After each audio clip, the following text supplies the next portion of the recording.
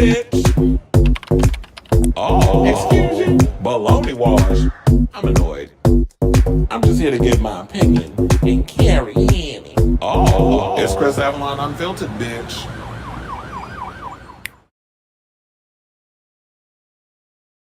Well, hey, everybody. Welcome, and happy Friday. It's your boy, Chris Avalon, and welcome to Chris Avalon Unfiltered, a show where we basically talk about all the latest that's going on in celebrity news, gossip, anything that has to do with what's going on in pop culture and entertainment.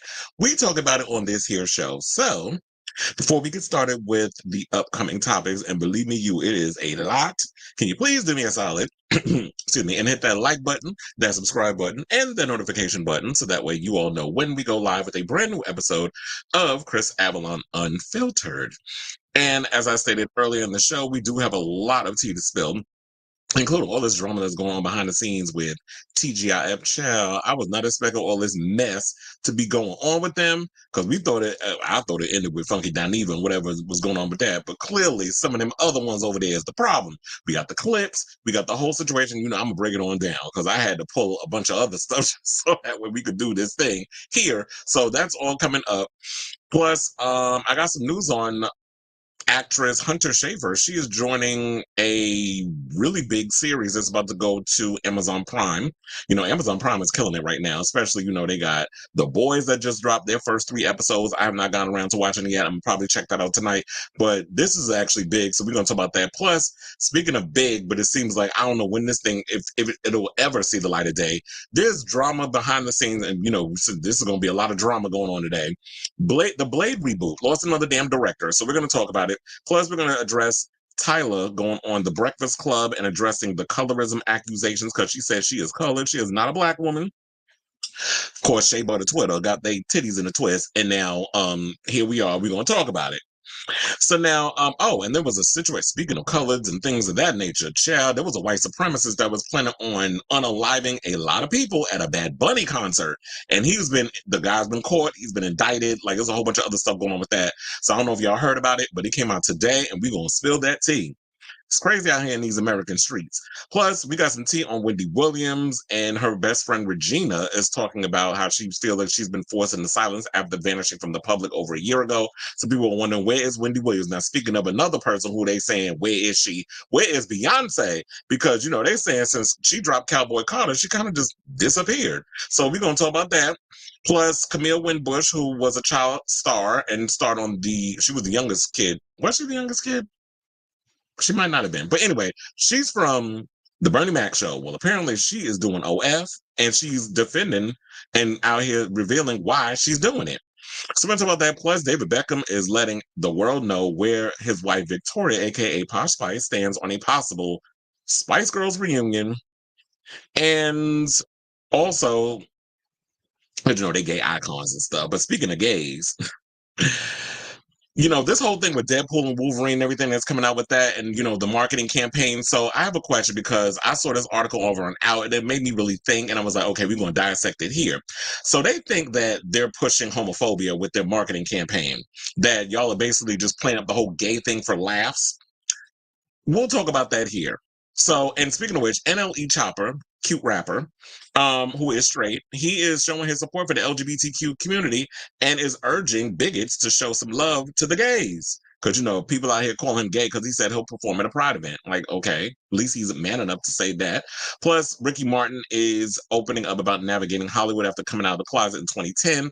And we have some tea on Drag Race, where two former Drag Race girls they've got a gripe with Drag Race because they featured a bunch of damn Teletubbies on last week's episode.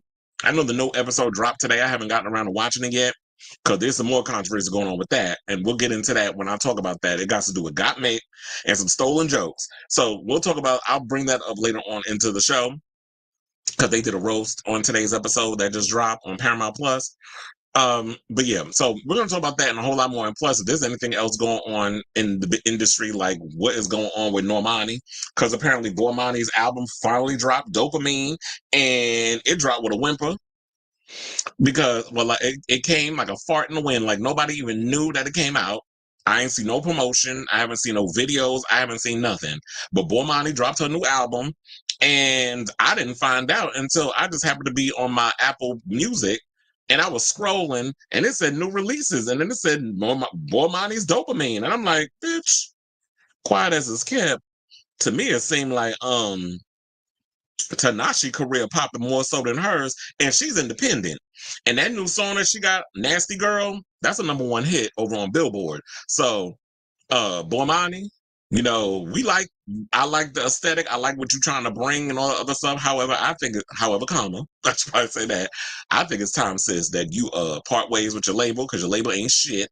And you might as well just go independent. Fire your whole team, because they're a mess too. Like, I don't know how they didn't. First of all, I knew Tova Lo dropped her EP before I knew that Bormani dropped her new album. So hold on. I need a little energy boost today. Because, I'm tired, yeah. I'm still trying to come down from that whole cricket match. Like, because I've been so used to getting up really early in the morning, my body's been waking me up really early in the morning, so I'm not really sleeping. My sleep situation is all over the place. But anyway, so yeah, child, let me know what y'all. I did not mean to roast Bormani like that, but child, sometimes it just comes out, the diarrhea of the mouth just be diarrhea. So let's see let me check out the comments, because I see people is up in here already. So, how you doing? It said, Robert, Taylor Swift has been accused of really? Still in Charlie's second UK #1 album. She issued 3 UK. So I saw a post earlier where people was throwing shade at Taylor Swift, because they said, damn, I forget who the artist was, and I should have screenshotted it. But they were saying like, oh, and she didn't go and have to release.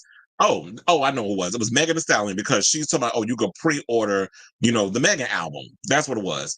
And somebody wrote in the comments, they was like, oh, well, they said you doing it all wrong, because you're supposed to release like 8 different versions of your album cover and a bunch of other stuff. And then people was like, oh, she don't need to do it. I'm like, the joke clearly went over y'all heads, because they were reading Tay-Tay. And Taylor gets on my fucking nerves with that shit. Like, girl, you got enough money. You got your relationship with the smelly feet man, the football player.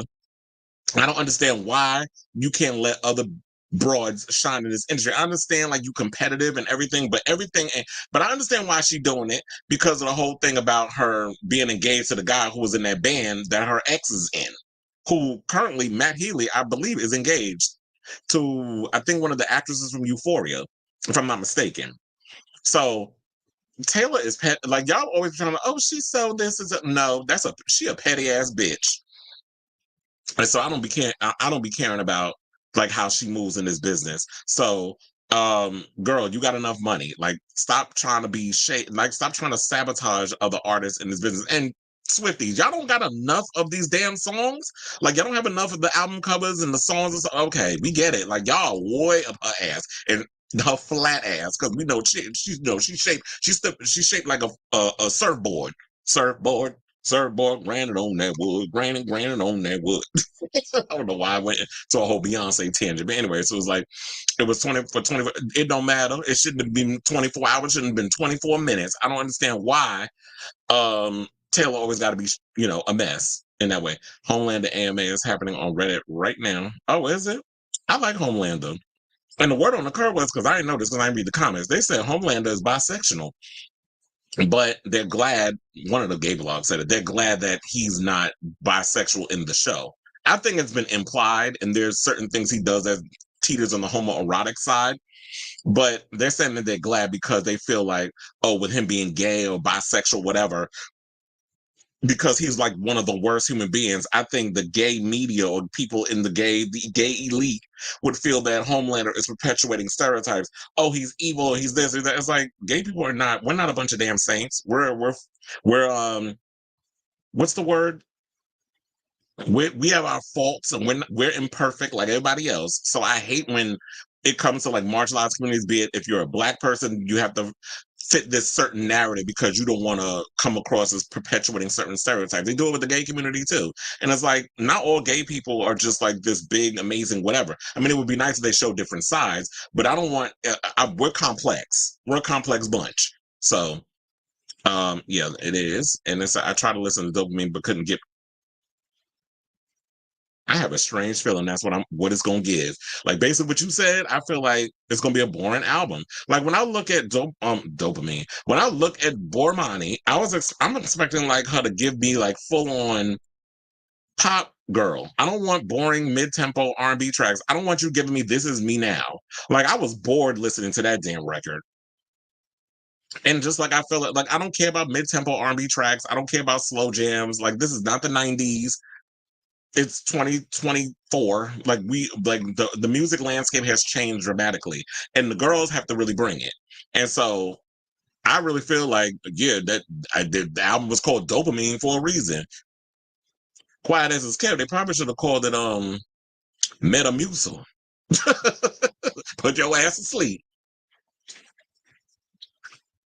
Anyway, I'm more excited for Rainbow. Yeah, I'm more excited for old school Mariah Carey too. It said Tanashi was shading RCA. Yes, yeah, oh yeah, I saw that on TMZ. When Tanashi was throwing shade, as she should, because these record labels and RCA is a piece of. First of all, RCA always been trash. They never know what to do with their artists. So many people that be on that label first of all, isn't Bormani on RCA? Makes perfect sense. There's been so many artists that have come on that have been on RCA, and it's just like they don't be knowing what they doing over there. And said Normani really decided to drop this album out of nowhere just because Fifth Harmony was going viral. Yeah, because that's why I said no warning. And the funny thing was when I posted it on my social media, first of all, Sailor Mermaid got mad at me because he said, I will not tolerate no Bormani slander. Well, first of all, her people need to bring it, and I wouldn't have to throw the shade. I'm just saying what the people thinking. And when I posted the post on my Facebook page, but that's why I get a lot of my views and my conversation type stuff. I just stick with with the way the algorithm's been working for me. I stick with those situations. And when I was doing that, when I posted it on there, a lot of people was like, they didn't even know the album was out, or they found out because they were going through their Apple Music or whatever. So they dropped the ball. The label dropped the ball. Her team dropped the ball. They all at fault. And I really just see this album going triple plastic instead of platinum. I would have now had stuff to say about Simon Cowell since we found out okay, so before I get to the show, I will tell you this. So some of y'all may not know this, but I did mention it, but I did work Niall Horan's show last night in New York. And first of all, his set was everything. I know I probably shouldn't say this out loud, but I did take a picture and I sent it to a certain group because you can't post no videos, pictures, anything on social media for the job to see because you could get in trouble for that, which is why I don't do it. Let me just shut up. I'm not going to say because I'm not, you never know depending on who's watching.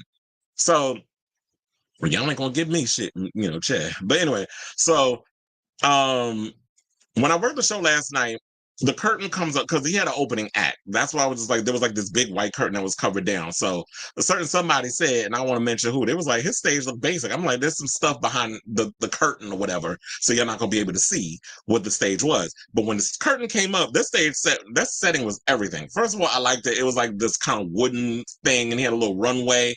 And then he moves without. There was a point in the show where he actually took time. He said, oh, it's basically becoming the Niall Horan comedy show because he would stop in between his set and he actually would talk to the audience. He was very grateful for the fact that y'all have helped him be sold out, especially at Madison Square Garden, which is, and I know a lot of people don't want to hear it, but it is what it is. It is one of the world's most famous arenas in the world.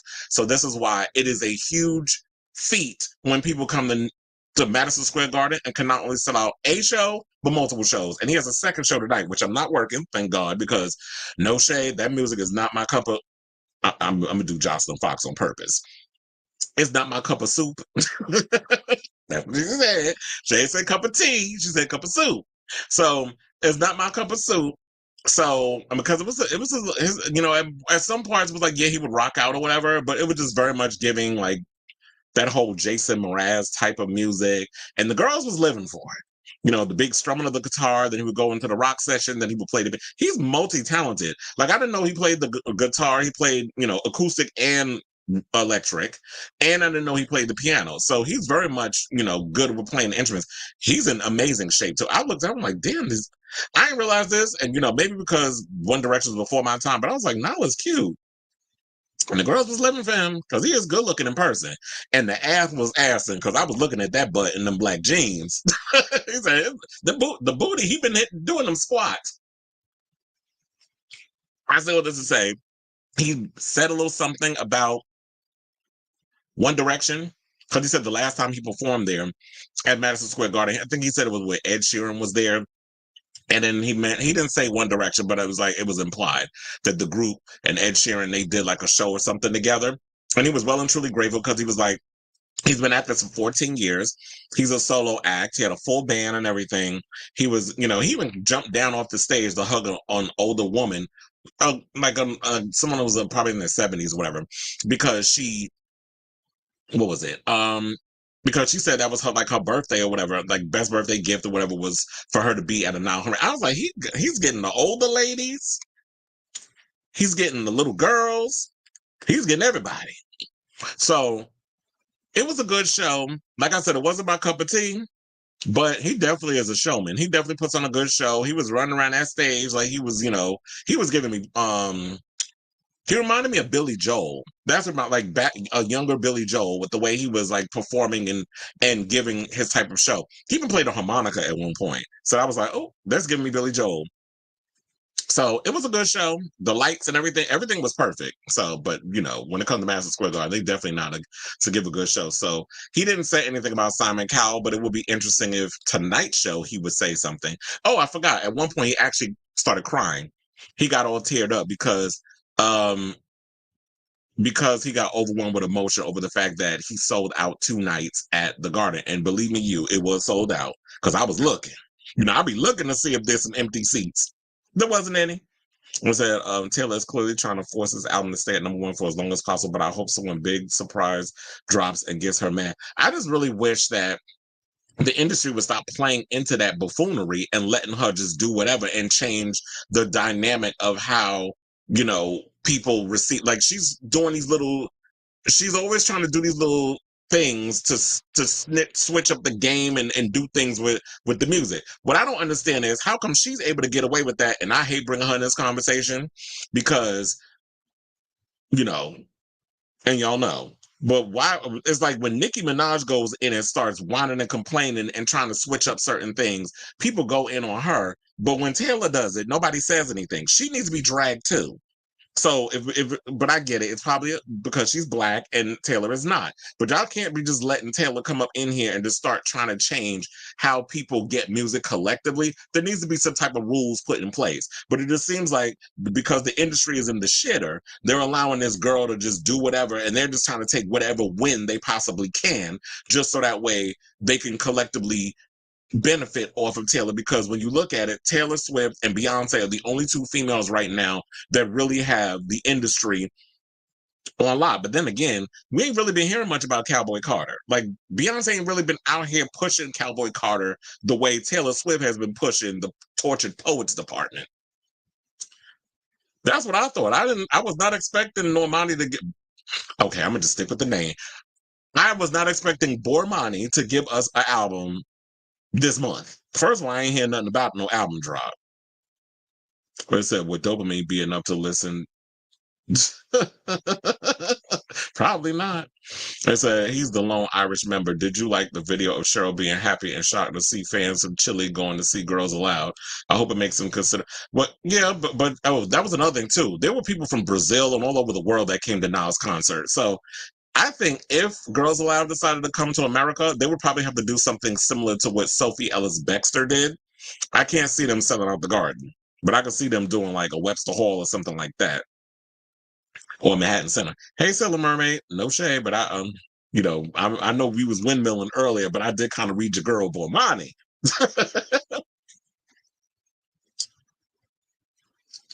Yeah, we was windmilling in the comments earlier, but we was windmilling with love though. Someone said they need to do like Travis Scott led Nicki to have Billboard change it, which led the bundles being discontinued. That led veterans like Madonna, Shania Twain getting #1s. That's what I said. There needs to be something put in place because I don't like how y'all just be letting Taylor get away with all this stuff that she's doing. And child, if you hear the people are divided on that album, they pushing Taylor more so because they want to one up female black artists. or anyone with like real talent. Beyonce seems like she went into hiding. I think because of here's the thing. It's funny how you put that in the comments. That is actually one of the topics that I'm going to talk about later on in the show. And they said Cowboy Carter low key came and went. I don't see anyone else talking about it. And Bae posted pictures of her wearing a cowboy hat on Instagram. Quiet as it's kept, because I was saying that too. And funny enough, for context of the conversation, it's funny how it's like we hear people, and in context of the conversation, I did pull up some of the Instagram pictures and all that other stuff, for context of what when we talk about it later on. We know how we know how the clear people like to play in this industry. But anyway, let's get to the tea. And before I get to, because okay, so here's the thing. At first, the plan was for me to get to the Armon Wiggins, Al You Doing, Claudia Jordan situation, and how Al went and called up Funky Dineva in the middle of his damn show to cuss out his employers live on the air. And we have the clips. I got all that shit ready for y'all. However, before we went started with the show, there was some tea that came out about Tubi, and we got to talk about it. Because, on this show, we always talk about free stuff, right? And I have told y'all that I subscribe, and I think I'm ashamed to say, I probably spend like $130 a month on streaming services between Netflix, Hulu, Paramount Plus, Max, Shudder. I also do Philo because there are certain shows on there that I watch, like RuPaul's Drag Race. I also do Screenbox, but I'm thinking about getting rid of Screenbox because they don't be having enough good horror on there for me to watch. So I may have to get rid of that. And I got an annual with them, so I got to cut that off. What else? I think Apple TV Plus. I think I subscribe just about every. I even did Hi-Ya at one point, which is the karate channel. But I have to really start looking at my finances because the way I be spending money, bitch, I should be homeless. Like the way I be spending is crazy, especially when it comes to streaming services and Starbucks and a bunch of other stuff. I need to start actually taking the time to make my own coffee and cook and stuff because I be doing the most with my coins, which is probably why I work so damn hard. And also, if y'all could, please be kind of and drop some money in that old Chris Avalon, the Chris Avalon collection plate. The Cash App,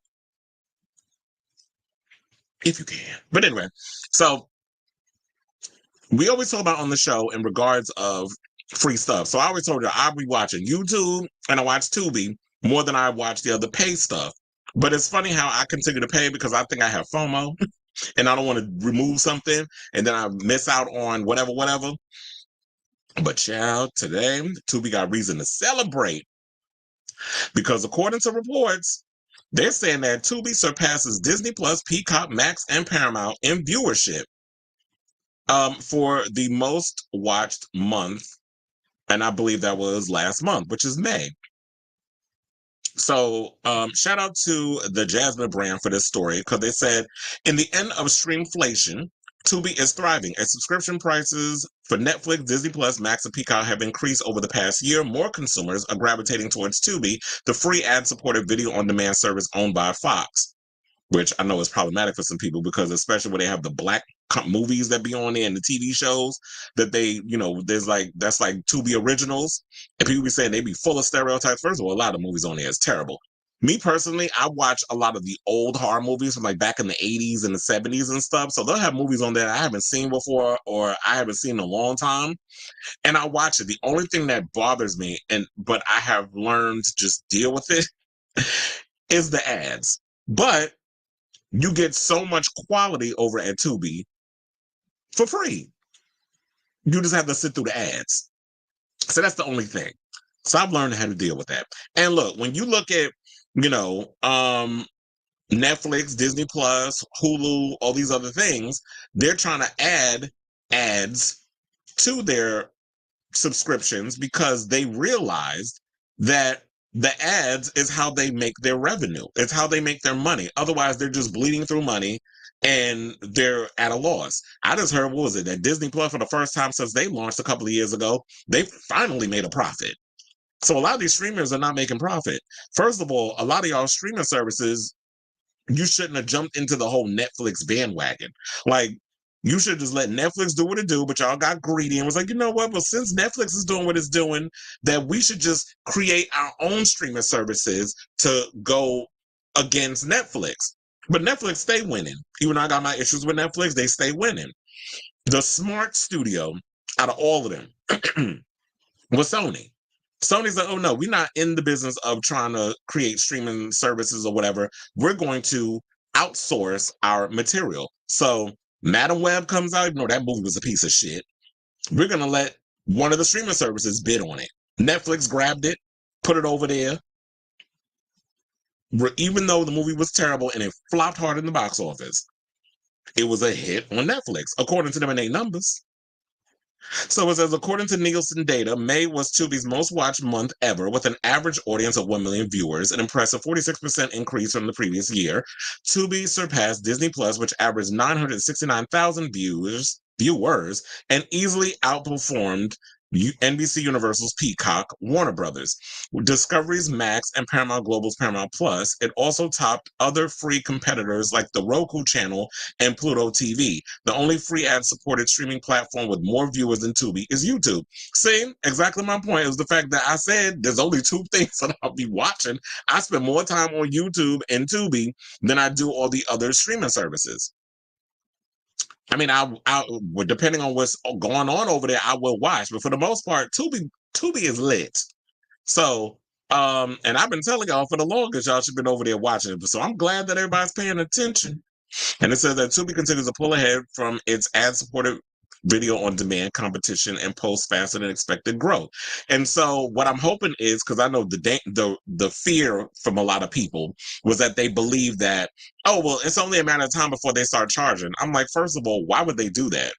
If you keep it with ads, because they realize that's where the money is. When you have these these companies coming and throwing their ads on there, that's how Tubi gets to stay doing what it's doing. That's how they continue to make their money. So it would be dumb for them to decide to give a different version where people go, oh, it's ad free.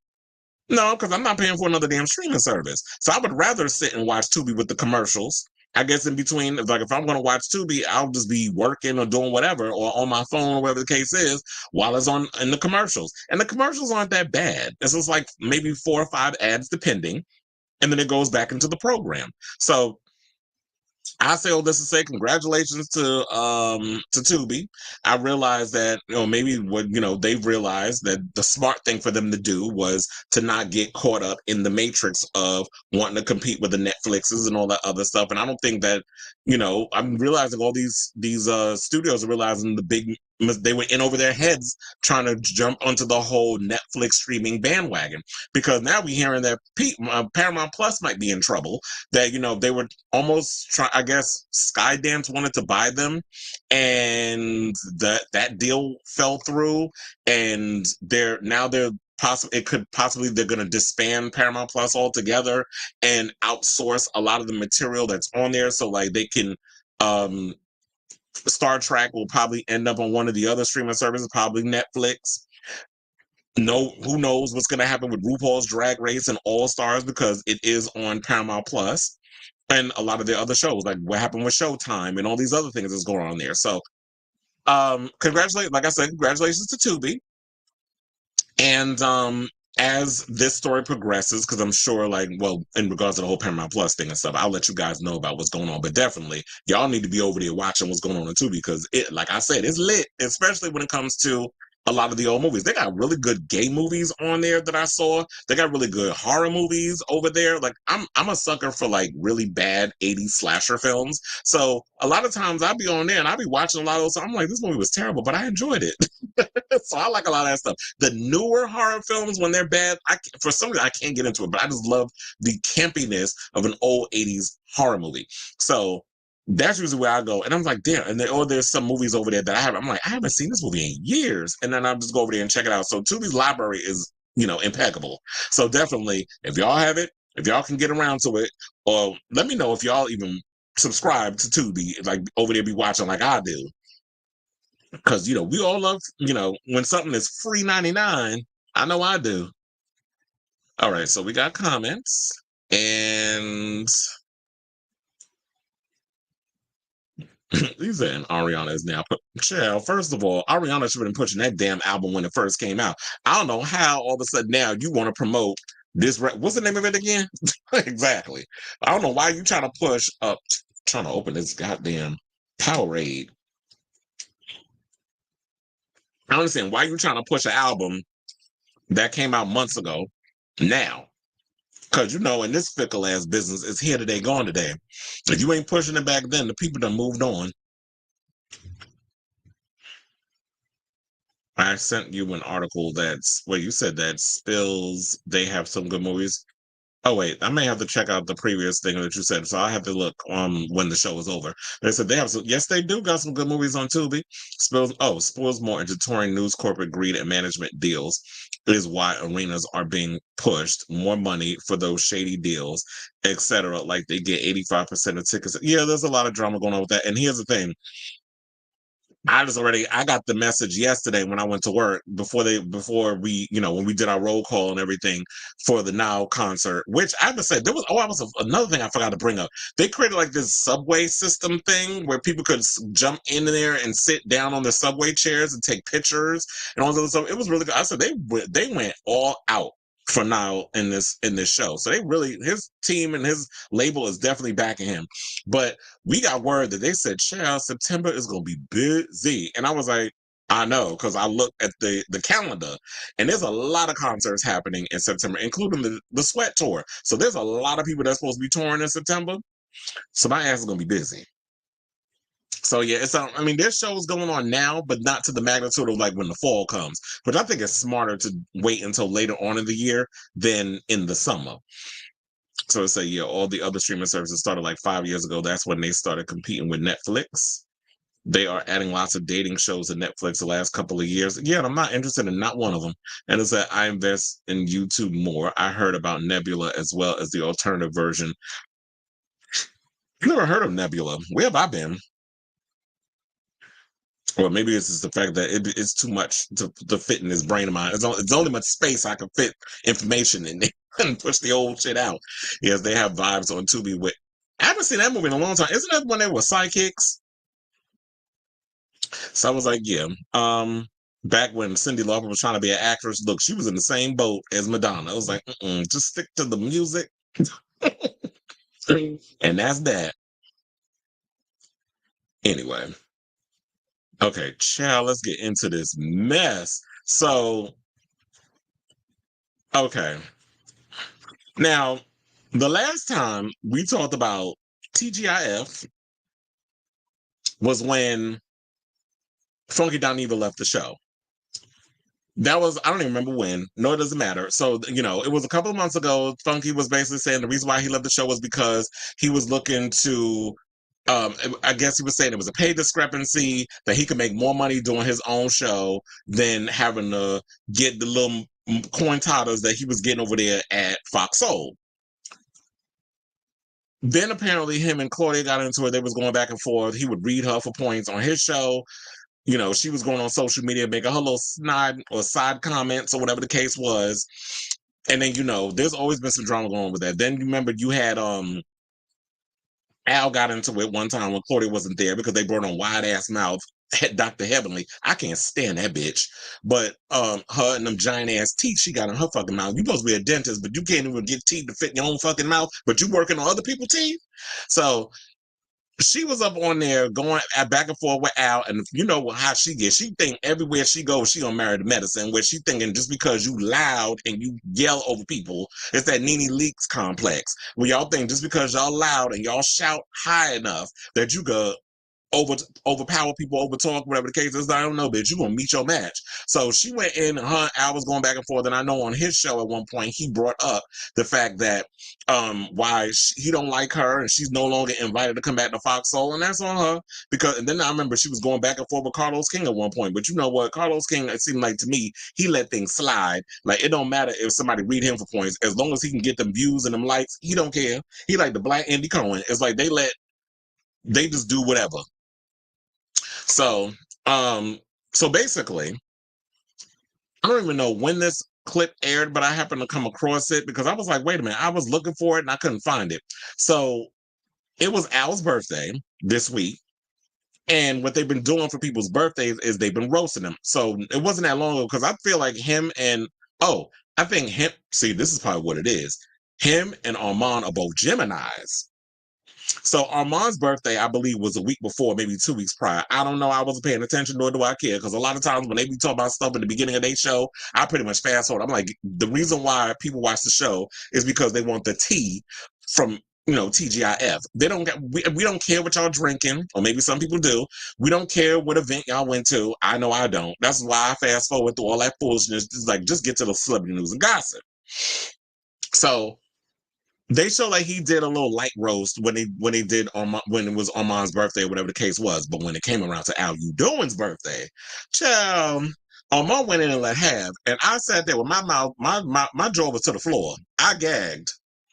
And it's not easy to make me gag, but I gag when I watch it. So it made me think, I'm like, okay, what is going on behind the scenes? Because the shade that they were throwing, I don't know if maybe, see now, if I would have actually saw last night's episode of, well, what's my last night's? It's actually tonight's. If I would have saw RuPaul's Drag Race that he did the roast, I was like, okay, so what was rougher? Their jokes or was it the ones with Armand and them over there at TGIF? Or I would say their roast was shadier than that roast with Tom Brady. We'll do that because I've seen both. So now I got something to compare it to. So they did a roast for Al. I don't care about what Claudia said. Claudia said what she said. It was just okay, whatever.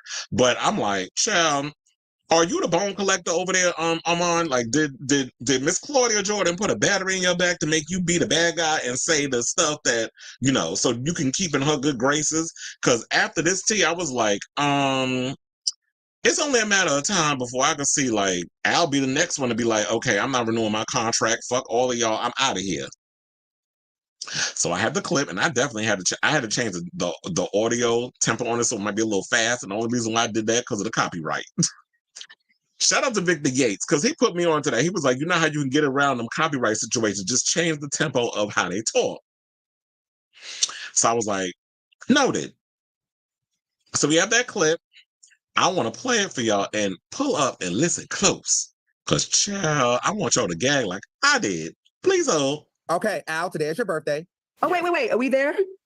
Yes. And we want to acknowledge the fantastic qualities that make you well. So first off, you're incredibly smart and hardworking. Juggling multiple jobs is no easy feat, okay? Yet you handle it with such grace and dedication. Your work ethic is truly inspiration to us all. You also have been impeccable. You have an impeccable sense of style, always dressed to impress. You set the bar high for fashion and grooming, Al. You do. Seriously. You could give GQ models a run for their money. On top of all of that, you have an amazing sense of humor. Your laugh is absolutely contagious, and you always know how to lighten up the mood. It's a real joy. Hold on. I got to fast forward a little bit because I think it was, that was in the beginning. So I got to fast forward to get to, Jesus Christ. How far are we going? Okay. I think it might be here. At the top of the show, Al, because this is truly your birthday. Now, everyone, I wrote it down. Gather round. It's roast time, okay? Today we're celebrating our very own Al Reynolds' birthday. Al, you're a man of many talents, some of which include being messy, causing drama, and having a napper making our workplace feel like a reality TV show. Al's got a unique ability to smile in your face, snap a picture, and go behind your back and talk about you to your coworker that he claims he hates. It's like he's got a PhD in two-faced. Now, hold on. Now, when he said that he'd go behind the scenes, right, and talk about the coworker, was he talking about Funky Dineva that he calls a Funky to talk about Al not Al, that Al calls a Funky Dineva behind the scenes? Because remember, Funky said that Al is his friend, and they maintain a friendship outside of the show. Funky has mentioned this on his show, and Al has mentioned this on his show, that they maintain a friendship outside of TGIF. Funky ain't talking to Claudia no more because he realized that Claudia is messy and that mouth of hers just be doing the most. So I wonder if that was the shade that they was referring to. But hold on, let me go back a little bit because then when this is when I gag. A PhD in two-faced studies, okay? Due to Al's special relationship with management and his hypersensitivity, we are not allowed to talk about his failed marriage. So even though he's brought it up many times, I'll steer clear of that topic to keep my job. Now, but wait, there's more. Al fancies himself as the facts guy, but somehow he never seems to get the actual facts right. He's Ooh. also a talk show host who's supposed to have all the strong opinion, but the guy can't form a thought without his notes. Seriously, I've seen grocery store lists with more spontaneous insight. And let's not forget his legendary struggle with names and words. Al, it's successful, not successful. It's like watching a toddler trying to pronounce spaghetti. Oh, and how could I forget Al's clout chasing antics? He's got all these celebrities friends, but the best part, none of these celebrities actually know they're supposed to be friends with him.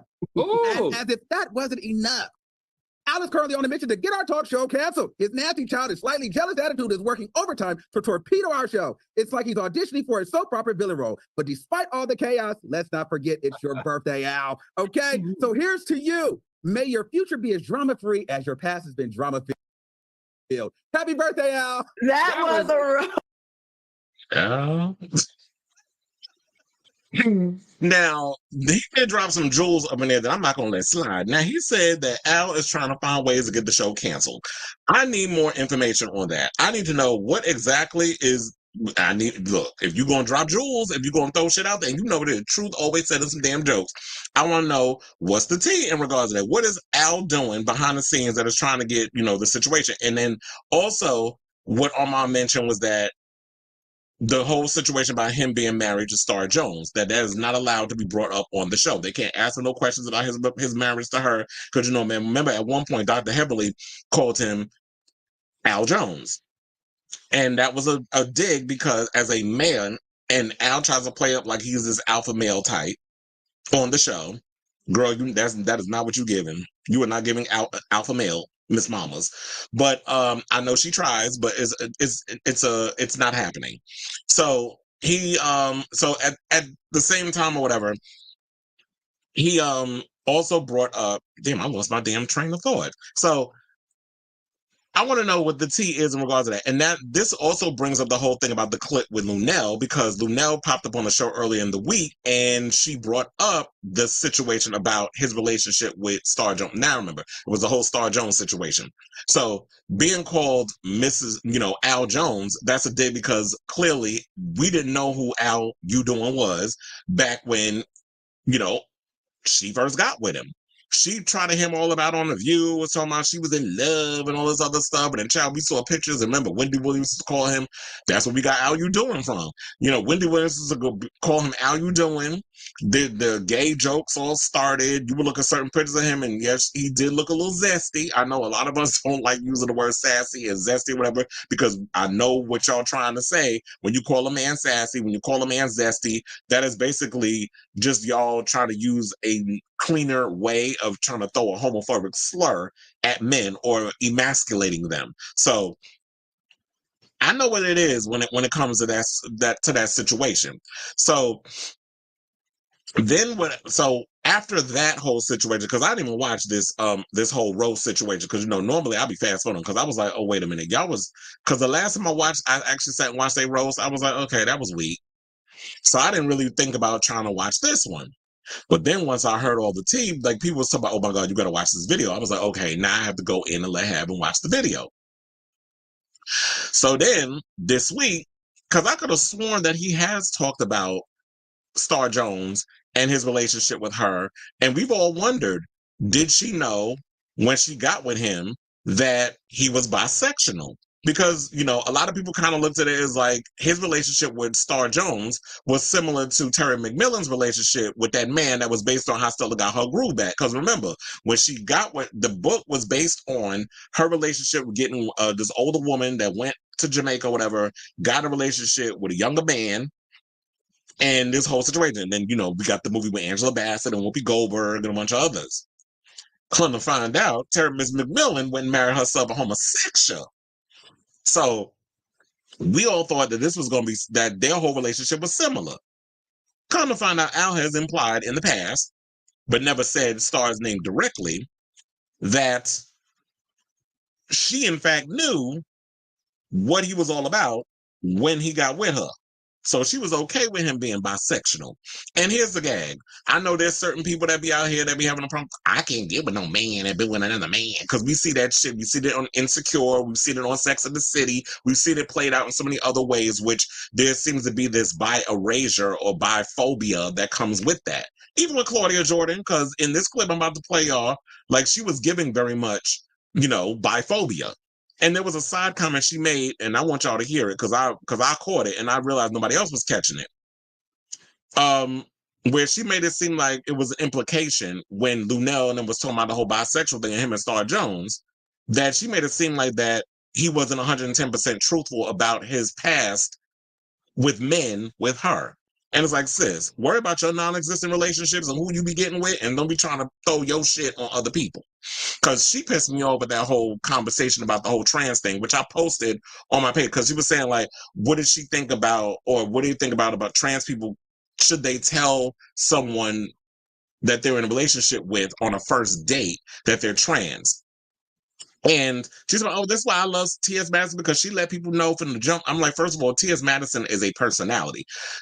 She can't hide the fact that she's trans. She's always been upfront about it.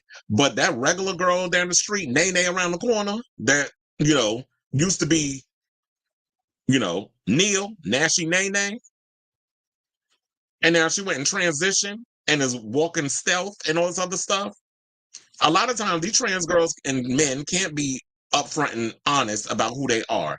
This is why I always say meet in a public place, because you never know with these motherfuckers. And if they actually was doing a research and things of that nature over at Fox Soul, they would know the high statistics about trans people, especially trans people of color, that are being unalived in this country due to them being trans. Or the fact of the matter is that a lot of these men that get with these girls, fetishizing and this, that, and the other. Because I saw Mila Jam posted something similar to this right after I posted the article. And I was like, girl, I tagged you and I tagged Hope Giselle. And Hope Giselle responded on my page. She was like, child, I'm tired. Like, I'm tired of having these conversations with these ignorant ass people. And my thing is, if y'all going to sit up in here and talk about trans issues, whatever the case is, at least bring somebody on that understands that world. I don't need no cis women. I don't need no bisexual man or no homosexual sitting up in here talking about no trans women when y'all don't have enough, A, you don't have any trans friends. And B, you don't understand what it's like to be in that world of what trans women deal with. I have a lot of trans friends, so I know the conversation. Like, I was just hanging out with my trans friend during Queen's Pride. Shout out to Josie. And so, understanding that world and what trans people deal with is like, you have to truly understand that before y'all come up in here with y'all little bringing y'all heterosexual mind into a conversation where, like I said, a lot of trans people are having their lives taken because these men fetishize them. They know the tea. Their soul has been clocked. The fact of the matter is, they just don't want to. I just feel like they're worried about what their friends think, their family think. If somebody finds out they're dating somebody trans or hooking up with somebody trans, they go and take these people's lives because it's that self-hatred thing that's within them, where it's like, oh, does that mean I'm gay or whatever the case is? That's something you need to work out with your therapist. I ain't gonna say your pastor, because a lot of these church people out here don't even approve of homosexuality. They don't approve of transsexuality and all that other stuff. So that's why I wanted to bring that up before we get to this clip of Lunel asking Al, you doing, if Star knew that he was, how you doing? But I hated the headline because he's not gay. He's bisexual. But let's play the clip and then we'll talk. Standing my truth. I just feel like there's so many moving factors around this. Right, because look, You have your opinion. I have mine. No, but look, Al was married to Star. That's and true, but never told. Talking about how gay he is on this show. Same. And did you hear when she said, oh, and he never told? She about to be slick and slide that up in there, and they didn't hear it. Did you come out and expose yourself to Star when you first got married? Oh my goodness. I have never been not truthful with anybody that I've been. Oh, so Star knew she married a gay man. I've talked about this on this platform before. Oh. I have always been very honest with all of my partners about my sexuality. When I date all of them. At the time that I date them, I've been very honest and open about my sexuality. Okay. All right, we're going to end on that note. We're going to go to break. Coming up next, it's time for what we cop and what we let flop.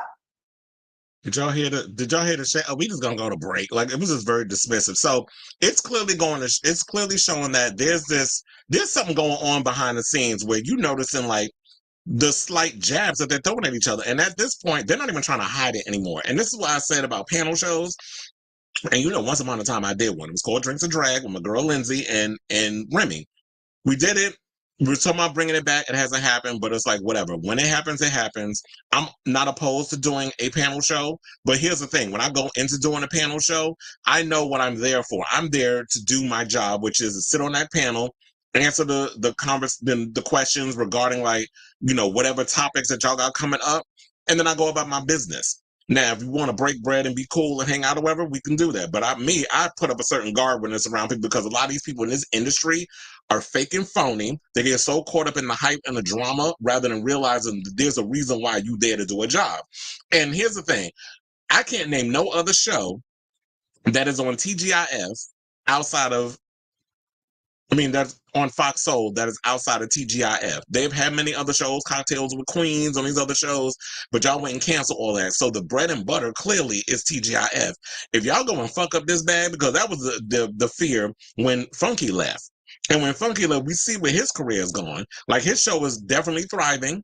He's had a lot of celebrities, and he just had Rodney Chester on his show the other day from Noah's Ark, because they talking about that Noah's Ark is coming back. Remember, it was revealed last year. Patrick M. Polk did mention that Noah's Ark is coming back, and but he said that they're trying to get all their ducks in a row, and the network is going to make the announcement, and we may get something this fall, which is exciting because Noah's Ark was one of my all-time favorite shows, and we need to kiki with them girls again.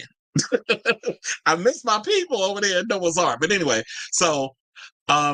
If y'all mess this up, I'm sure Al will, do what he's doing with his multiple jobs, whatever the case is. Armon will go back to just talking about Nicki Minaj and Sexy Red and all the other female rappers, because what else is he going to talk about besides female damn rappers?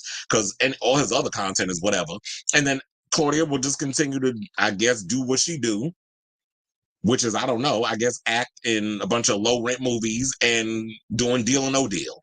So, but then, after all of that, because, a lot of people was wondering, like, well, why can't they talk about his relationship with Star Jones? That's like the big pink elephant in the room. But here's where it gets really juicy. Because, I knew this thing was going to take a long time, because we got to break it on down in case a lot of y'all haven't been following and paying attention. But I watch, TGIF. I watch Funky Dineva. And a lot of other shows and stuff on YouTube. A lot of other YouTubers will sit up here and say, oh, I don't watch my competition. I don't watch other, but child, first of all, I know y'all be watching, because I be noticing the style and the way I do my show has been ending up on a lot of other people's platforms. All of a sudden, now y'all wasn't adding clips, y'all wasn't pulling up video, y'all wasn't doing all this stuff. Now all of a sudden you're doing it. So I'm noticing that people are trying to jack stuff, and it's like, it's fine, but you can't jack this personality. Like, this mouth is this mouth, and nobody else could duplicate what I do. Just like when I watch other YouTubers, it's like, oh, it's great and y'all are cool, whatever, but I'm not trying to jack y'all style. I've been doing this for far too damn long to be trying to copy over someone's aesthetic.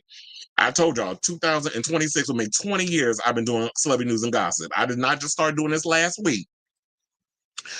So, but let me play y'all this clip of How You Doing calling up Funky Dineva show while he's live on air talking about Iman Shumpert and Tiana Taylor.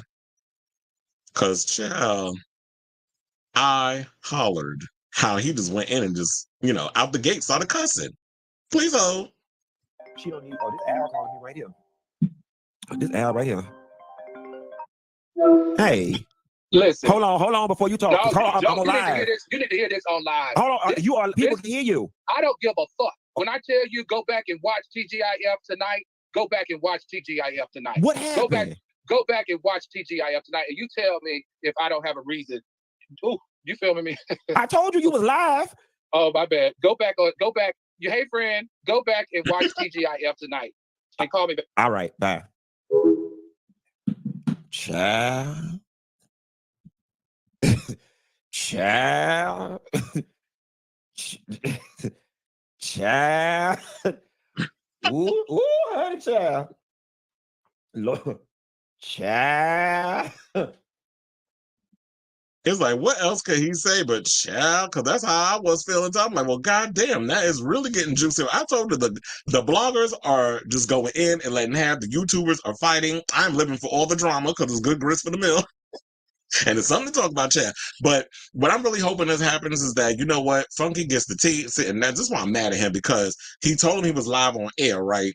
You already gave him the warning. I'd have been like, okay, well, since you want to talk, just go ahead and talk. Like, I wouldn't have held up the phone to then because he was so heated that I guess that's that Gemini shit that y'all be doing. It's like y'all be so in y'all feelings about stuff that you don't be realizing that, you know what, you're going to fuck your shit up later on.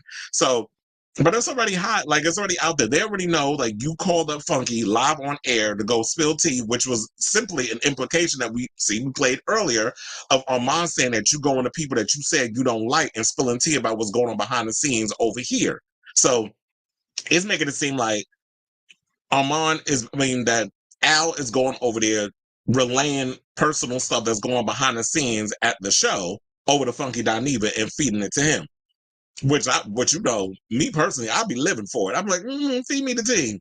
I mean, I'll keep it to myself unless I need to dig in my war chest and then throw that shit back in them bitches' face when they try me, because that's what I would use it for. It's sort of like, you know, because that's what we Virgos do. It's like, okay, you feel it. You give me the file. You let me know. You let me read through the file, whatever the case is. Okay. I'm reading through the file. Okay. Ooh, juice. Ooh.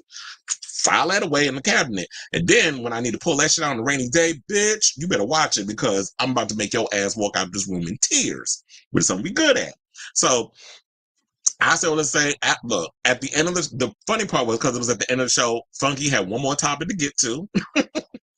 And he was so distracted by that bomb that was dropped on him by Al that he was like, oh, I got to get off the line and I got to go call Al and find out the tea. So what I'm hoping is, because how this all started, and I forgot to bring that up, Funky brought up the whole thing about the clip and that I played y'all earlier about the roast or whatever the case was. But I think he played the beginning part. He didn't play that other part where they really went in. So the beginning part where I showed, I was like, wait a minute, this is not the part that I want to show y'all. We got to get to the part where Armon roasted him.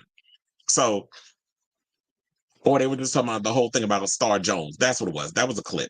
So the whole Star Jones, but he didn't get that other part where he was roasted. That's what I think should have been the one that was referenced. Or the people in the Funky Bunch that was in the comments should have brought that up and been like, you know what? No, this is the clip you need to be watching and respond to. So hopefully when he does a show, I don't know if he's doing a show today or if he might just come around and do one on Monday, but I hope when that time comes that Funky will be up on here and he will spill the tea and let us know what's it doing, what's going on over at Fox Soul. Because look, those ain't his employees. He don't live in, he ain't working over there no more. So he should be able to just tell what he needs to tell. But anyway, that's all basically that's going on over there. So yeah, he couldn't even concentrate on the final topic. He had to get off the line and go call out and find out the tea. But anyway, I say, well, let's say, are y'all here for the drama that's going on with these people over in the YouTube space? I tell you, child, it is never a dull moment when it comes to these gossipers, YouTubers. And this is why I said, if y'all really out here paying attention, Hollywood, because remember, once upon a time, y'all tried to do it, but the show was a mess. They tried to do a show at one point where they wanted to bring on, YouTubers, gossipers, or people that work in the gossip space. If y'all decide to drop a new reality show, or y'all were looking for a new, I think Mona Scott was doing it at one point. It lasted one damn season. First of all, it wasn't good because y'all was going after these people that work in like the Source magazine and all this other mess. No, you need to get bloggers, YouTubers. You need to get us up in there because, child, first, trust and believe, if y'all drop the audition and been like, oh, we putting together a show about YouTubers and bloggers, bitch, you better believe that I will try out for this show.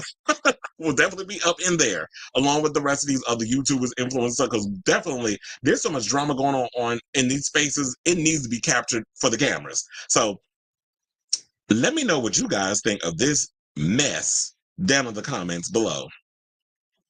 But anyway, so let's move on. And I see we got comments.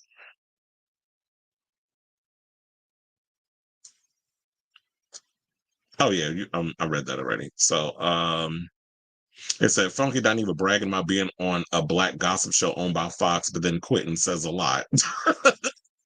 Exactly, because I'm like, what is going on behind the scenes over there with them people? It said my birthday would be ruined if someone told me all that on my birthday.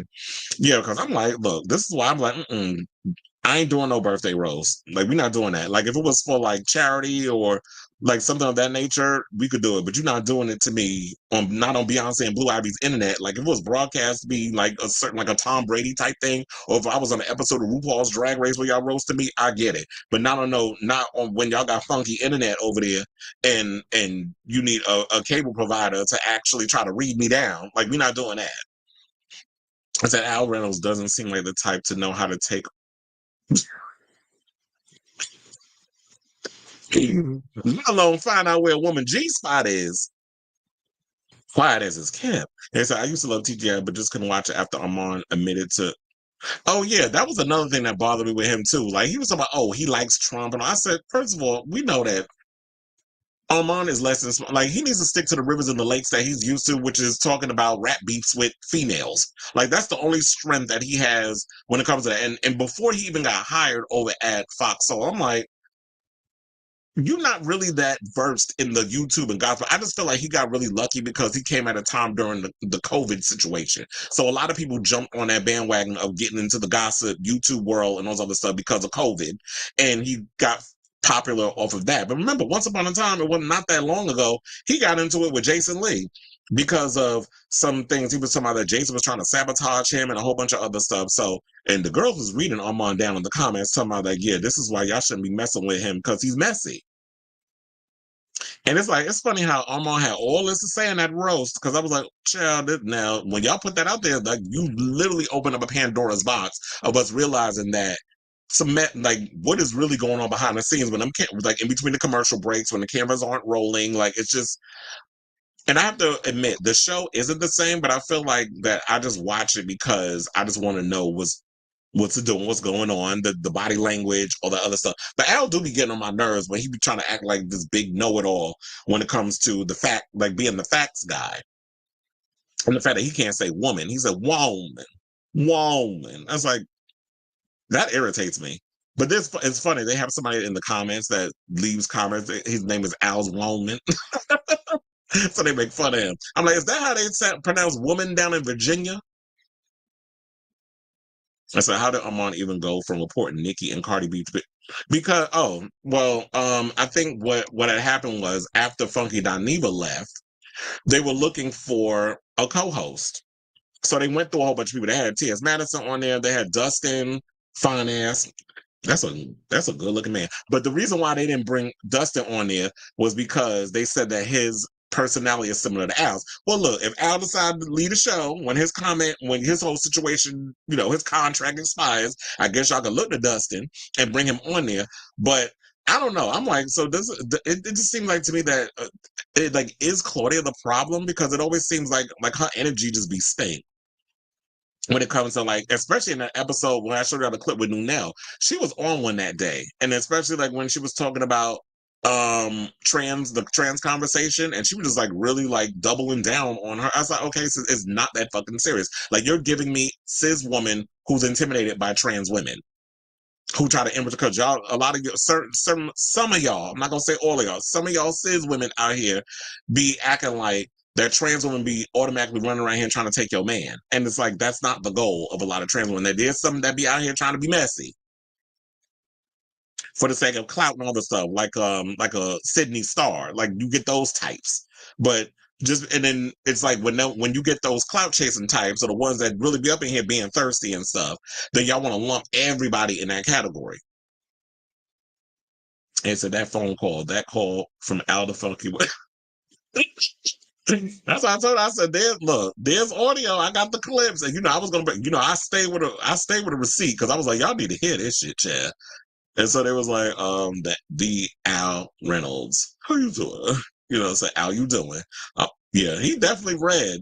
I'll give Armon, I'll give it to Armon. Armon read his ass down to the floor. And my thing is, Al's not really good at that because I feel like in so many ways he's still not. I feel like he's still not comfortable with the gay side of the bisexuality, like his same sex attractions. I'd still be feeling like that he be trying to play up this whole heterosexual thing. It's like if you're bisexual, be bisexual. Like your women, like your men. Not, most hopefully not at the same time. Or if the person you into was into that, then I'm not judging. I'm just saying. But you need to look. You're too old to not be fully comfortable with yourself. I said, Armon is quick with the tongue and sharp. Yes, he is. Oh, honey, and I'm sharper because, I've learned from the best when it comes to reading the girls down to the floor. So, it's a Chris Avalon unrelated note. May you do a live focusing on Big Willie delivering that 100 million. I did do a story on that. That was the Stephen A. Smith episode that I did. Oh, you must have missed that one. The Stephen A. Smith episode. I think and actually the separate clip, there's a separate clip. I did clip that one. It is up on the page, so you can watch it after the show, after the live. But yes, I already did that story about Will Smith and the whole Stephen A. Smith thing. I was going to bring in the Yvette Nicole Brown side of it because she dragged him. Speaking of dragation, she did drag him in the comments, but I'm gonna save that for probably. Well, I can't tomorrow because I'm celebrating Father's Day early tomorrow. Sunday I have another concert. I think it's how do you pronounce his name? Fade. He's a reggaeton artist, so I'm doing his show on Sunday. And Monday I do have free time, so that'll probably be the next time I do a show. So when I do a show, I'll bring that one up, and that'll be a good way for me to keep track of okay, so how did Bad Boys 4 do this week? Because they did #1 last weekend and they did well at the box office. But yes, just to let you know, I did do a story on Bad Boys 4. And Stephen A. Smith talked about that he needs to do a sit down with somebody and apologize to the Black community, and there's a whole bunch of other foolishness that coon said. But anyway, so it said Armon rose to him, the block is hot. Show is, it said Normani dropped she did? Does it come with one of them fentanyl testing kits? First of all, I have to say this. I didn't even know Fenty testing kits existed until I went to Queen's Pride, and a friend of mine actually gave me the Ziploc, and it had Fenty testing kits in it. And I'm like, I didn't even know they did this because, first of all, with drugs now, that's why I don't do drugs anymore. But then somebody said, but you don't do them any less either. Let me know if you know where that line is from. But anyway, so because it was I don't drink anymore, but you don't drink any less either. So that comes from an old movie. But anyway, so because now these days drugs have all kinds of, they putting fentanyl in everything. This is why I'm like, I don't mess with drugs, because I be hearing the accidental overdoses and all the other stuff. So I didn't even know they had testing kits until my friend gave it to me at Queen's Pride. I'm like, well, I'm definitely going to use this because you ain't slipping that shit in my weed. They say, yes, YouTube space is the best. At the end of the year, we need a Black Festivus, Black YouTube coming together and spilling our grievance. Well, and I would definitely go to that. So it said, Black Twitter is the reckoning. I call them Shea Butter Twitter, is the reckoning, and Black YouTube is the mess. It said, yes, Fox Soul bandwidth is not always the best. That's why I read it. I was like, you're not going to try to read me, not on your faulty internet. And sometimes, and I got the good internet, but sometimes, the internet do be interneting on my end, but I got Verizon Fios. So sometimes shit happens, but my internet will be looking crazy like theirs. But it's Armon's story time was good, but he refused to move away from his one-sided frustration with Tasha K and then beefing with Jason Lee. He never focuses on the gossip and tea people want to hear. And that's what I focus on. I don't have no beef. I don't have no grievances with people in this business. A lot of people be trying to look at other YouTubers and stuff as competition. First of all, I'm in competition with myself. Can't nobody compete with me, in the words of Beyonce. Don't even try to compete with me, bitch. But it's I don't compete. I'm not in competition with other people. My only gripe is me trying to be a better version of myself and giving the people that watch this show what they came for, which is some mess, some tea, and putting my own spin on what's going on in celebrity news and gossip. I don't have time to be sitting up here worrying about what these other people over here.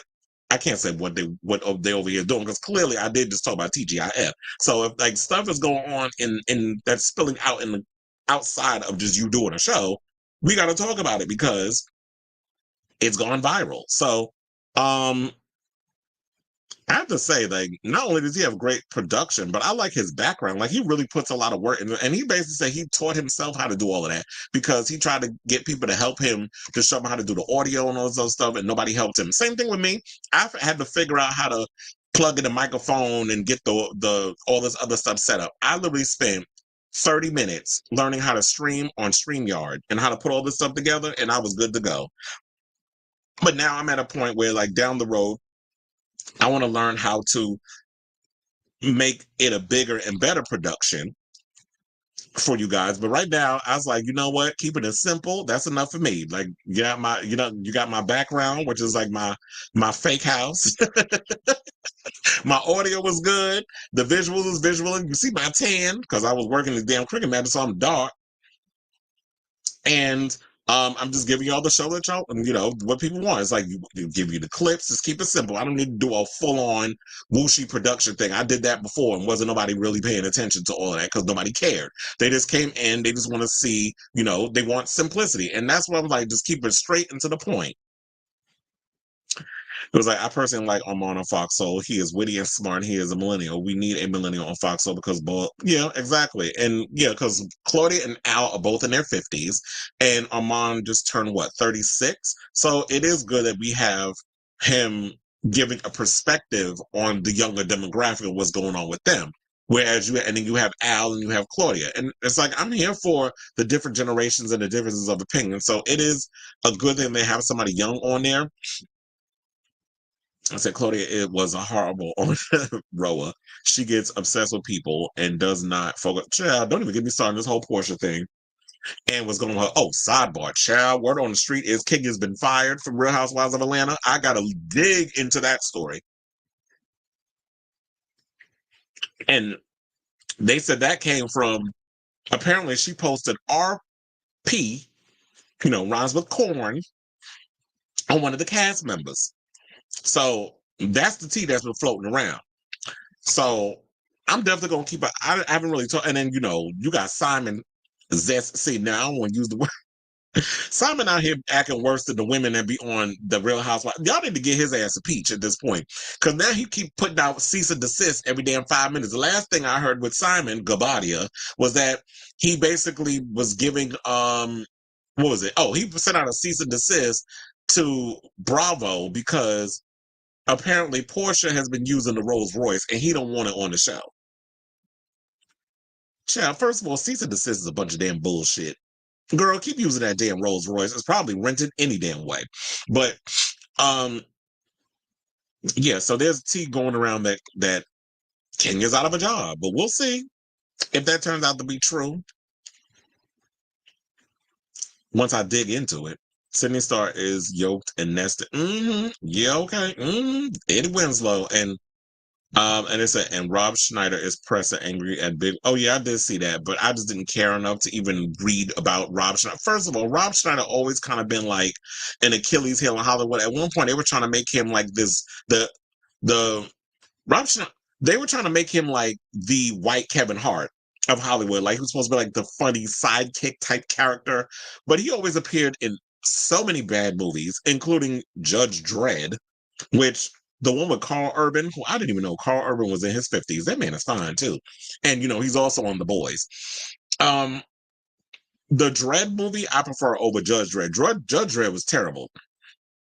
And Rob Schneider was in it. So I didn't even care enough to even read about him. But I did hear about that story.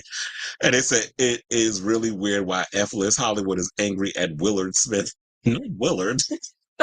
I mean, I know that's his actual name, being the greatness that he is. Like Will Smith. Look, Will Smith has spent his entire career trying to toe the line and not be, the stereotypical whatever. He's always played the game in regards to Hollywood of being squeaky clean, whatever the case was. This is a one-time situation where it was like he was just tired of the bullshit and he had to start windmilling. He was backed into a corner. I'm not excusing his behavior. Yes, it was wrong with what he did, especially in front of all them white people at the Oscars. But you know what? He paid his penance. He did what he did. I really feel like people should move on. But I did post something on TikTok that somebody was like, they still mad at Will Smith. You have every right to feel how you feel. If you mad at Will Smith, be mad at him. But me personally, I moved on from it. Like, I'm not going to stop watching a Will Smith movie because he smacked Chris Rock. Like I told y'all, I seen it. Chris Rock has been popping up in my job during the playoffs when the Knicks was playing. Many a times, he was getting his applause. People was living for him. But it seems like people have moved on from the whole Will Smith slap. They want familiarity. And so they went to see Bad Boys. And now I'm hoping they can get this ball rolling with I Am Legend 2 with Bakari. Michael Bakari Jordan, by the way. He said, drugs anymore, what? Yes, once upon a time. I've told all these stories, like, you know, but I've never done like hardcore drugs or whatever. Like the most drugs that the most extreme drug I was okay, I did E back in the day when I was going to raves. Like I was a rave kid. Y'all already know about that. Some of y'all, Robert, he and I have had many conversations about this. That's why, you know, when we talk about the whole brat era, like I was going to, first of all, the movie that came out, Go, back in the day, and Groove, where Ari Gold was actually in that movie. But anyway, so I got caught up in that whole rave culture type of situation and seeing those type of movies. I was like, oh, I want to go to raves. So I used to always go to raves back in Manhattan, Brooklyn, all that stuff back in the day when I was underage. You would go to like these little warehouse parties, whatever the case was. And I did E. Now people doing Molly and all this other stuff. I don't mess with no damn Molly. But I would pop E pills. And I've done the booger sugar, but I haven't done that in years. So I don't mess with the booger sugar no more. Weed is basically my partation situation. Is this the marijuana is what I mess with. And I'll have the occasional drink, but any other drugs outside of that, it's like I don't mess with that no more. It was like back in my old backsliding partying days. Now when I go to parties, it's like, look, I learned my lesson from Queen's Pride. I can't be out here drinking, doing shots and all this stuff anymore. Otherwise, I'm just gonna projectile vomit everywhere, which is what happened when, you know, last week at Queen's Pride, I drank so damn much, I was throwing it back, doing them fireball shots and mixing drinks. So I'm going to, you know, meeting people out that knew me at the clubs and they giving me free drinks. And I'm sitting there like knowing full well I was 3 sheets to the wind, but I kept drinking, knowing my damn limitation. And I did it anyway. It was like, I felt like I was partying like I was back in the day in my 20s and my teens. Then I got reminded, bitch, you and Beyonce at the stage. You can't be out here drinking like that. So it's like, look, Willard is forgiven. That slap has nothing to do with us. Machiavelli, Chris Rock, who is a habitual oh, well, look, child, they be out here talking about how Chris Rock be you know, tap dancing for them white folks like Seinfeld, that Zionist mother father, and the rest of them other people. You know, now he out here hunching on these white girls. But look, that's his business. And so I will watch the Stephen A. live. I did miss it. Oh, no, it happens. Look, I realize that a lot of y'all can't be here every day watching when, you know, when I do every show. So, yeah, but I was just letting you know, it's like, yeah, I did that episode already.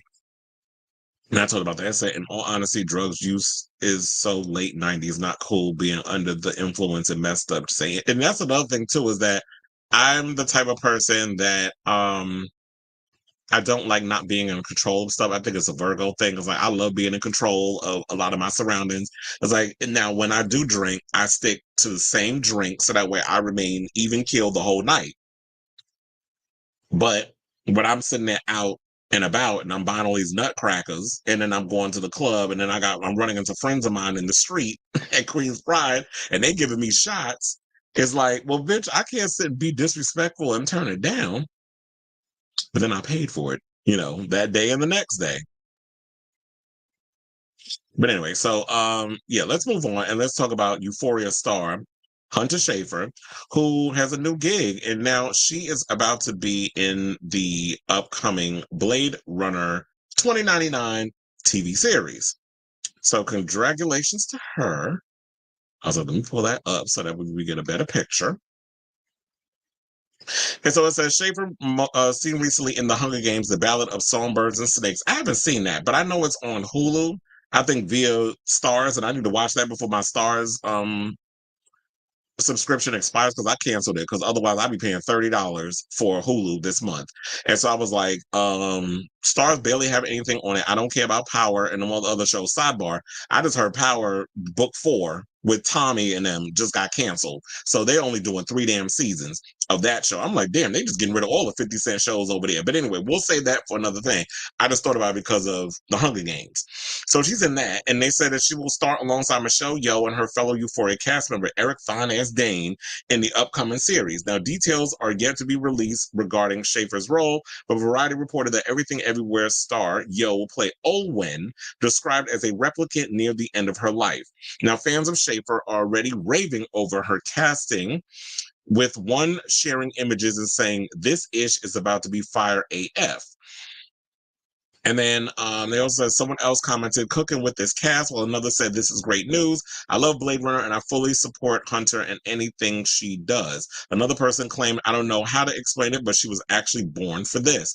She actually was, because she kind of looks like she could possibly be a replicant. Because remember in the original movie, y'all had Daryl Hannah. She played a replicant, and that was like one of my favorite. Her fight sequence with Harrison Ford in the original one was always like one of my favorites, because she's doing them backflips and was trying to break his neck and all this stuff. And now he shot her and she's like, doing all that until he had to shoot her again to stop her. But I just love the overall aesthetic of Blade Runner, how futuristic it was, the soundtrack from Vangelis. And don't even get me started with Blade Runner 2049 with Denis Villeneuve.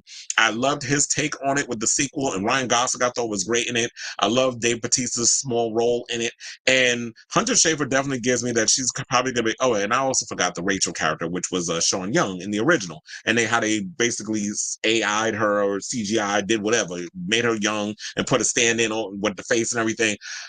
I love what they brought with this film, and I thought Ryan Gosling did great in it. I love the soundtrack for Blade Runner 2049, and 2099 is actually a sequel to 2049. And seeing that Michelle Yeoh was going to be in this, and Hunter Schafer, and I love Eric Dane, who is in the new Bad Boys movie, by the way. And I've always loved me some Eric Dane, and I love him particularly on Euphoria, where he was Hunter Schafer's character.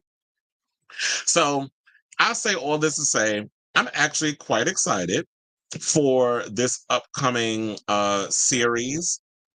I love what they've been doing over there at Amazon Prime. I'm definitely excited to see what they're going to bring with this series, because I guess they got enough money to burn over there that they could take this type of risk, and it's probably going to be expensive as hell, because you got to come with the visuals, you got to come with that moody, atmospheric type music.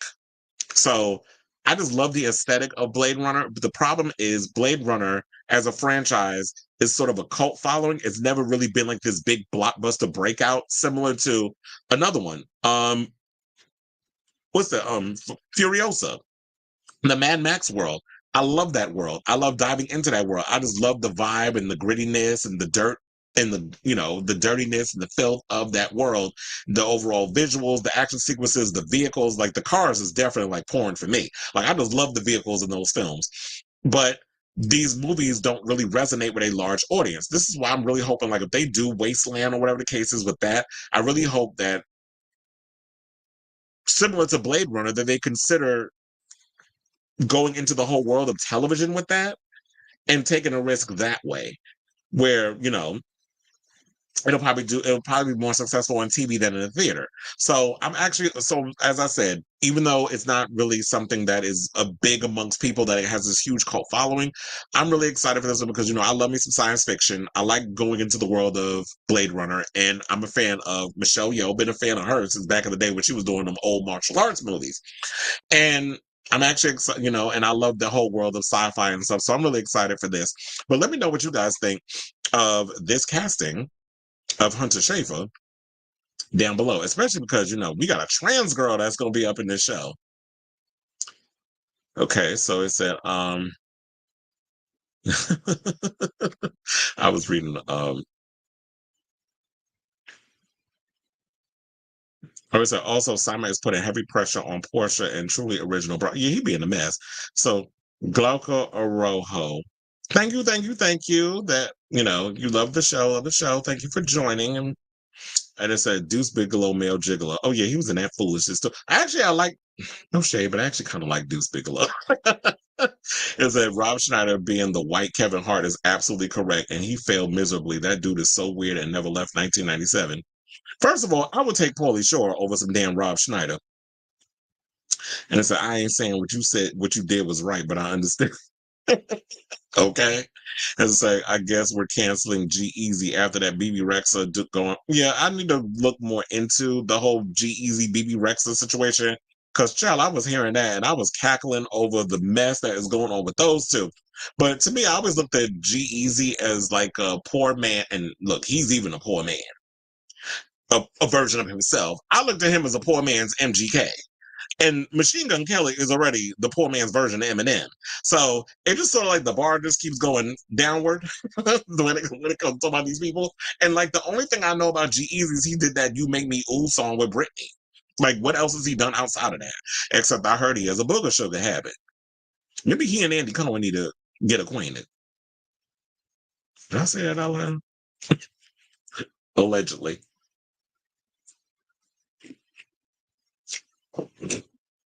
So I remember the movie Go. Nostalgia and No Doubt did the song New, the group Prodigy. Yes, I was obsessed with, that's what made me get into like raves and stuff too. I was obsessed with the Prodigy. Please smack my bitch up. And they were ravers too. So I was kind of like into that. Where I told y'all when I was young, I used to dress like Seth Green and Can't Hardly Wait.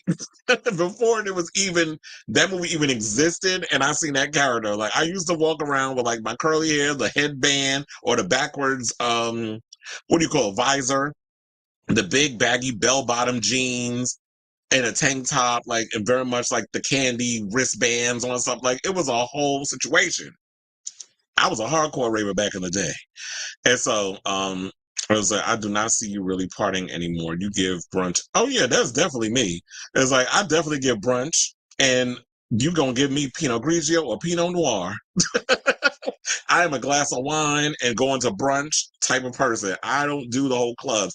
Like back in the day, I did well back when clubs was popping. I was doing it. It was like I was going to the Limelight. Which is now I don't even know what the hell it is, but you know, it was the legendary church. You go inside, they had all the different levels. A lot of friends of mine used to DJ a lot of those parties there. So I used to, back when there was like the Roxy and all those other places, like that was when I was going to clubs and stuff. Esquilita is like, but the party scene is not what it is anymore. Now I'm just all about lounges and brunch. Oh, I love a good brunch, especially a drag brunch.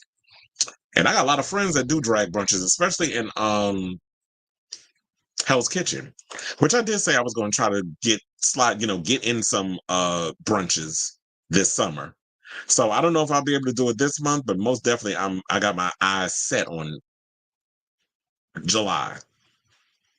Julia Louis dragged Seinfeld for not realizing what's funny in our era is only funny for our audiences. Comedy evolves, and us humans should.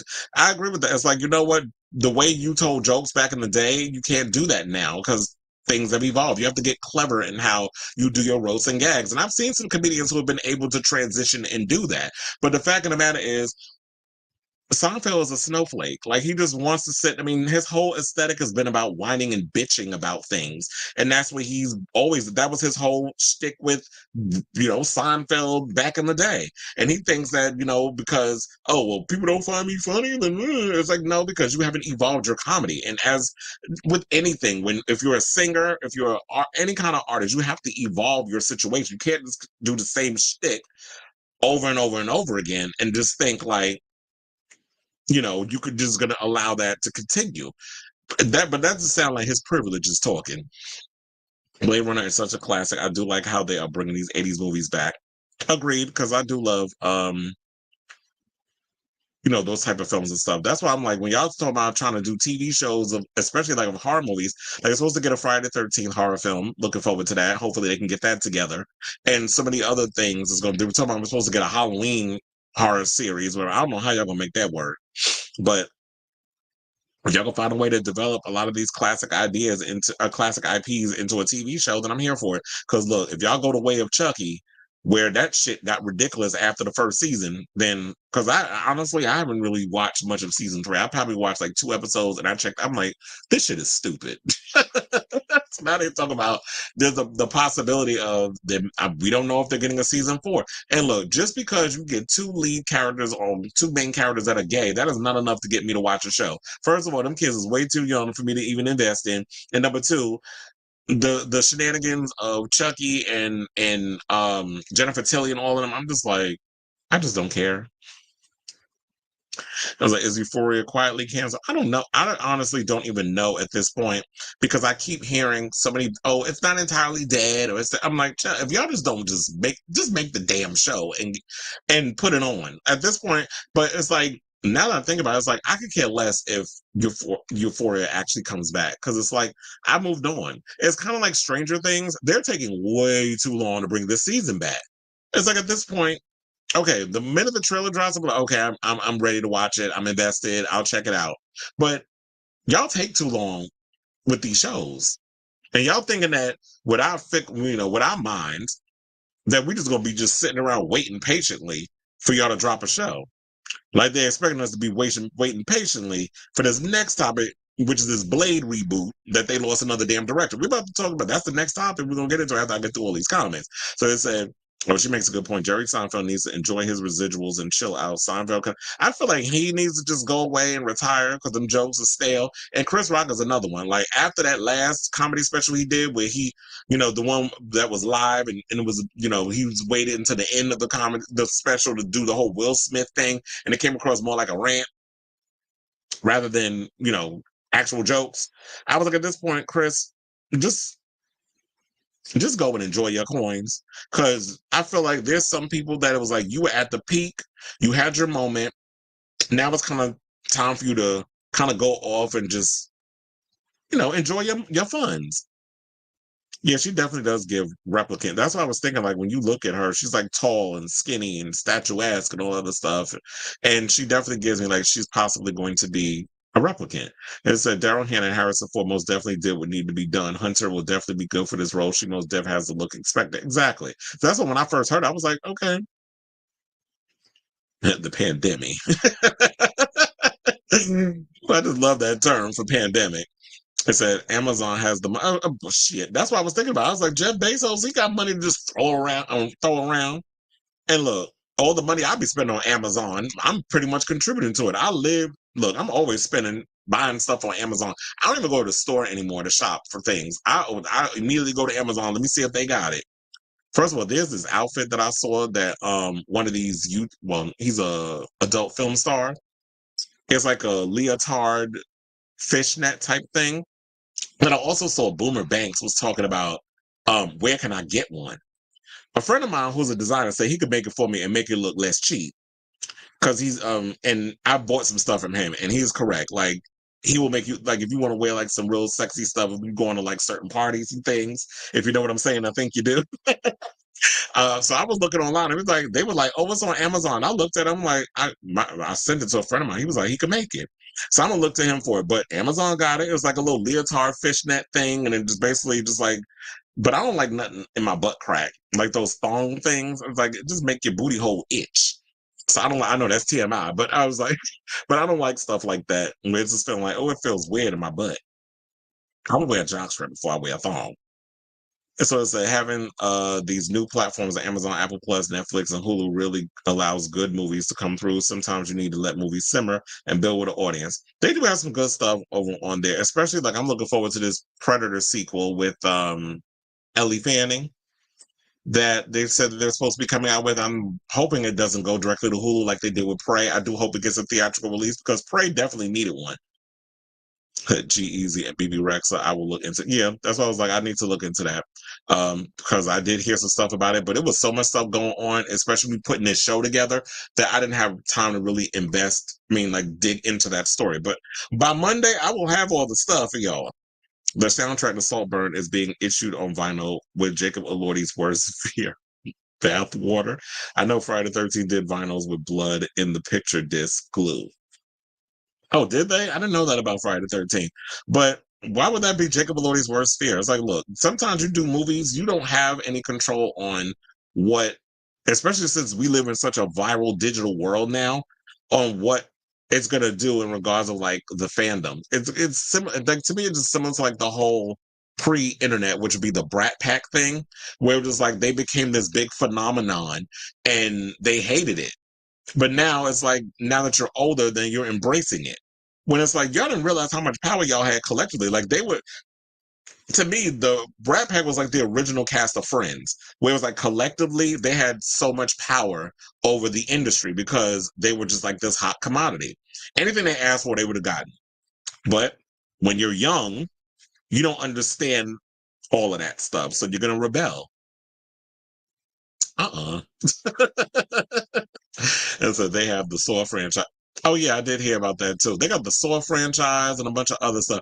I thought about doing a whole Saw binge, but after a while, I can't get into. Oh look, and they also, I forgot to mention, they're making a Hostel TV series. Now, if y'all can make that good, I'll definitely be checking it out because I do love the first two Hostel movies. Bijou Phillips is in it, who divorced Danny Masterson, and look, less than a month, she already got her new man, which made me think she had him on the side the whole damn time.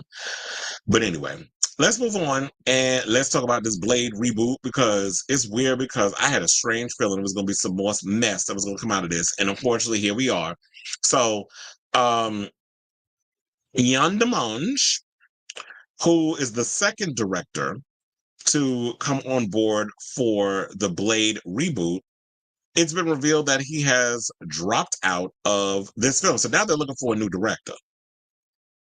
And I have an idea of who they might be having eyes on, and I'll break it on down once we get through the story. So it says, Blade is once again, and shout out to the Hollywood Reporter for this story. It says, Blade is once again in search of a new talent behind the camera. Filmmaker Yann Demange has exited the long gestating project, the Hollywood Reporter has confirmed. The departure is described as amicable and happened some time ago. It is the latest in a number of creative challenges for the project, with Marvel Studios boss Kevin Feige announced to fanfare at San Diego Comic-Con in 2019. And this is the crazy part. It has been 5 years since Mahershala was announced as our new Blade. We still don't have a damn movie. They've gone through so many rewrites, so many delays, 2 director changes. Like, what are y'all doing over there?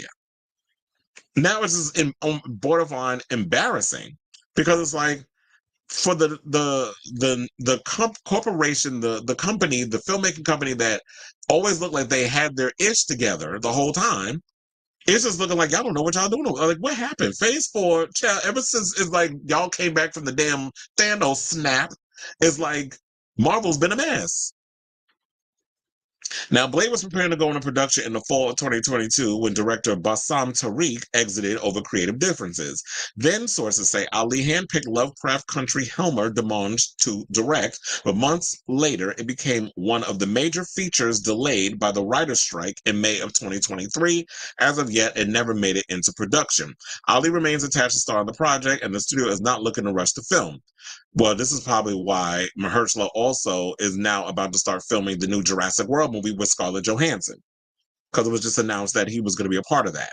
So he's going to go off and film that, which I think is smart. I feel like, you know what, release me from my like, I need something in the contract where it's like, I'm not sitting on my ass waiting for y'all to get this film up and running, and I'm sitting here losing out on projects, having to pass on projects and stuff when I got bills to pay.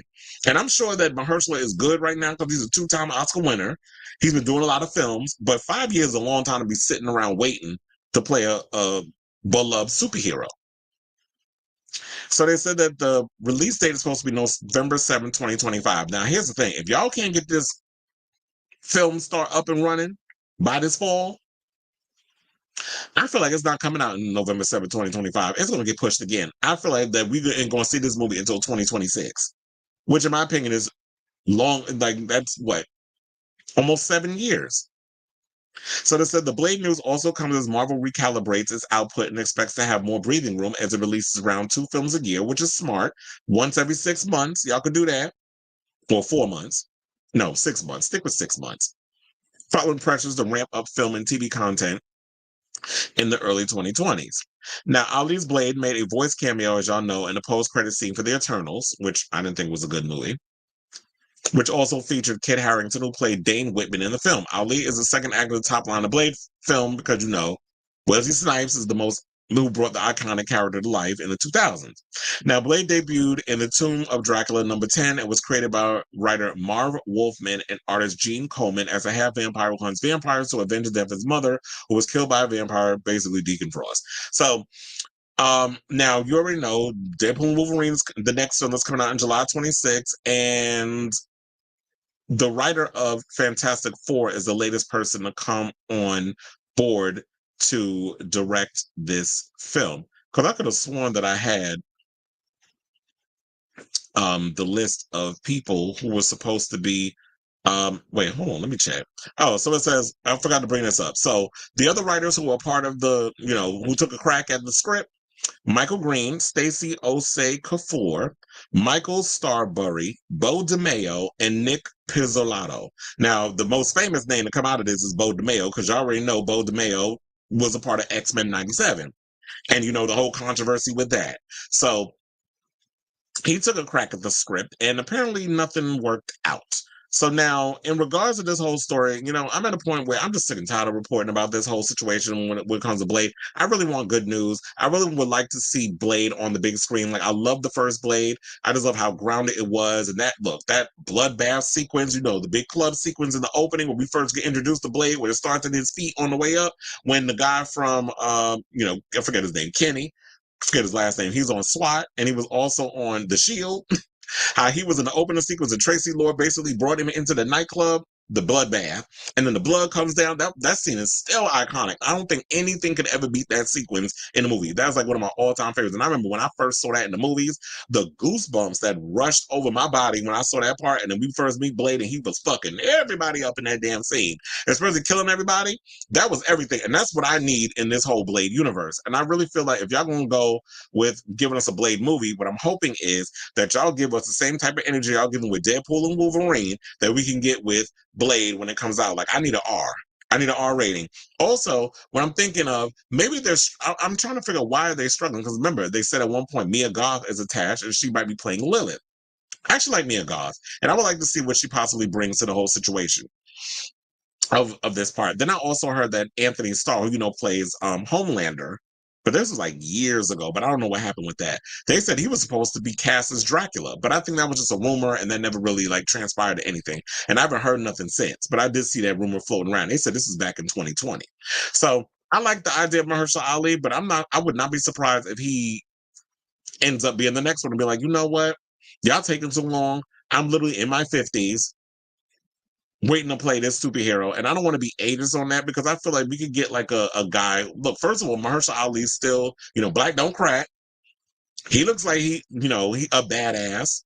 And if you really need somebody to go in and do like those crazy stunts, if you need him flipping and doing all that stuff, y'all could do like, you know, there's stunt people that do that. You had people for that for Fall Guy. Ryan Gosling wasn't doing all them crazy stunts and stuff in the movie. They had people stand-ins that, you know, I think like 5 different stuntmen that would come in and do certain things. When there were certain stunts that Keanu Reeves couldn't do, he had his stunt double that would jump in, that would have to fall out of windows and do all this other crazy stuff. So you can get, and look, even Wesley Snipes had his own action stunt man that would come in and do certain things that they would, you know, for insurance purposes, he wasn't allowed to do. So I'm sure that he can handle as much action as he possibly can. But at this point, y'all are taking too long to get this movie up and running. I really love the Blade character. I really want to see what the MCU could bring to this, and especially seeing Mahershala Ali in this. But if it ends up being in a situation where he has to bow out, I don't know, this might be a controversial situation, but I'm thinking I would love to see Michael B. Jordan play Blade. I could definitely see him playing that character. Like, he's muscular, but people probably won't even like that idea. So I want to know what y'all think. Like, who do y'all think would actually be if Mahershala Ali drops out, who would be a good person, a good replacement? Also, before we get off this topic, there was something that came up, and shout out to John Campea, because he brought this up on his show. So I have to give credit where it's due. So they were talking about a story about Jordan Peele having negotiations with the MCU on possibly directing a film. Some people thought it would be Ghost Rider. John Campea said he brought up Blade, even though at the time Yann Demange was still attached. We had not heard anything about, you know, anything going on over there with Blade and the director dropping out. So John brought this up, and then he had me thinking. I was like, you know what? I don't know, for some reason, something started rattling in my gut that I was like, he would be perfect. I kind of hope that Yann would drop it. There's no shade. I mean, I like Lovecraft Country. I was mad when they canceled over there at HBO. Just like I was mad when they canceled Watchmen, because Regina King was everything on that damn show. So, and Yahya Abdul-Mateen, especially that Full Frontal. If you know what I'm saying. I think the dick was dicking, the thing was thanging. But anyway, so I was like, he would be perfect for that world because he knows horror. He was a producer on Monkey Man, which is a movie that I absolutely liked with Dev Patel. And I was like, I could definitely see Jordan Peele coming on board and direct the film. He definitely gives me like, he likes action movies. He knows horror. He's got that vibe. He could really bring something to it. And quiet as it's kept, I feel like he could help with the writing. Like, to me, it gives me the same type of energy of excitement I got even though I'm slightly still disappointed with the whole Scream franchise, where y'all brought Nev Campbell in and y'all brought in Kevin Williamson. And I was like, I'm still mad at y'all, Spyglass, but because y'all brought in two people that I absolutely love their body of work, I'm like, well, damn, you got me. It's the same way I feel about this. And lo and behold, we hearing that Yann dropped out weeks ago. That's what they said in the story. So this is making me really think that, you know what, Jordan Peele might be in talks to come in and be a part of the Blade franchise. And I actually think that would be a good idea. But so this is what I ask you guys. What do you think of this whole Blade? So are y'all tired of this, all this bad news that keeps coming out about Blade? I don't know what's going on over there with the production. Is there too many cooks in the kitchen? Like, what's going on with the right? Why can't y'all get this mess together? Is it probably also because, you know what, they haven't really truly figured out how to introduce vampires in the world of the MCU? Because it seems like everything is connected. Like, we got a little bit of that whole supernatural vibe and everything from the sequel to Doctor Strange. We got a little bit of supernaturalness from that, but how are they planning on trying to introduce the world of vampires into the MCU? So maybe they're still trying to figure out how they could do all this. Look, I say go look at the comics, figure out how y'all could just make this own standalone thing that's not connected with so many stuff. So that may be what's hurting it too. But I don't know. I'm just at a point where I love Blade and I want y'all to just figure out what the hell y'all doing. I don't want this Blade idea to go away, but unfortunately, I don't want to think that way, but I have a feeling like that's what's bound to happen because y'all can't seem to get it over there at the MCU, get it together over there at the MCU. But look, though, they got the writer of Fantastic Four, co-writer of Fantastic Four, taking a jab at the script. So hopefully they can get it together. I hope that this movie makes its deadline, and I hope we get Blade, in 2025. Because I'm tired of waiting. So let me know what you guys think of this story down below. Okay, so we have comments. Oh, I think I read that one. They have oh yeah, you did say that. Busy has a weekly talk show on. Oh, I didn't know she had on a show on QVC HSN Plus. I didn't even know they had a Plus channel. But it said, meanwhile, the next Spider-Man movie is about to go into production, early filming later this year. Oh yeah, I did hear about Spider-Man. It said one-time rapper Shaq. Chill, don't talk about not Shaquille O'Neal. Has basically released his unreleased album with the late Notorious B.I.G. on platforms. And yes, I'm saying Shaq, 90s legend. Child, his rap career was that was a chop. We all remember Shaq. Yeah, we'd like to forget Shaq rapping, actually. Said Blade movie needs to be in theaters with a strong R rating. Yes, it does. I said Mahershala Ali, yes, more of him into action movies. He brings the presence. I like Gosling, but he is a pretty boy. He does not look like he can handle a script. Yeah, I like my action heroes a little rough around the edges. That's why I love people like Frank Grillo, who has been doing a lot of action stuff. Who else? Scott Adkins. Like, I like a lot of those type of guys who do, they do a lot of action stuff. It's Michael B. Jordan. I do not really see him as Blade. Regardless, we all know he was great as Killmonger, and he is a great actor. I mean, who should we get? Like Daniel Kaluuya? Can y'all see him playing Blade or any one of those characters? It said Google federal judge struck down transgender rules. DeSantis. Oh yeah, I heard about the Ron DeSantis trying to I think it's for trans healthcare or something or another. I glanced at that. I was scrolling through looking at stuff on the gay blogs. I think it was Pink News. I saw that on. And yeah, Mr. Kitten Heels is pissed at the moment. He need to be worrying about all that damn water that's drowning out Florida and less on what trans people are doing over there in his state. So it hasn't been over 10 years since the last Blade movie. Has it? Hold on. Since we live, let me Google Schmoggle. When did Blade Trinity, which is a movie I refuse to acknowledge, come out? In December of this year, it will make 20 years since we've gotten a Blade movie because it came out in 2004. So 20 years is a lot. You know what I would really love a reboot of? I need a reboot of Underworld. I like the whole idea of the vampires versus werewolf situation, and I love me some Celine. But I really feel like if they do reboot it, y'all really need to flesh out them characters a little more and not just make it Romeo and Juliet, the supernatural version. I would definitely love to see Underworld because I love me some Underworld. That was my shit, especially like when Celine was up in there kicking ass. That's definitely something that I want to see. I know Kate Beckinsale's been going through it a lot medically. Like she had some stomach issue, whatever the case was. And so I heard that she was in the hospital for a while. But yeah, so that's definitely something I'm looking forward to. Like I definitely would love an Underworld reboot. Not a Resident Evil one with Alice. Or if y'all do decide to bring Resident Evil back, I mean, I see they've been trying to bring Resident Evil back, but none of it's worked.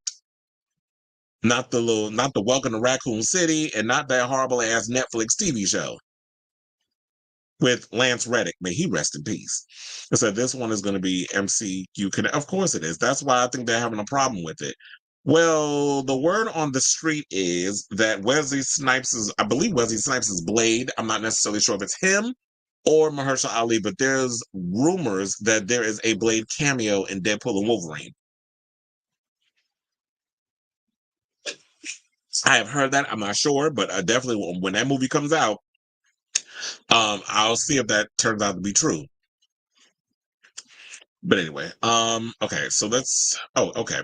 So let's move on to our next topic. Let's talk about Miss Make Me Sweat, Make Me Holler. Miss Tyla girl, who apparently is being dragged on social media because she says she colored. She's not black. And now that I've gotten more information on the situation, she isn't black. She's a mixed race. But let's explain it.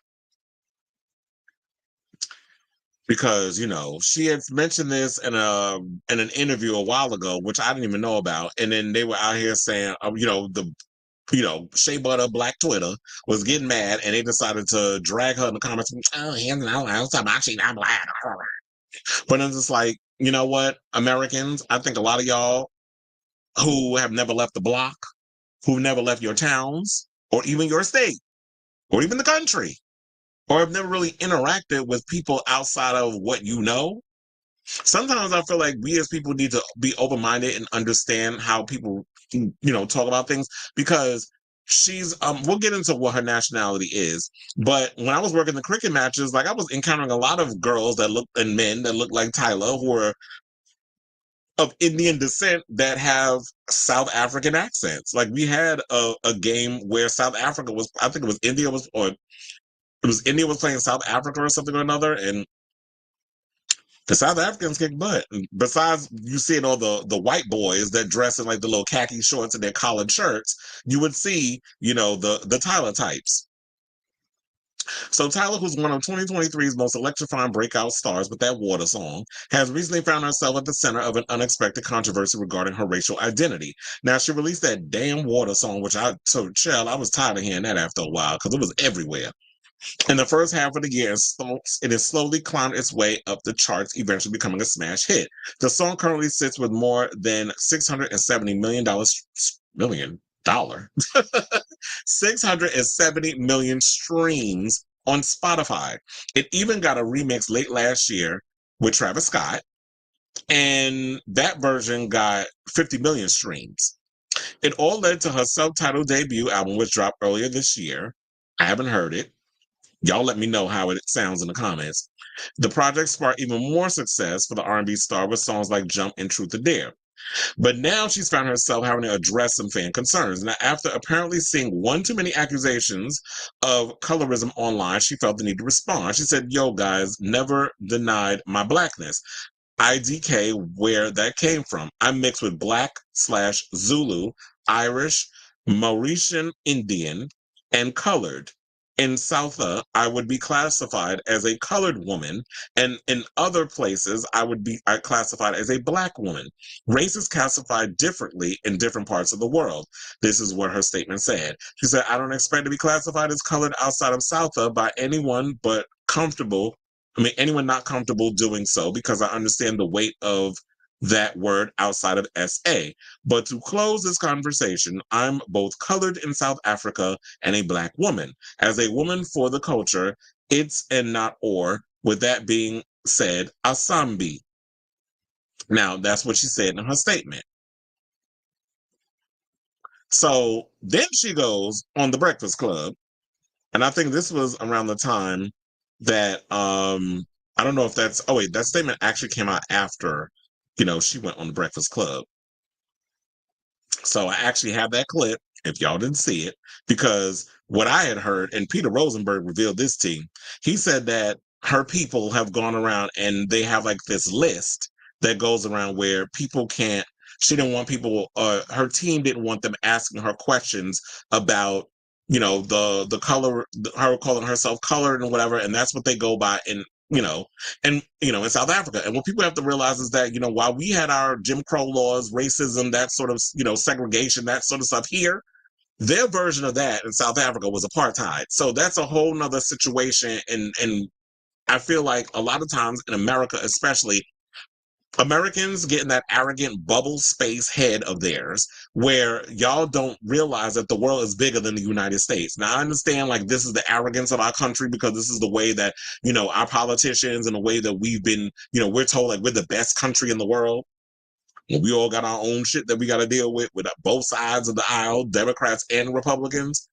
But a lot of times we have to realize that the world as a whole is a lot bigger than our grievances and what's going on in the world for us. But so it was explained before, but people got on social media because they wanted they wanted to go viral, they wanted their clicks and likes, they wanted all this stuff. So that's where we are with this. And it's like, okay, I need y'all to stop trying to always think about trying to go viral and actually listen when people try to explain to you their culture.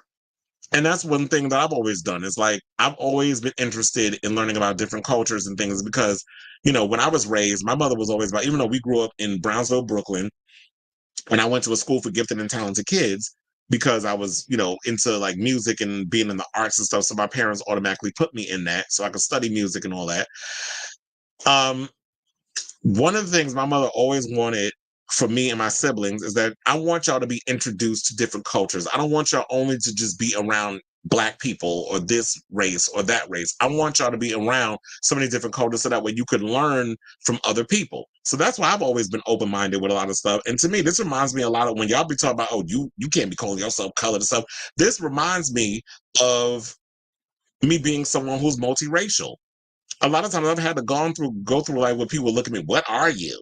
And then I would tell them, all the different mixtures that, my father is Black. And I also have a little bit of Irish, a little bit of, Native American, Filipino, Spaniard, like all these different mixtures. And it's sort of like people will come at you and be like, well, if you had a choice, which one would you choose? And me as a kid growing up, I'm like, well, damn, I have to choose an identity in order to make you as a human being comfortable in your skin or have to be able to tolerate me as a person. But as I've gotten older, it's like, no, I embrace all sides of who I am. That whole one drop Black person, that one drop rule of, oh, if you got a little Black blood in you, then you're full Black. I don't buy into that. That was what I was raised on. That's some bullshit. And I'm not going to sit here and deny my mother and all my other ethnicities and all parts of my culture and heritage because you feel a way about some shit. I don't give a fuck what about your feelings. Like how Lil Nas X said, fuck them kids, or fuck your kids, fuck your feelings. So at the end of the day, as you get older, you learn that you have to live for yourself. So she went on Charlamagne messy ass in them show.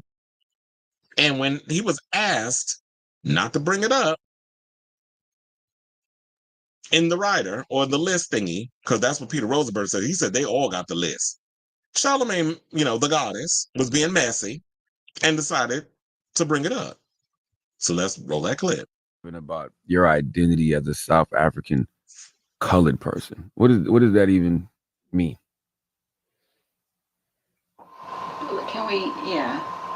Can we not? Por favor. Oh, I like that. We keeping that in the interview too. I like when they talk from the back and say we can't. I like that. I like the character. That's good. That's even better. Next one, please. That's even better. So she was upset. She looking back at the team, being like, oh, can y'all come to my defense? Because I said I wasn't going to talk about it. First of all, you on the Breakfast Club with DJ Envy's slow ass, Jess Hilarious, no information having ass, and then you got Charlamagne messy ass all up there trying to give y'all whatever they giving you. And then What she should have did was this would have been the perfect opportunity to go on this show, say what needs to be said, put it to bed, and that's it. Maybe she didn't have the mental bandwidth to be able to handle that conversation, but a lot of times this is at the fault of her team because y'all should have been like, and this is the fact, also the fault of, remember, media training. They don't media train these artists no more. When I come from the era of, with the Britneys and the Beyoncés and all of them, they were media trained before they went out and they started asking questions. So you be able to handle yourself in these situations, or maybe she's just not quick with the wit or the comments as these things happen. So when you look back at the team, it's kind of making you look like you got something to hide. That gives all them people on Shea Butter social media a chance to kind of go in and pounce on you. See, she got a problem with the whole colorism thing. She don't like being a black woman. All the arguments because and I get where Shea Butter Twitter is coming from when they come in with that stuff because we got too much coonery and buffoonery going on in these spaces as it is, especially with the Tim Scotts and that, them long gums and them baby teeth of his, the Candace Owens, the Kanye West, the Stephen A. Smiths. We got all these coonery, these coons running around, tap dancing for these white folks. And this whole shame that a lot of people have when it comes to owning their blackness, because they think by aligning themselves with Donald Trump and these other, supremacists, that they get a seat at the table. No, they laughing at your ass when you leave the room. So that's giving them ammunition. Me personally, if I was in there and I had this situation where I'm going around saying I'm colored, I would have addressed it. But the people came to her defense and they was like, in the replies, fans seemed unequivocally supportive of Tyla, saying that she shouldn't pay attention to the critics. They said, you don't need to explain yourself, Tyla. These people just need to educate themselves. One comment reads, I love how you stood your ground on this particular matter and just ignore them. This is what another person said. Another person wound up saying, she addressed it in her Cosmopolitan interview, and that's enough. What more do people want? A DNA test? Stop being obsessed with people's race and identity. It has nothing to do with you. And then they added the link to that conversation or her in the article. Another person said if people actually wanted to learn, they could just Google it. Also, she has explained this multiple times. Another person said, Tyla said, y'all not about to bait me into a diaspora war. Or, sorry, diaspora. I said diaspora. A diaspora war. Exactly, because Google is free. And that's what I'll be saying. I'll be like, Google is free. It don't cost you anything to get up on there and Google schmoogle something. But I say all this to say, look, to me, I don't understand why Americans have a problem with the word colored when in fact, we've been able to take the N-word, I won't say it on the air, even though I have used it in certain connotations when it really has to be drawn home and make a point. But we've taken the N-word and we've turned that into a term of endearment, similar to bitch. Back when Missy Elliott put out "She's a Bitch," that was when they took that word and they turned it into a positive. Same thing with the N-word. So why could that be global? And we understand, like, even though there's some people that I know that still have an issue with the N-word being used amongst Black people. But for the most part, Black folks have taken that word and they've turned that negative and they've said, we're going to take it into a positive. We're going to take back that word when that word is universally used as a derogatory term.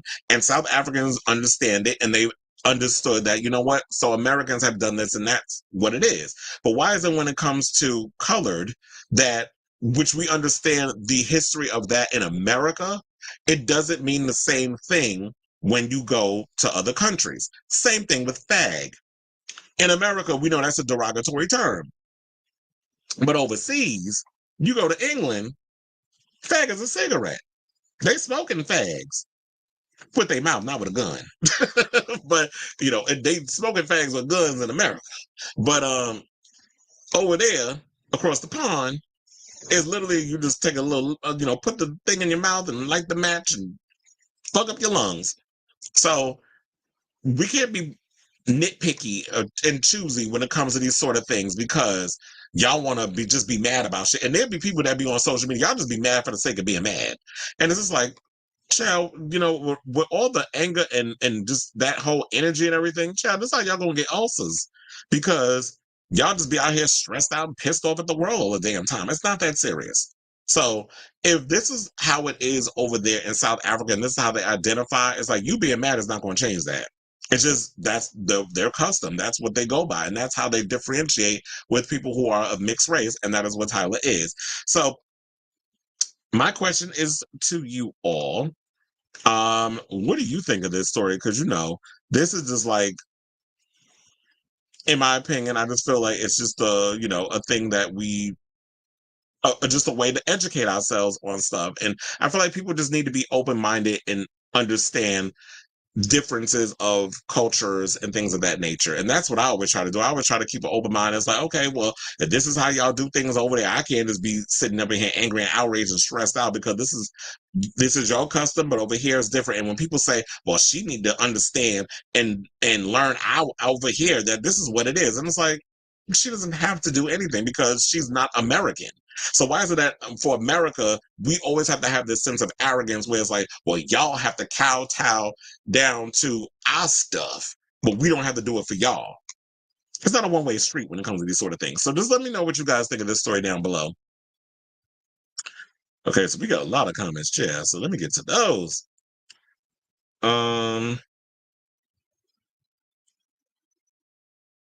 So Double A says this whole situation with Tyla seems ridiculous. Tyla comes from a non-Western country outside of the English-speaking world. Race is defined differently. Absolutely, and that's the point I'm trying to get to. And if people just don't understand that, then that's a you issue. That ain't a her issue. And it's in Brazil, I think they use a similar color term. And you know what? This also made me think about Dominicans because you know everybody be talking about how Dominicans don't identify as black, and it's like, well, that's because you know they talk about damn, what was the term? Oh, Afro-Latina. That's the term that they identify as because it's like, yeah, they're not black. Yeah, they're dark skinned, but they're not black because they're not born in America. In America, we only in this country, which first of all, black African American is a term for white folks, similar to colored and all these other things. So if y'all want to get all bent out of shape, you need to look at that too when it comes to the term of black or African American. First of all, I always looked at African American as a PC term for when you want to identify black folks. And I think that the reason why black people in America are more upset is because black people have, especially when we were brought over, you know, our ancestors been brought over as slave ships in America, we don't really have an identity of our ancestry and where we come from. So when you go and say that I'm black, you're going by based off of a skin tone or a shade, because a lot of times people who are black don't necessarily know their background or identity, unless you go on one of them shows where they swab your mouth and they do like the whole DNA background test. That's one of the shows I want to go on because I definitely want to know like my heritage and what celebrity I'm related to, or I'm a descendant from, and that sort of thing. So I think that's why a lot of people are mad. Whereas in other countries, they have a bit of an identity because they're sectioned off into different. So it's like the Zulu and this and that, and like it's always different terms. I think even in Brazil they have different, you know, terms and things based off of like hair texture and your eye color and all those other things. So it's fascinating how they look at race and colorism outside of, you know, differently than we do.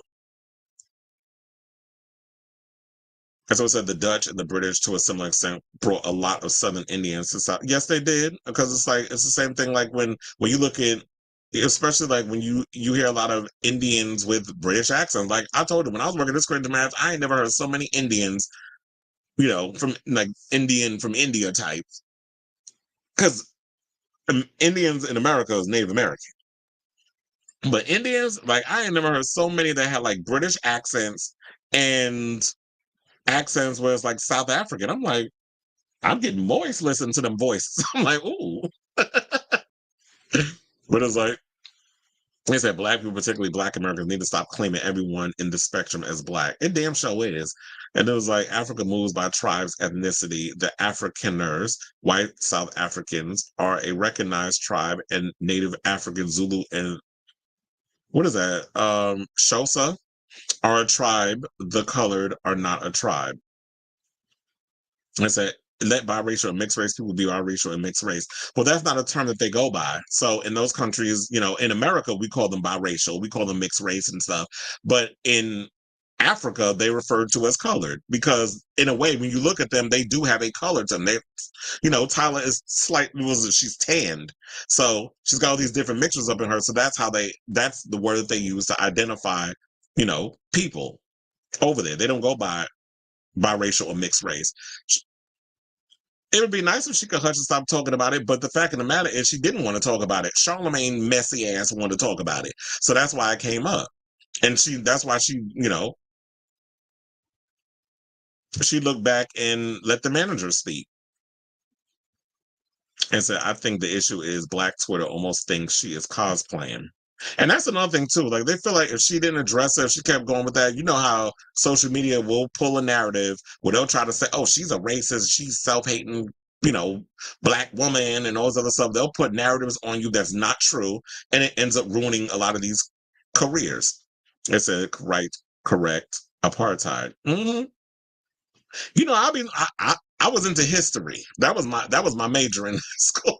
Like, I was definitely a history buff in a lot of, situations. That was like one of my favorite subjects, that and English in creative writing. I said the X correct about, I hated math. That was like one of my things that I despised. It was like the X correct about Brazil. However, South Africa, Brazil, and the other Latin countries, how they define race does not translate in the United States and other English-speaking countries.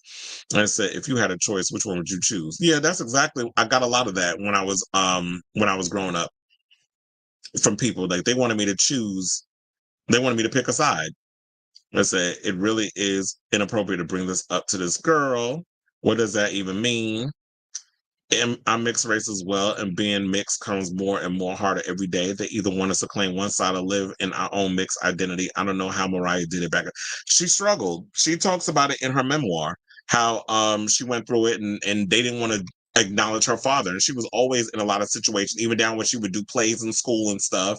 She was always pushing her father out in the forefront. It's like she almost had to overcompensate for him because of the overall racism that she had to deal with growing up in Long Island.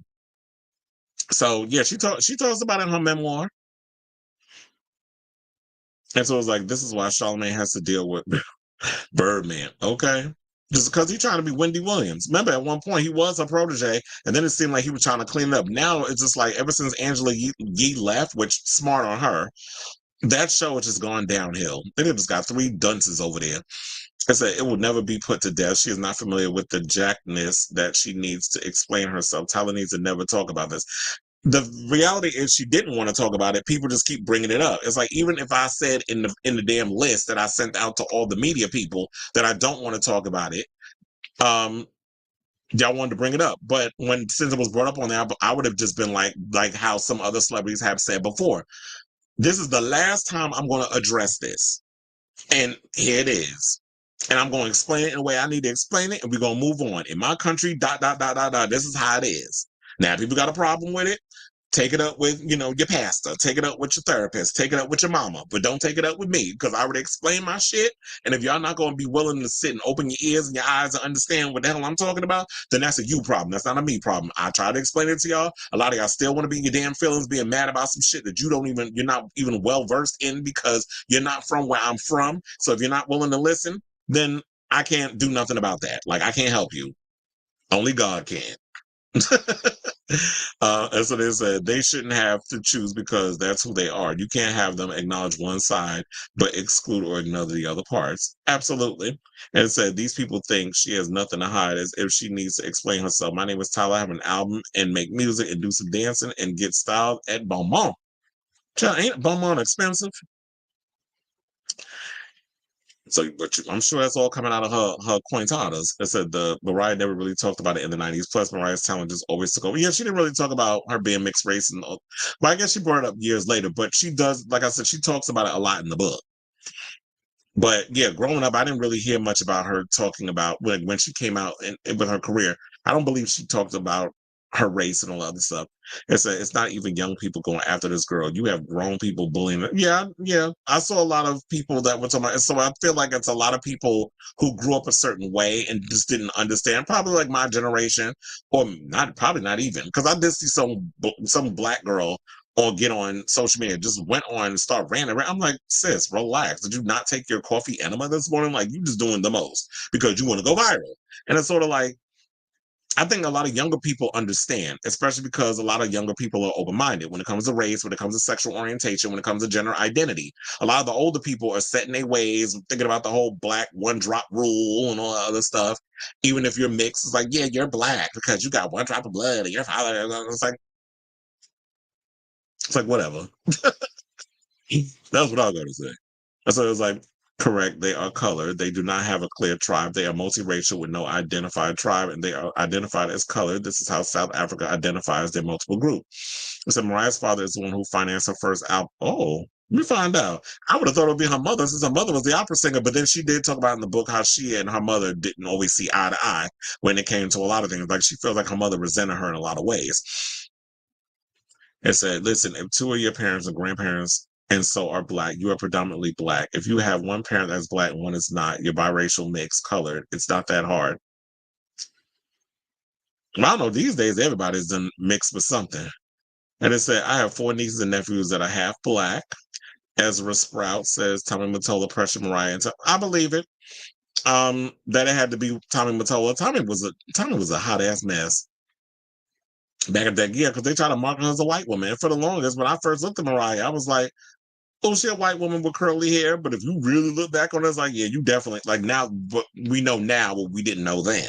I was like, yeah, she biracial. We could see it. Because I got cousins that look like Mariah Carey. They said, no, your generation, millennial, are not the predominant people going, oh, okay. So it's, oh, damn, it's boomers? My parents are boomers. So it's boomers and Gen X. But anyway, speaking of race and things of that nature, let's talk about this Bad Bunny story. Like, I gagged when I heard this story. So a Bad Bunny concert in Atlanta this past May was the target of a mass shooting by a white supremacist looking to incite a race war against ahead of the presidential election. These damn Trump supporters out here acting a damn fool.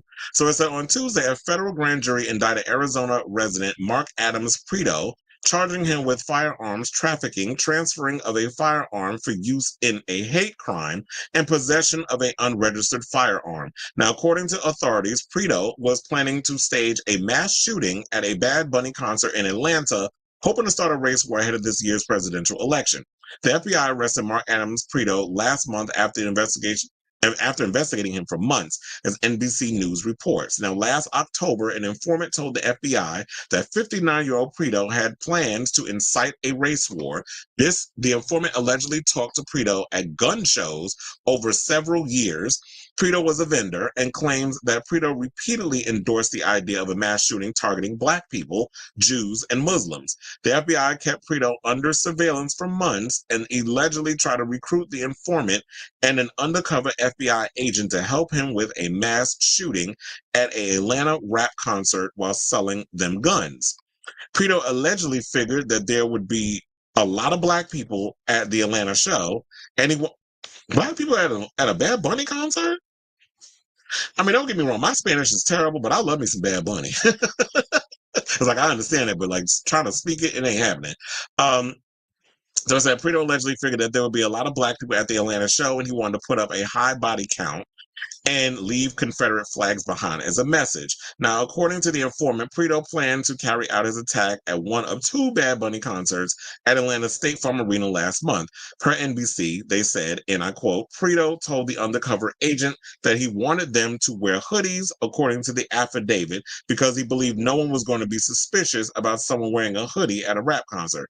But here's the thing. When you go to a rap concert, or any concert, they have metal detectors. They have those type of things. So how are you getting in there with these guns? You plan on shooting your way through? So they also said that Prieto also allegedly considered pushing back the shooting to something later in the summer, though it's not clear when or where. The FBI arrested Prito on a New Mexico interstate on May 14th, the date of the first Bad Bunny show. During the arrest, he admitted to discussing plans for such an attack, but said that he didn't actually plan to proceed with the shooting.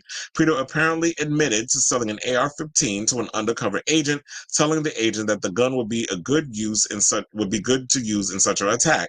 During the search of Prito's home, agents also found an unregistered short-barreled rifle. So this is the issue that I have, is like, why have we not dealt with the overall gun situation in America when it comes to like all these mass shootings and stuff that's going on? Like we're about to come up on, I believe, the anniversary of Sandy Hook, where it was, or maybe it happened around, I don't remember, but I remember it was like, I saw a story where the kids that survived Sandy Hook were honoring the ones who didn't make it, and they're graduating high school. That's how far back this goes. That's like almost 20 years ago. We've still been dealing with constant mass shootings. Well, actually, remember, Columbine was the first one that kicked things off. And then they went and tried to, blame, they tried to blame Marilyn Manson. It was a whole situation. So, I just find it that it's just crazy out here in these streets. And look, so if y'all Latinos out here that be wanting to vote for Trump, think y'all are exempt from this race war. Here's a prime example, because we know that there's a lot of you Latinos that like to vote Republican. I'm not saying that Democrats is any better, because this whole situation where the Democrats have been horrible with their campaigning and letting the people know what they've actually been doing for the communities. They haven't been cutting up clips or anything. They haven't been posting things on their social media. Their media team is horrible. Democrats have always been horrible at trying to get the message out there. Republicans are very good at inciting riots, race wars, with their crazy bigoted bullshit from nut jobs like Marjorie Taylor, big back, black bud bitch, whatever the fuck they call her, that big back heifer, McGilla Gorilla looking bitch, that Planet of the Apes heifer, Marjorie Taylor Greene, and you got the other one, Roseanne, out here spewing her BS, her hate messages and all this other foolishness, and so many others that's been coming out here saying the foolishness they've been doing. And the media has been eating all this up. So instead of y'all actually spending time to really pushing the messages of why people should be voting for Trump, y'all just out here, every time the man fought, every time the man say anything out his stupid ass mouth, it's national news, because the media is playing this up. And if we really look at it, this foolishness all started in the era of Bush. So George W. Bush walked so Trump could run. And it's funny how the media isn't bringing this up. So I say all this to say, it's crazy out here in these streets in regards of, Benito possibly having to deal with a mass shooting at one of his concerts. Sidebar, I'm actually looking forward to that trap movie that's coming out with Josh Hartnett as a serial killer that goes to a concert with his daughter. And it's actually, the whole concert is at the whole arena is considered a trap for to capture the killer, because they feel like he's going to show up and get his next victim. So I'm actually looking forward to that. But I hope that movie is better than that movie that came out, was it Travelers or Stranger, whatever, what is that movie called with his daughter, which actually got bad reviews. A lot of people say it's not a good movie, but I'm going to check it out when it comes out on the streaming. But anyway, this to me is just crazy how we're in this society of like, people have access to semi-automatic weapons. I just don't understand the whole purpose of why we're still selling these type of weapons to regular civilians. Like, what do you need that type of gun for? It's not like when you shoot something, it leaves nothing left. And then we hear the thing with Uvalde and so many other things that's been going on with these mass shootings. So I don't like what's been happening with this sort of thing. But I am glad in a way. We definitely need stricter gun laws in this country. We really do. I just don't understand the purpose of guns. I don't understand people's obsession with guns. Like, don't get me wrong. I like the glamorization of guns in movies and things, but the whole thing in real life, y'all just be doing the most with, y'all just be thinking y'all here playing cowboys and Indians for real, instead of just realizing the difference between reality and fantasy and stuff, and how y'all let that whole situation with the gun laws expire back in the day. And that's why we're in the situation we're in. So, I say all this to say, let me know what you think of this story, this crazy story, down below in the comments. Okay. We have comments, of course. They say he doesn't represent our state, or yeah. Oh, who you talking about? Dumb Santis? I said, I heard that too. Tommy wanted Mariah to be pushed as a white woman. Mariah really could not do it. She loves hip hop and black men too much. Because wasn't it? Wait, Robert, if you saw in the comments, what was that thing that we was talking about online? You know, people in the group chat that we in. Was talking about Mariah Carey never really acknowledged. There was something that they said about Mariah Carey. I can't remember exactly what it was, but I was sitting there, I was defending. I was like, oh wait a minute, I do not recall Mariah ever stating that, like denying her blackness or whatever the case. But I can't remember exactly what it was, but I'm sure he'll drop it down in the comments because this reminds me of something similar to this. And say, yeah, what threw me? Or Bad Bunny and ATL. I think due to soon because it's ATL. I mean, did the show do well? I mean, how many? First of all, I don't. How many Latinos actually live in Atlanta? Because when you think of Atlanta, you do think of it as like Black Hollywood. But I do believe that there's probably a lot of Latinos from New York that moved out to Atlanta, especially the gay ones. Is that her familiarity with hip hop and R&B was part of her appeal, but Tommy felt threatened by it when she cheated with Derek Jeter. They bonded over their mixed black and speaking of which, this reminds me of something. Before I forget, I was talking to somebody the other day, a security guard, when I was working the event because when I was working what was it? I was working the suites at the cricket matches. So that was like I was with the elites. I was with the politicians. I was with the celebrities. I was with all the people with the coins. Because they were like, they wanted their best people to be working in these places. So the guy that I'm cool with is the boss. He was like, oh, I want you on this, like working this until the whole thing is over. I didn't really want to do it, but I was just like, you know what? Let me just do it. And plus, I didn't have to be out in the sun all the time like I was prior. So I was like, this is good. I get to be in AC. So that's why I did it. So, and it's been hot as hell in New York. So I was feeling my country club oats, working in this whole situation. I was feeling very much like it was feeling very Kentucky Derby, very like snobbish, whatever. And sidebar, Mariah, the word was Mariah was supposed to show up on the last night that we did the matches. She wasn't there though, but that was the rumor. So, one of the security guards that was working the event, because he was like, "Oh, I don't get all starstruck or whatever," because he said these celebrities they put that one pant leg on after the other, and that's how I look at it. These celebrities, I don't look at them as, "Oh my god, I'm so starstruck." I'm like, "Fuck all that." I've been around enough celebrities where it's just like, okay, it's great to see you, but I don't get starstruck in that way. Now I might if I ran into Madonna, but I would have to try to keep my composure and be professional. But Beyonce, I'd probably lose my shit if I ran into. I feel like the chills be coming through. I probably wouldn't be able to look her in the eyes. Like I'd be nervous as hell if I ran into Beyonce, or I'd have to really learn to compose myself or keep it inside. But other than that, I feel like with any other celebrity, where I'm just like, okay, you regular schmegular, you take a shit like I do, and I wipe my ass right afterwards. You do the same. But so the security guard said that Derek Jeter, he thought he would be an asshole. He was like, Derek Jeter was the nicest guy he possibly met. That's what reminded me of when you brought Derek Jeter up. But he said the biggest asshole, and I'm like, this makes sense of why she was in a relationship with him. He said the biggest asshole was A-Rod. I said, now that makes perfect sense why him and J-Lo was dating. Because the word on the street is she is one too. And allegedly, A-Rod was out here laying it low and spreading it wide while he was in a relationship with Miss Hannaford. So I definitely see like why she got with Derek, because they bonded over being of mixed race. So I do not understand why Derek Jeter and Mariah did not work out. I remember Mariah saying they got along. Yeah, that would be a good reason. I mean, it would be interesting to find out like why. Maybe it was he traveled a lot because he was in the Yankees, and she traveled a lot because she was a musician. So it could have been like the fact of the matter was they couldn't be together in that way because of, or maybe she mentioned it in the book. I just don't remember. I have to read it again in order to know why their relationship didn't work out. If it was, because I'm trying to remember if it was even mentioned.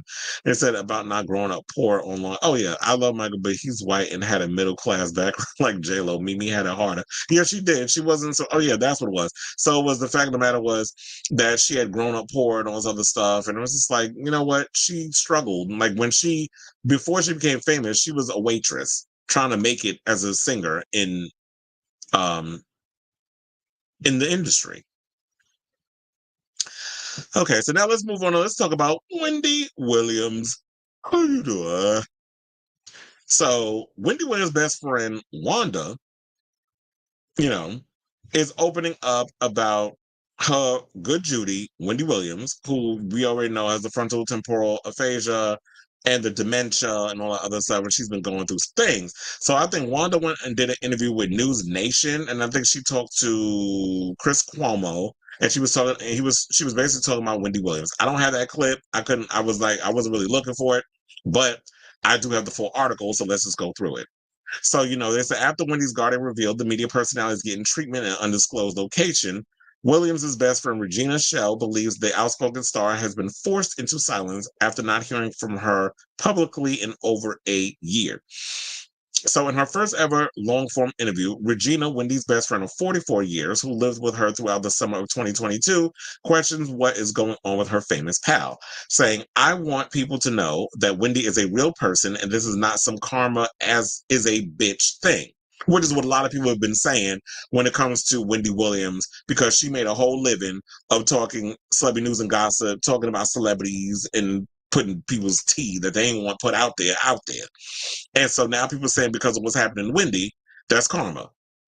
Wendy's always had kind of like some health issues or whatever the case was, but also her dementia is due to the fact of her excessive drinking, which I didn't even know that was a thing, that you could get dementia by drinking heavily. But then again, it makes sense because when you drink heavily, if you're someone who blacks out, you're blackout drunk, where it's like you pass out and then you can't remember what happened, that's causing parts in your brain to just be like you're forgetting things, which could cause deterioration. So now, like, I'm learning about it, I was like, well, damn, I'd be scared to have a drink. Well, if I was excessive like she was. But anyway, so talking is Wendy's life. Her whole claim to fame is talking, and I don't think she would be this quiet unless she was forced to be quiet. Meanwhile, another insider close to Wendy mentioned that the star was publicly vocal about how she found the guardianship she is in to be problematic before disappearing from the public in May of last year, saying there is no way in hell that she would not have responded to that Lifetime documentary with all her family members appearing in it. Well, I don't think that she would have done the documentary. First of all, Wendy ain't never want nobody in her damn house. She said that when she was on, back when she was coherent. She said, I don't want people in my house. I don't want people. I would never show people what I look like without my wig on." And then we saw the episode of the reality docuseries with Black China, and she takes her wig off, giving us full on ET realness, and we all gagged. I was like, okay, now Wendy is clearly out of it because she would never allow this side of herself to be seen. But also, when you are someone who is desperate for money, who doesn't have access to your money, who spends all day, every day as their brain is deteriorating, you're self-medicating, and you've got a bunch of vultures around you who are talking you into, these deals that you shouldn't even be doing because money, money, money, money, money. What else are you going to do but go along with it? So clearly she wasn't all there, and then Sabrina, the Guardian, tried to play over, oh my God, I didn't know all this stuff was happening. But if nothing can get past you without your permission, how you didn't know what this was going to be? So I call cap on that. And also I'm side-eyeing her about Wendy's money. So it's a Lifetime, they aired the documentary on Wendy's life in a 4-part series exploring her battle with alcohol, her health, and cognitive decline. And that's where it was at the point. It's like her brain was on her, her cognitiveness, her brain and everything was on a decline. So yeah, she's going to just be like, okay, I'll do it, not understanding what's going on. And it says in the guardianship she has been under since early 2022. The star's pain friend Regina went on to ask several pressing questions after the star was last seen publicly in May 2023, saying, where is Wendy and why is no one asking the question? And why is no one answering the question? Why can't they produce Wendy or an actual statement from Wendy or a picture of Wendy? Where is Wendy? And she said, I haven't spoken to my friend who I spoke to 5 times a day in over a year. Regina explained that during the summer of 2022, as it became clear Wendy was losing her wildly popular daytime talk show, while she battled myriad health issues, she was staying with the TV host at her penthouse apartment in New York City.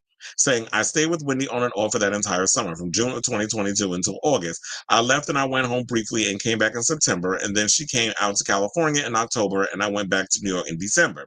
I spent the majority of the year with her. This is what she claimed. So,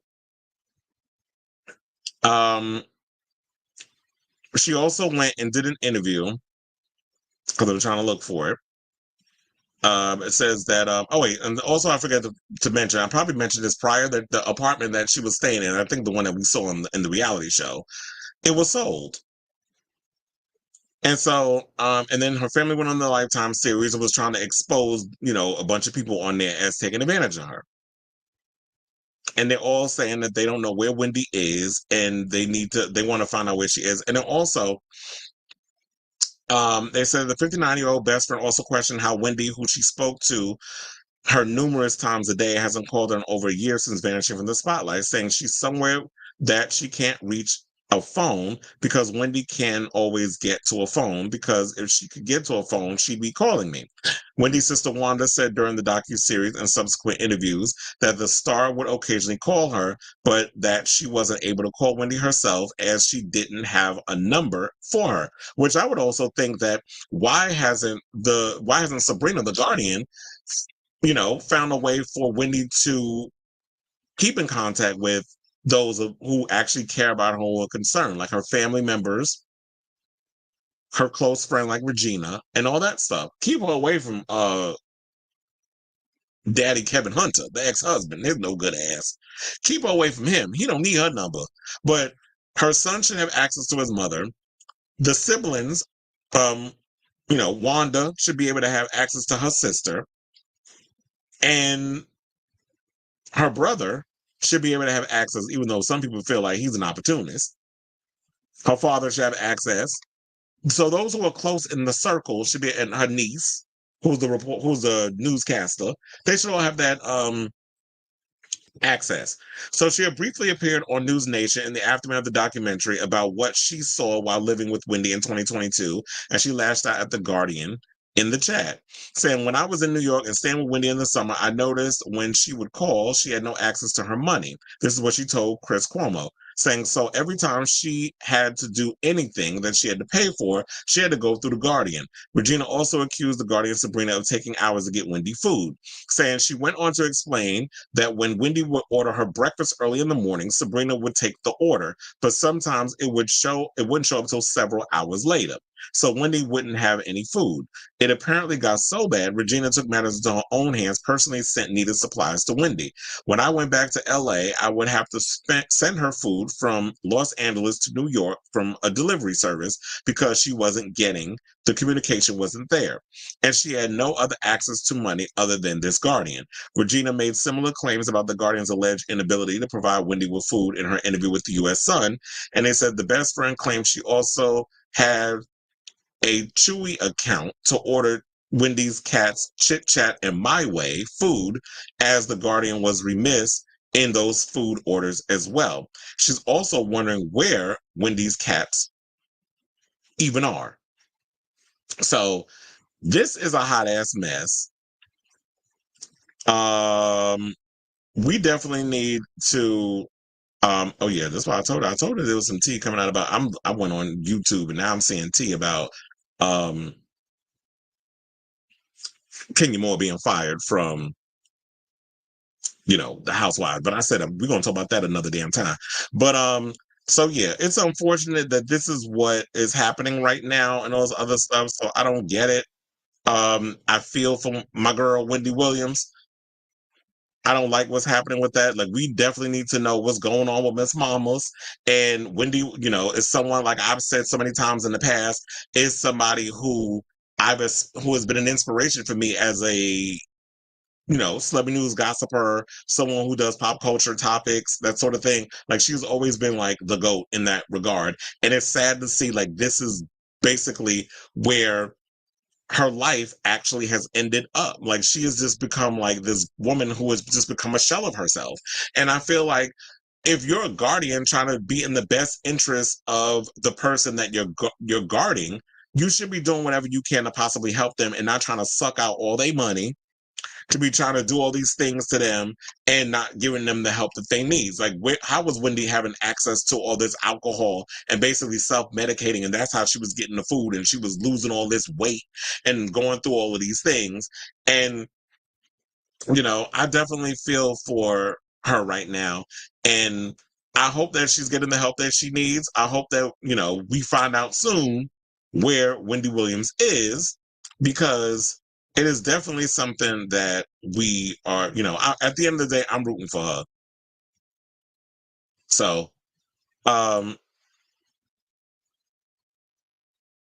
let me know what you guys think of. So let me turn that off. But anyway, yeah, let me know what you guys think of this story down below. Okay, so it said Mariah's sister was running the streets when Mariah. They said that's how she got the high five from being out here selling her coochie on the street for drugs. And it said Taylor in Calvin Harris' hometown performed the controversial "This Is What You Came For" during the surprise. Girl, I'm so over her. It's controversial as Calvin denied it. Taylor got mad, and as critics and industry people announced outside of one kiss with Dula Peep, Calvin's career in the U.S. never recovered after Taylor. Well, you know, I guess Calvin's doing what he's doing overseas. But yeah, it just seems like she has control. She has America on lock in regards of who gets in and who gets out. But anyway, so now speaking of missing, let's talk about Beyonce, because the word on the curb is people trying to figure out where the hell is Beyonce and what is happening with her. So, Beyonce, as we know, is one of music's biggest names, a global household name, meaning she shouldn't be hard to keep track of. But apparently nobody knows where she is or why she's vanished, although some sinister theories are floating around. Now, this story came from Page 6, so let's just entertain it. And then we'll talk. I'll let y'all know what the tea is, and then we'll break it down. So it said, with her once blazing country album Cowboy Carter already going the way of the tumbling tumbleweed, biz vets say the superstar has inexplicably gone AWOL, and insiders are muttering that it might be because she and husband Jay-Z are nervous about showing their faces during Diddy's vast abuse scandal, lest they draw attention to their longtime friendship with a disgraced hip-hop mogul. Saying this was supposed to be Beyonce's time with her much anticipated country album out just 2 months ago, and yet she is nowhere to be seen. The album is slipping and J and B aren't reveling in that spotlight, said a shocked source.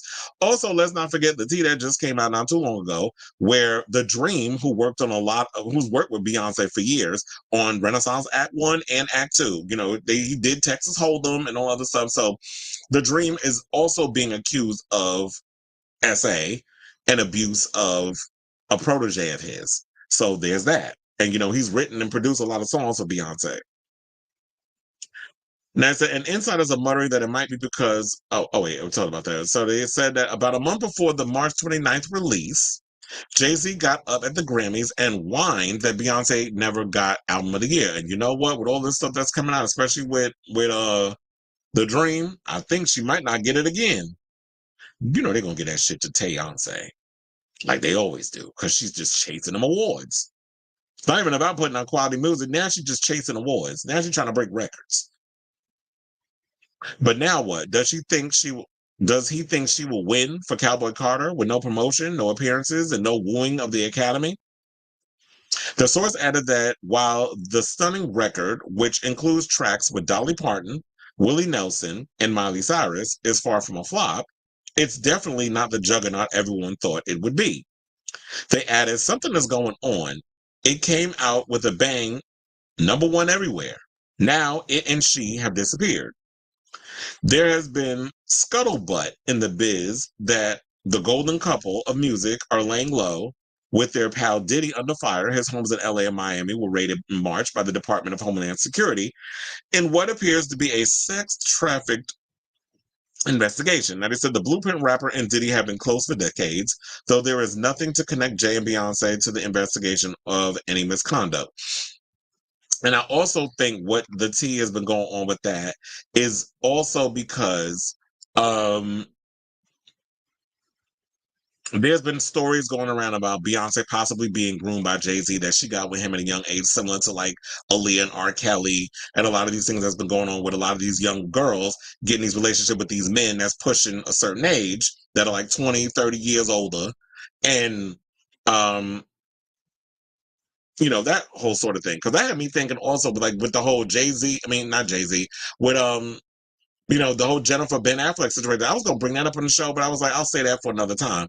That, you know, I was just thinking about Mark Anthony. Mark Anthony just revealed the name of his 1-year-old son that he had with his recent wife. You know, the wife that the twins didn't go, you know, to the wedding. I talked about that on TikTok, and that video's still blowing up.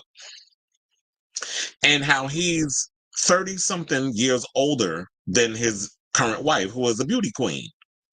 The son's name is Marco, by the way. But I was sitting there thinking about that, and I'm like, are we not looking at this as like, okay, so the age gap situation? Because I think he and Jennifer Lopez are like a year apart.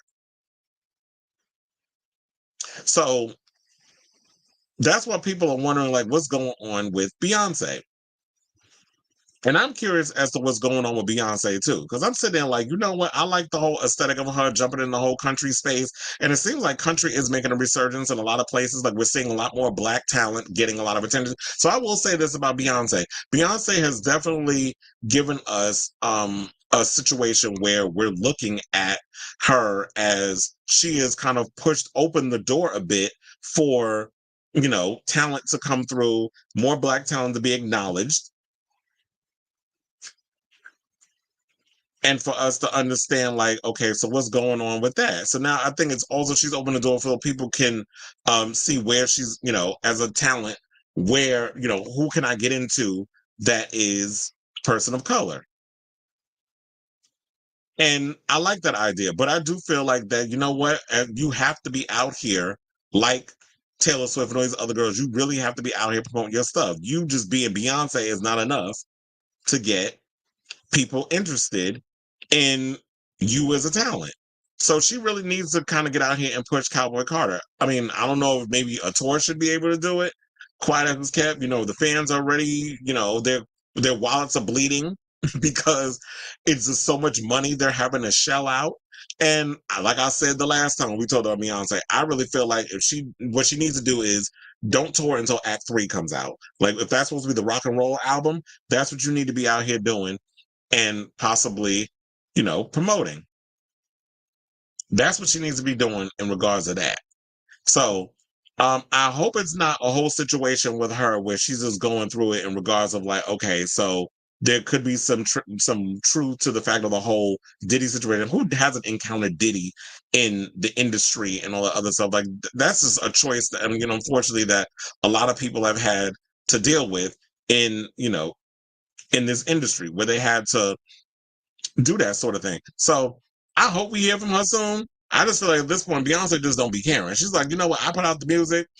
I may not make no money through streaming or whatever the case is. I mean, which artist is, or, you know, I'm not so hungry like Taylor Swift is when it comes to having to constantly always try to break records and hit that peak and that strive and constantly release 55 different versions of the same damn album. Maybe she's like, you know what? I know the money's in touring. Like once I drop this tour, whatever the case is, like she hasn't given us a visual in over almost 2-3 years. We didn't get a visual for Act 1. We didn't get a visual for Act 2. So we're just getting, you know, and her posting, you know, as me going through her whole Instagram, as y'all see I've been doing. It's like you posting a bunch of cowboy regalia on social media is not enough to get people interested in the music. And I'm going to be honest, like, I like the idea of Beyonce kind of taking a risk and going into the country space, but Cowboy Carter is not an album that I listen to repeatedly because that's not my zhuzh. Like, country music is not my zhuzh. Now, there's songs on the album, Sweet Honey Buckin'. Like, I like stuff like that. Like, if you're going to take country and you kind of just give it a twist, I'm all for that. But if you're trying to give me straight up, you know, strumming a guitar, this ain't Texas, and we're whole. Like, if you're giving me that, it's just like, okay. That's not enough for me to get invested. And I was hearing that song a lot when I was working a lot of these events because they had it playing on the jumbotron or whatever through the speakers, like the music throughout the arenas. Like when I have no choice when I have to listen to it here, but it's not something that I'm listening to in my whole situation. But if you can give me like a little different version of mix of country, kind of like what, like I said, I'm not into country, but I am into that song that Orville Peck has right now with Kylie Minogue. If you give me something different, or like what Madonna did with music. And if you give me something like that, if it kind of mixes it with a genre of music that I like hip hop, electronic music, dance music, if you kind of give me a mashup of sorts, then I'm here for it. But if it's straight up country, where I gotta listen to like a Johnny Cash or a Dolly Parton or Reba McEntire, like it's not gonna work for me. But I do love some of Dolly's stuff, like 9 to 5. Come on, I'm going off. Which I did hear that song yesterday that they were playing, before as the people were coming in to come see the Niall Horan show. As I was hearing 9 to 5. Well, that's a good damn song. So Dolly has some bops, but overall, like I said, country is not my genre, like my top genre that I listen to. So I asked you all, what do y'all think about this story? I mean, y'all think Beyonce is out here hiding for that reason regarding, what's his name? With the whole Diddy thing? I don't think it has to do with Diddy. I don't think it has anything to do with that. I just feel like, when she dropped the album, she's more or less interested in raising them babies and being a wife and doing a lot of behind the scenes business stuff. So that's what she's focusing on right now. But yeah, it's just like, I don't really feel like she really pushed and invested in this whole Cowboy Carter thing. It's just a lot of stuff that's been coming out, and she's kind of like just disappeared. We see Tina Knowles more speaking on behalf of her daughter, and Kelly Rowland knucking if you buck with people who be trying her on red carpets. Like, that's what we've been seeing. We ain't really been seeing Beyonce. But let me know what y'all think of this story down below. Okay, so we have some comments.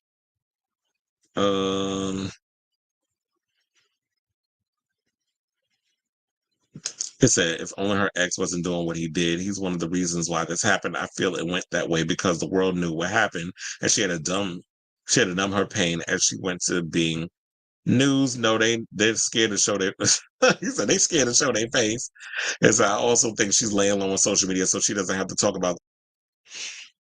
Yeah. Well, look, at this point, finally we're noticing that people can no longer deny, Israel and this whole genocide that they're doing. And now we got Russia setting up warships in fucking Cuba, aiming their missiles in our direction. And then we got, it's just a lot of craziness that's going on right now. And then, now it's like they're all starting to speak out about how I said, okay, y'all Johnny come latelys. There's videos saying we went back to traditional rollouts and long promos. I feel like I feel like it's taken a long time, but I do feel like that social media, the digital world, is trying to figure out how do we navigate into the world that we've had before, like the old school way of how they did rollouts of albums. And I'm starting to notice that a lot of artists are going into the whole traditional rollout. I feel like Charlie XCX did a traditional rollout for Brad. And I was sitting there and I'm living for it. Like, she's even doing meet and greets. Like, she's doing like store signings and everything. I'm like, I miss that. Like, I miss, when y'all would go into stores and actually set up a whole album signing thing. We need to bring that back. Like, being behind a phone and digital stuff, that's not enough. These kids actually will line up. And I've noticed is a lot of the younger kids, they're looking at the way that, the Gen X and did things and that sort of thing. And they're adapting that. And I'm starting to see that in a lot of rollouts and stuff. When they go to concerts, when they're releasing albums, like just really dropping an album on your phone is just not enough anymore. People want physical media. I'm starting to notice that the old school rollouts are starting to happen again. It's just, do we even have record stores where they can house these things? Because I miss those days back when they had Virgin Megastore and all this stuff. And if you were in Times Square, everybody knew when you did TRL, and right afterwards you went across the street to Virgin Megastore, which, by the way, I told you I lived in that damn store. The amount of money I used to drop in there, like I would spend damn near $200 on CDs, regular priced and imports, and singles, and maxi singles. Like, I was literally a music head, buying a whole lot of stuff. Dolly Parton worked with Galantis, the group, but oh yeah, I remember that song. Reba and Fancy had Fancy remixed by Dave Orday and her yeah, that's what I said. And that's what I think also what got me into certain artists. Like when y'all come into different spaces and you remix your songs and do different genres, that gets interested. So Spotify, Apple stop shoving Bormani, sleepy pill out. So now I got everybody saying Bormani. And you know, I call Camilla Cum Guzzler Gaborin. So it's like many astrologers who predicted Diddy and Drake's downfall also predict Jay-Z. Yeah, I've been hearing that too. That has also been a word on the curve. I keep seeing it in the comments when they were talking about Diddy. It was like Jay-Z's next. Oh, they gonna get Jay-Z because you know the rumors and stuff about him. In regards of that girl who was it? She was a model, a social media model or something or another. She was a friend of Claudia Jordan's who ended up unalived. Yeah, there's a story going on around about that. So far, they have been accurate.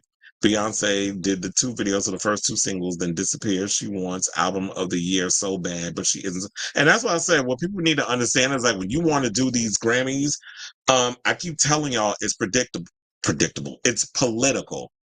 You have to kiss a lot of babies. You got to shake a lot of hands. You literally have to do a lot of politicking. And I understand.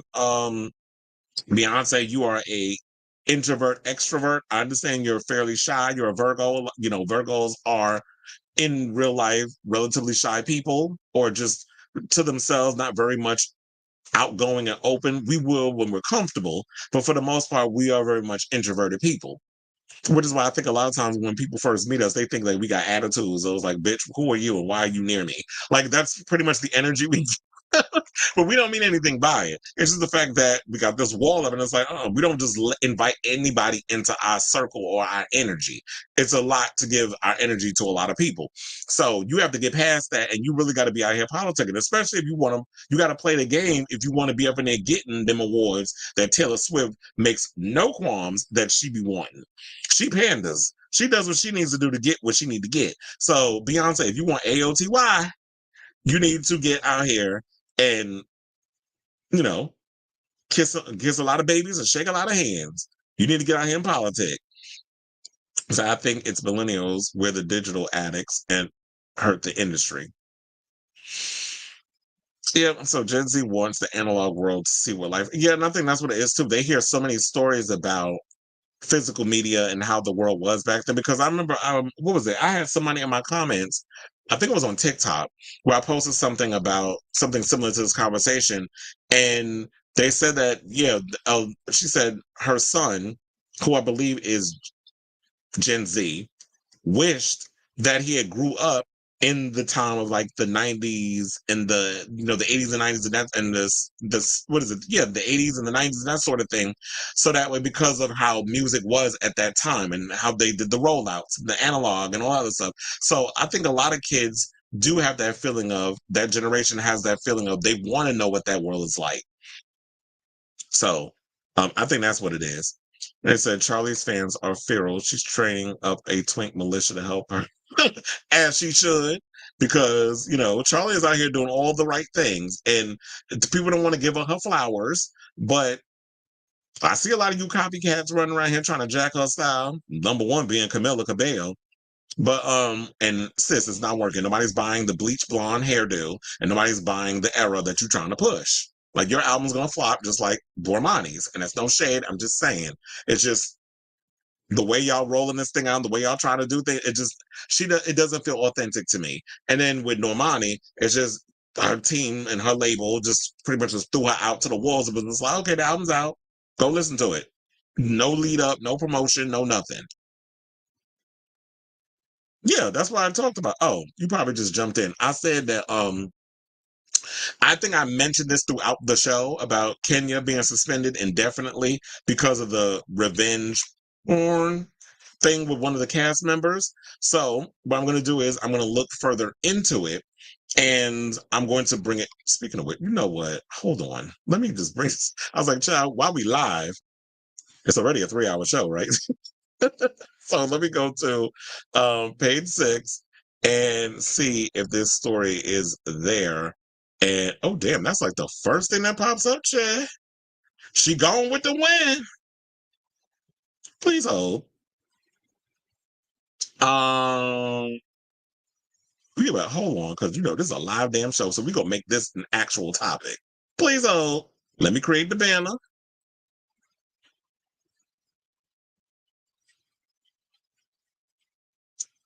See, this is what happens when you try to get ahead of the curve. And then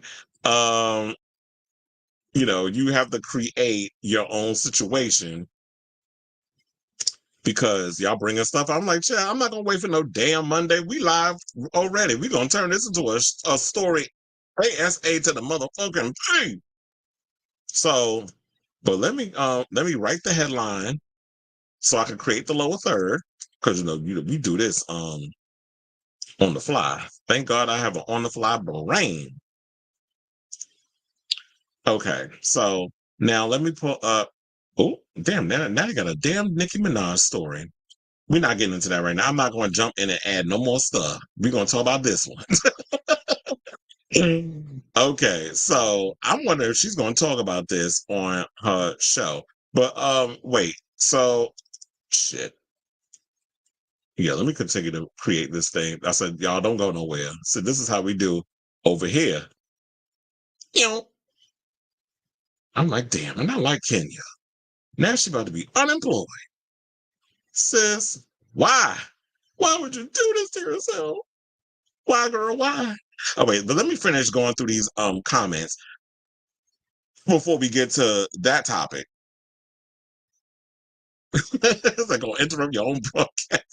So it's like page 6. Yeah, because I said I saw it earlier, but I was like, let me just bring it up now because I said, I told her, I said I heard the tea, but I need to find out the information. But now that you brought it, I was like, child, let me just look it up. So it said that's the thing with Beyonce, she just lives off her name, and that's not enough. Not in this time, not in this world that we live in. Are we ever going to get Renaissance concert? That's what I'm saying too. Where is that? I didn't have the opportunity to see the Renaissance tour thing in the theater. I didn't have the opportunity to see it. I wanted to see it, but I didn't get to see it. And I'm like, can we release this on streaming? She allegedly got in a fuss with streaming services about it. She got mad when, oh yeah, that's why I mentioned that too. The AMC did some shady shit and they leaked the information about the Renaissance thing. This is around the time that Taylor Swift dropped the Eras tour. So they was being shady. And I used to work for AMC, and yeah, they all shady over there. So I was like, I really hope Charlie gets an AOTY nomination. I would hope so too, but the fact of the matter is, the Grammys ain't shit a lot of times. A lot of times they don't know what the hell they doing over there, and I don't feel like they're gonna give her flowers. Now, if she does get AOTY or even any Grammy nominations, I'm a gag. Because I'm like, look, I was happy that my girl Kylie Minogue got her second one with Padam Padam, and I was glad that, Troye Sivan got nominated. But I would love for her to get nominated because this is her most, in my opinion, her most personal album. Especially with all the insecurities and stuff she was releasing. And that's what we want. But I know it's like I feel like a lot of people give Charlie XCX credit, and she is the queen of hyperpop. Let's be clear with that. However, I will say this. I do feel like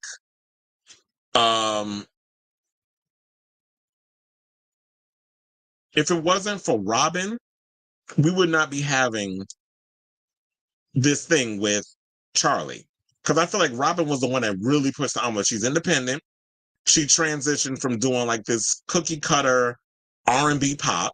Because remember, she was another one that we all thought was black until we saw her and we realized she was a white girl from Sweden.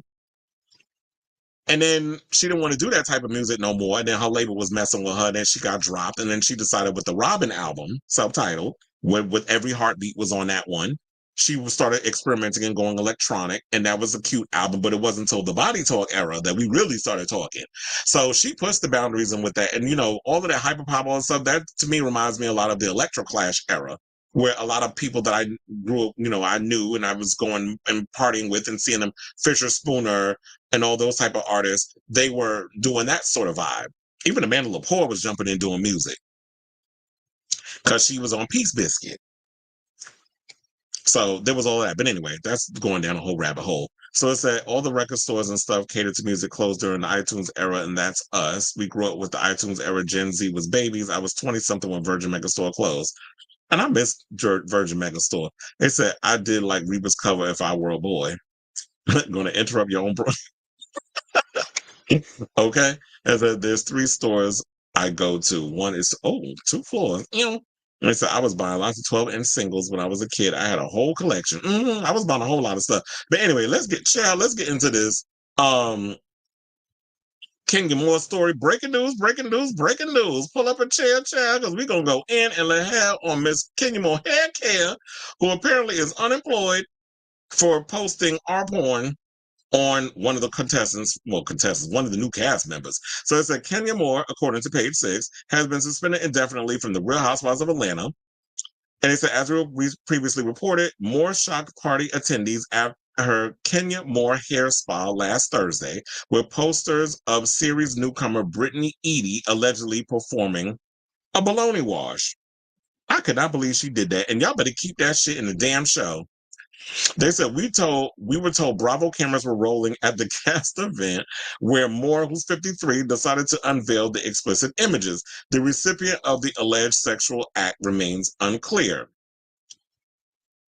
So they said they were told Edie was not present for the display. Ooh, that would have been even more humiliating if she was. Meanwhile, an insider insisted to us that the explicit photos in question were readily accessible online. The insider went on to claim that Edie had made threats to Moore using the word gun before the event.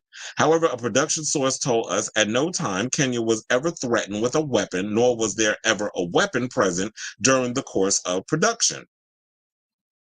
We are told that an investigation was subsequently launched. So it said, I'm flabbergasted and floored, RHOA star Drew Sidoro, who was at the party, tweeted afterward. Eric Robertson, a photographer who was also in attendance, added a since-deleted tweet saying, I'm still trying to recover myself. I couldn't even take a photo. My mouth fell to the floor, and I am just in awe, like that was the most deadliest scene probably ever filmed on the franchise. Now, after the scandal made headlines, Moore took to her Instagram story to say, believe none of what you hear and half of what you see. The truth always comes to light. Now, she then added on Twitter saying, I would never engage in RP. Y'all know what that is because we can't say a certain word on social media. They said, I have never distributed private images or footage of anyone, nor solicited images owned by others to use to threaten or blackmail. I've always been vindicated. I can't talk about story even with people planning fake news, #Sweet16. Edie, for her part, wrote via her own IG story, it's never a good feeling being targeted or hazed by someone I thought would embrace me in a new circle that I ever met or that I never met. For the record, she added, I've never once had possession of any weapons or threatened anyone ever. I've never been to jail, in fight, or even had as much as a speeding ticket. What child? You know, people was going, now that you said all that, you know the sleuth is going to dig and see if you actually got one. She said, that's not my character. I am hurt by the narrative that's being displayed. Wrong is wrong. Now, in leaked audio for the event, Moore was allegedly heard saying, you're a paid hoe. Brittany does escort. There's an IG that puts her emails out on blast. She charges $1,400 for an appointment.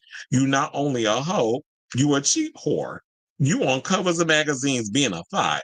You all of those things, okay? You over here on Snapchat. Yo Gotti was like, Snapchat me that P word, and you did. Moore has starred on RHOA since 2012, season 5. Now, reps for Moore, Bravo, and Edie did not immediately respond to page 6's request for comment. Well, child, first of all, between the mess with Simon Gabadia, messy behind, and him always going after Portia, and now this season was setting up to be the juiciest yet, because here's the thing, I was still straddling the fence when it comes to RHOA, because last season was so unwatchable. I watched like 2 episodes and bailed. I could not get into the Real Housewives of Atlanta. It had gotten so dry since Nene left. And I was like, okay, so what are they going to bring? When I heard the cast, I still wasn't interested. I'm like, who are these new girls? I'm not interested in investing in no new girls that's coming on with RHOA. And Drew, I found her boring. Portia's just whatever. And Shamia getting a peach, I'm like, okay, whatever. Like I just didn't feel no ways about it. But now that I'm hearing all this, I know one thing, Bravo, y'all better leave this shit in the damn show so that we could see what had happened and know if Kenya has been suspended indefinitely, which basically means she's been fired. I don't know why y'all try to call it suspended indefinitely, put on pause. Y'all put in all these damn just say the bitch was fired. I'm tired of y'all just trying to come up with these new terms just to try to ease the situation. There's no way of putting a Band-Aid on a situation where somebody is unemployed. Just rip the shit off and let the wound breathe. It's like, yeah, she's been fired. She's not in the union no more. She got to go find a new place of employment. And you know one thing about Kenya, she has a flair for the dramatic, and she would have brought it with these things. Now, the fact of the matter of you having an event and you unveiling porn where the room is clutching their pearls, that would have been that is a full soap opera move. That's why I was living for it. But to be serious, no one has a right to use RP as a way to get back at someone or to slut shame and all that stuff. I don't like slut shamers. I don't like people that like to make it seem like being a part of being a part of the world's oldest profession is considered a bad thing. Cause look, yeah, so I just don't understand why y'all would try to make that a negative. So okay, so I will definitely keep y'all abreast of the story as it develops because I know it's definitely gonna be more stuff coming out with this. But I am curious to hear what y'all think of this story. Let me know in the comments down below. Because yeah, this is breaking news. This has literally just been happening. Like this happened today, within the last hour or two. That this story about Kenya. And so yeah, I'm gonna definitely keep y'all abreast of the story as it develops. But child, I am clutching my pearls. This sounds juicy, and this has got me semi-interested in wanting to check out RHOA's upcoming season. But I'm still straddling the fence. I need to see a trailer or something, and that trailer has really got to bring it. Because y'all are on thin ice over there at Bravo. All the drama that's going on with Andy Cohen and Leah McSweeney's new lawsuit, which I will save that for Monday's show. Because we already got a lot of topics that we have to get to. We're not even halfway done. Well, actually, we are halfway done. I probably got how many more topics I got? I got about a good 6 more topics that we could power through. It's probably gonna be another 4 hours. But it is what it is. I told you this is an interactive talk show. We could talk for a long period of time away. As long as I got my water and my check. I had to reference Lanithia. I just want my water and my check. It was like, as long as we got, this whole situation here, then we just going to talk about it. So we can power through. Y'all gonna help me with it. I had my Red Bull earlier. Now I'm just, swigging the watation, the H2O, the agua. But anyway, let me know what you guys think of this story down below. Okay, so now we have topics. It said Robin for sure broke the mold. Sophie, yes, and that was another thing we did talk about. Sophie the other day. It was like, yeah, and I do love that song. What is it? So I think it's called, and it basically it's an homage to Sophie. And that is it's a sad song, but it's one of my favorite songs off the album. And I definitely was a fan of Sophie's music. I was a fan of Sophie's production. And she definitely is. I really wish that she was here today to see how hyperpop has progressed after she tragically passed away in Greece. I said, I wish Robin would put out same. Because I'm like, girl, I need new music. You working on a remix with Charlie XCX, the 360 remix. I need more. It's like, girl, get in the studio. What are you doing? I mean, I like the whole idea that they've been doing these Robin homages. Like they do this thing in Brooklyn where they, play Robin's music, they celebrate her music and all this other stuff. So I like that, but I need her to actually put out something. So whenever I hear about Fifth Harmony or the girls who were in it, I think Britney's face when they were on X. I forgot that Britney was on that X Factor when they were put together. People need to understand for self-release acts like Robin or Melanie C, they have to save about $50 million because it's expensive. You have to pay the studios, producers, and photographers.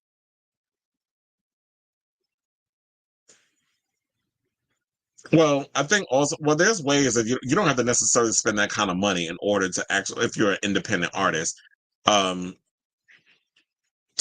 put out music, because I don't even think they can even scrape together that kind of money. But if you're independent, it's like, yeah, there are plenty of producers out here that you can work with. Kenya has always been so unlikable to me. I was rooting for her to fail on. I love to see her fail. That's how much I don't like her.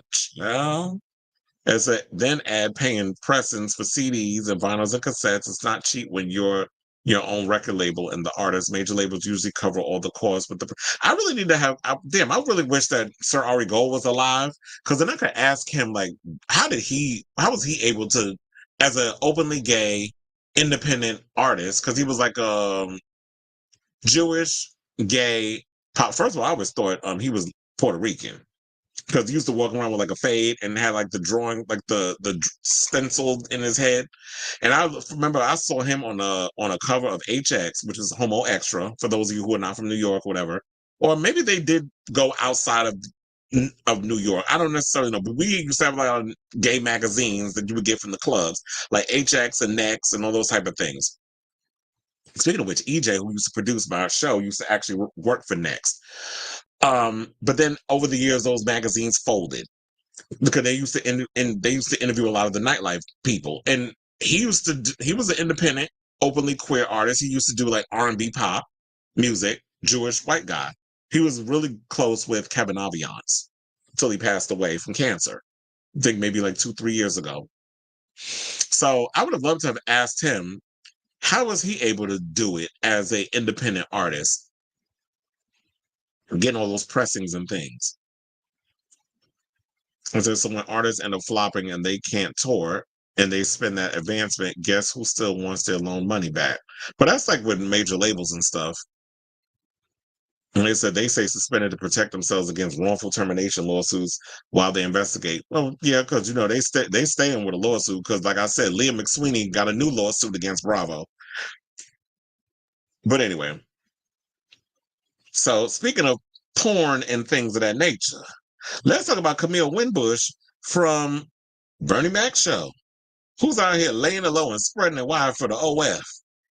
So they says Camille Winbush is far from the little girl who played Bernie Mac's daughter, something her OF followers know all too well, and now she's clapping back at folks shading her new gig. Now, the 34-year-old former child star earned a Young Artist Award and 3 NAACP Image Awards for her performance as the eldest of the 3 children. Vanessa Girl Tompkins, featured in creator Larry Wilmore's sitcom about the late great comedian, which aired on Fox for 5 seasons spanning 2001 and 2006. And so she went and did an interview with Comedy Hype last Friday and explained why she has resorted, instead of going out and getting a job, as some people feel like she should do, why she has resorted to releasing sexual content on the OF. Tied up for like from a job 20 years ago when I was a 12-year-old. Yeah, like duh. Because we think the residuals are still coming through though. I mean, they do, but it's not. Listen, if I was on Friends making $1 million an episode, yes, those residual checks would still be very nice. But as time goes on, they get smaller and smaller every year. You're not making the same amount that you were when the show was current per episode. Right. So as someone who was just a kid, don't get me wrong, still making good money, but 20 years later, those checks are not sustainable for a living. With the industry being as fickle as it is, you can't count on any job to last or even to book a job. So over the years, I have done regular 9-to-5s. Oh, wow. I owned an ice cream shop for 3 years when I was a teenager. Wow. And I funded that with my own money. I taught gymnastics to kids where I was making like $11, $12 an hour. So I've done that. Wow.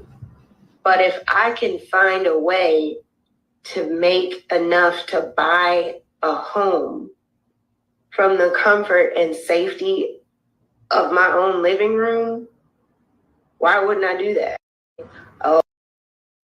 So she basically explained why she does what she does. And people have to realize is that, you know what? There are a lot of people out here who do work regular 9-to-5s who have had to resort to, or not even, because look, There was a story that I saw on the Young Turks where they was talking about, they talk about, oh, the economy is better, jobs are, unemployment is low, and people are getting all these jobs and stuff. But it's like, but here's the thing. See, I love how certain shows, with Whoopi in them, they love that surface shit because it all sounds cute when you could spoon feed people a bunch of, sound bites on a show where 5 women have less than 10 minutes to get all their points across.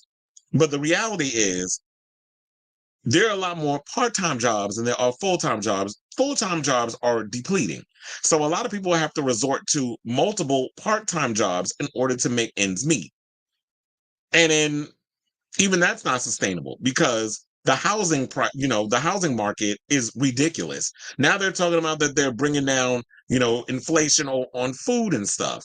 But they're talking about fast food. So you got all these fast food places like Wendy's and McDonald's and even White Castle. They're doing deals where they're bringing down the prices of stuff. Why is it on fast food? First of all, fast food ain't good for you. But I do have my cravings every now and again where I need like a little fast food, burger. But overall, I'm out here eating Caesar salads and all this other stuff because it's too damn hot in the weather. And, when you got to maintain your figure in so many ways and you working out, it's like I can't be out here eating all this burgers and shit. And that's what people have to resort to in America, where it's like you got to resort to fast food and things of that nature. And then come to realize that, y'all bringing these prices down because y'all realizing people are no longer going to them fast food markets to eat y'all food because y'all raising them prices to the point, which goes to show that the prices never need to be raised in the first place. If you market things down, people will go and put the money up. It's the same thing with the housing market. Y'all making it impossible for people to afford an apartment. No one bedroom should cost $3,000. But that's a whole nother conversation for a whole nother day. I don't want to just rant and rave, but that's what she's talking about. She's talking about, excuse me, doing things in the confines of her own home and owning her home and how she had her own businesses and stuff. But, when it comes to the pandemic and things of that nature, a lot of people lost their business. People aren't all sudden, she had an ice cream shop, unless you're in a certain place where where it's warm all year round, ice cream shops can't sustain, the money that it sustains for long periods of time. And these days, a lot of people have jumped on doing sexual content on social media because porn may be the world's oldest profession. It ain't the world's oldest profession for no reason. People jump on this thing because they realize the world's oldest profession, definitely you're going to always get income coming in with that. And then you hear so many stories about people who have resorted to, adult entertainment to pay their bills. Dan Benson, who used to be on, that Selena Gomez show, Wizards of Waverly Place. That's what he does for a living now. So, you can't necessarily rely, and he was a child actor, so you can't necessarily rely on just thinking like, oh yeah, but you need to go out and get a regular job. It's easy for certain people to sit behind a computer and say that. When it's like, well, why don't you go out and get a regular job? You don't know what that's like because your ass lazy. I don't want to say who I'm talking about. We mentioned him earlier in the show. But for the most part, people are let people live and do what it is that they want to do, whatever is going to sustain their own income. So shout out to Mr. Ray, because he said something that made a whole lot of sense. He said the people joking about her checks drying up don't have a pot to piss in, and much less ever had an agent, manager, or a TV contract to understand the beast that is the TV industry. How she chooses to make her money is her business. And I totally agree with that. It's like how she decides to make her money is her business. Now you can either support it or not.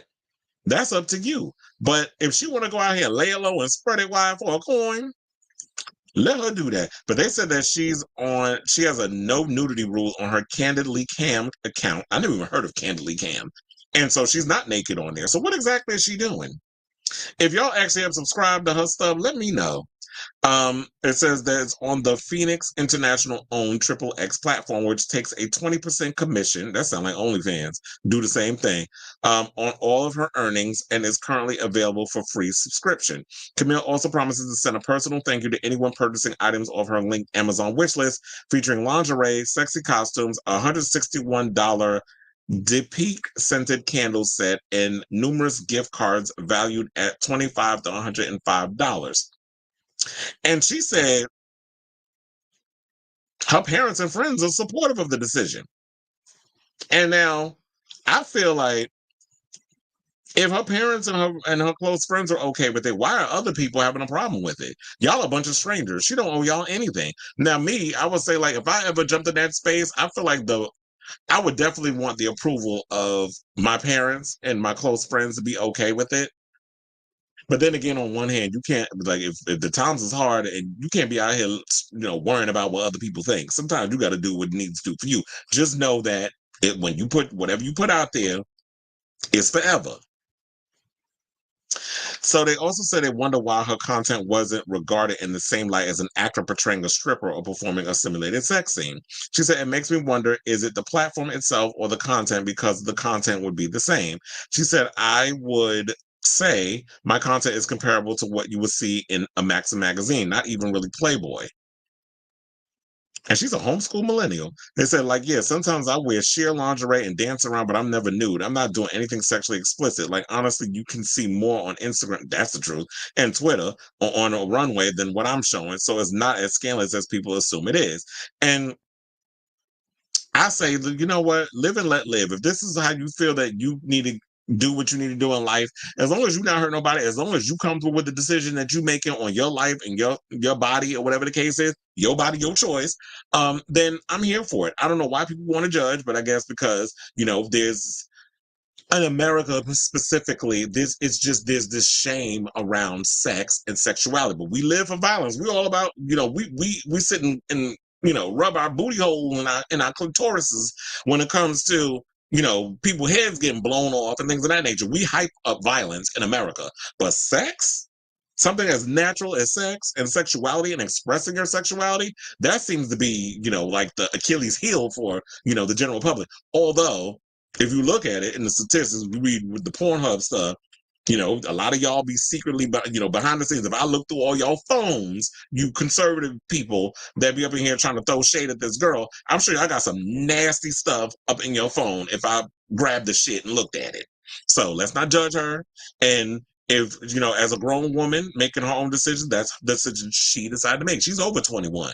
Remember Jamie Foxworth from Family Matters went upstairs at the Winslow household and then came out as a porn star. So anyway, let me know what you guys think of this story down below. Okay, so we have comments. It says someone made a video on Lena Morgana.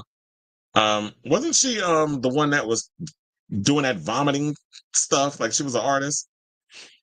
There's a Gaga type pop star who rumored to be the sacrificial lamb for Lady Gaga is alleged Gaga had her unalived, and it all referenced in the pop.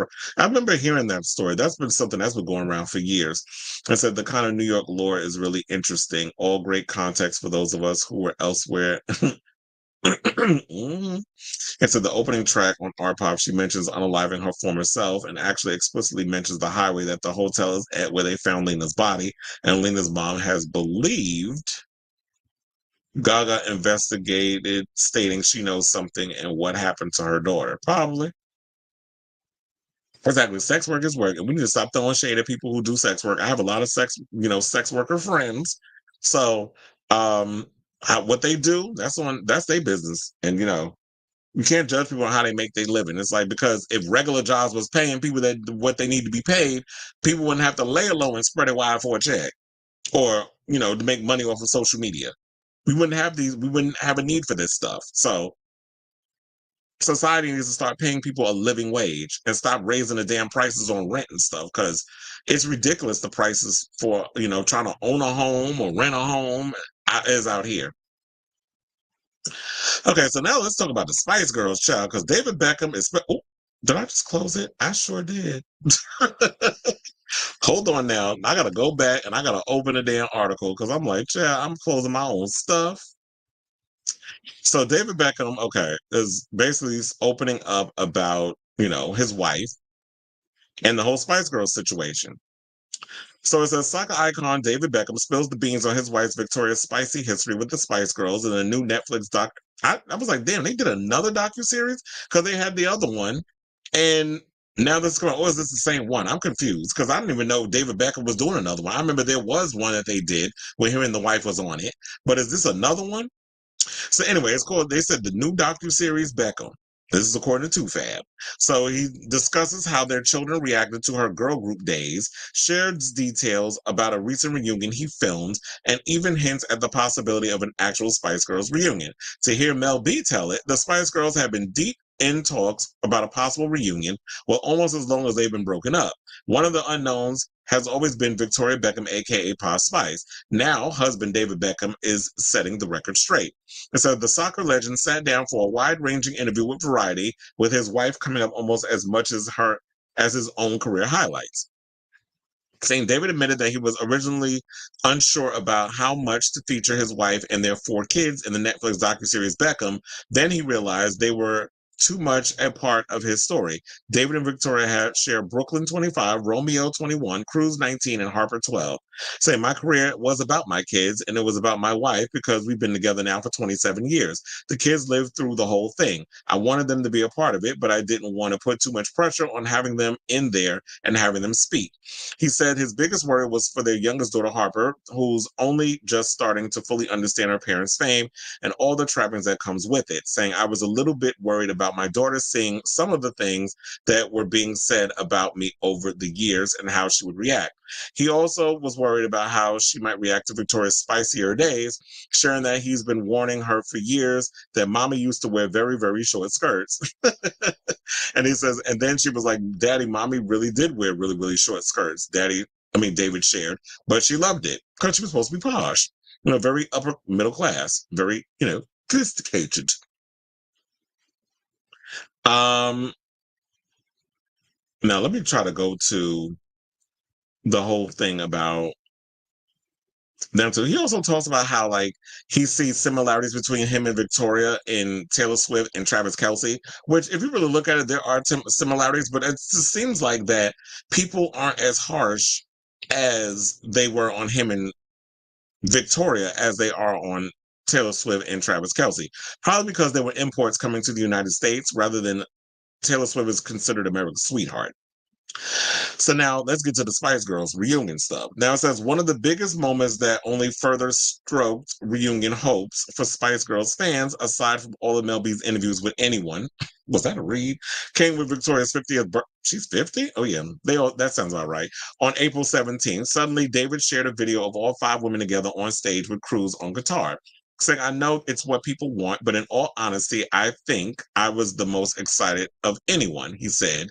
I've seen all 5 ladies on any stage together after 15 years. Now, formed in 1994, the Spice Girls quickly becoming the best-selling girl group of all time by the time they disbanded in 2000. They were also known by their alter egos, each defined by their own spice. But we already know the tea is that Mel B was Scary Spice, Mel C was Sporty Spice, Jerry Hollowell was Ginger Spice, Emma Bunton was Baby Spice, and Victoria Beckham, Vicky B, a.k.a. Victoria Adams, remember when she was that before she went out with David? She's posh.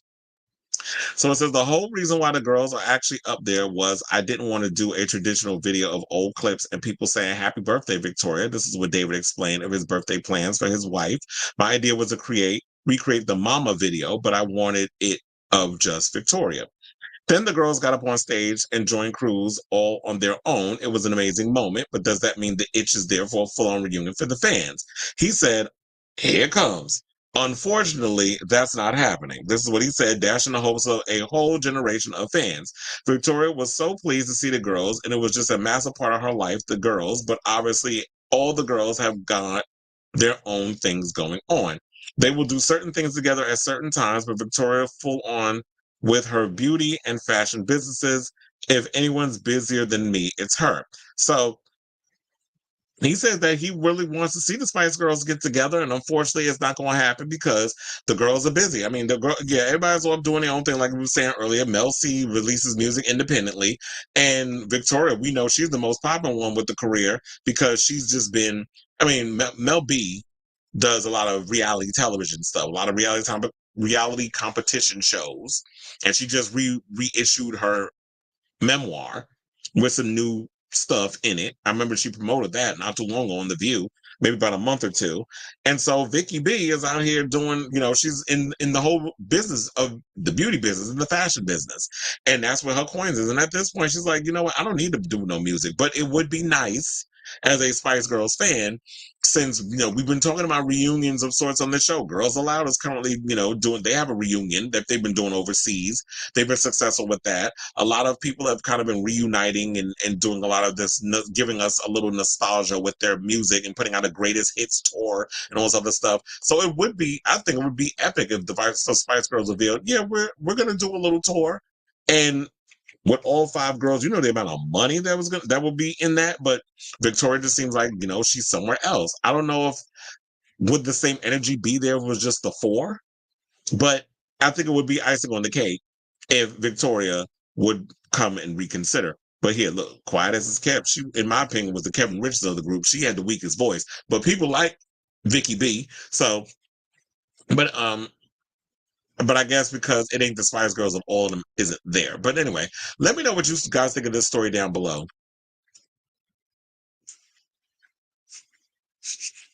Sometimes I got to self-edit. That's why I take them long pauses. Because then when I edit the show later, I know exactly where to cut. But anyway, so another trick I'm telling y'all. So, we have comments. It says, people are thankfully waking up and realizing Taylor is an American sweetheart. Finally, a sweetheart wouldn't drop deluxe albums to compete with other artists and burn bridges with them.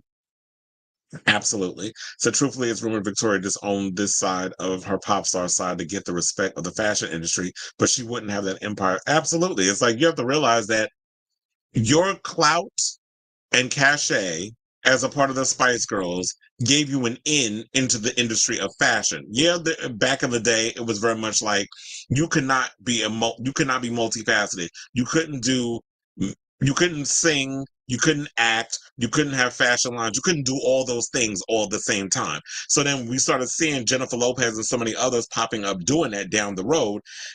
Now it's more acceptable. But back then it was just sort of like, oh, they don't take you serious because you were a singer and a part of like this pop girl group.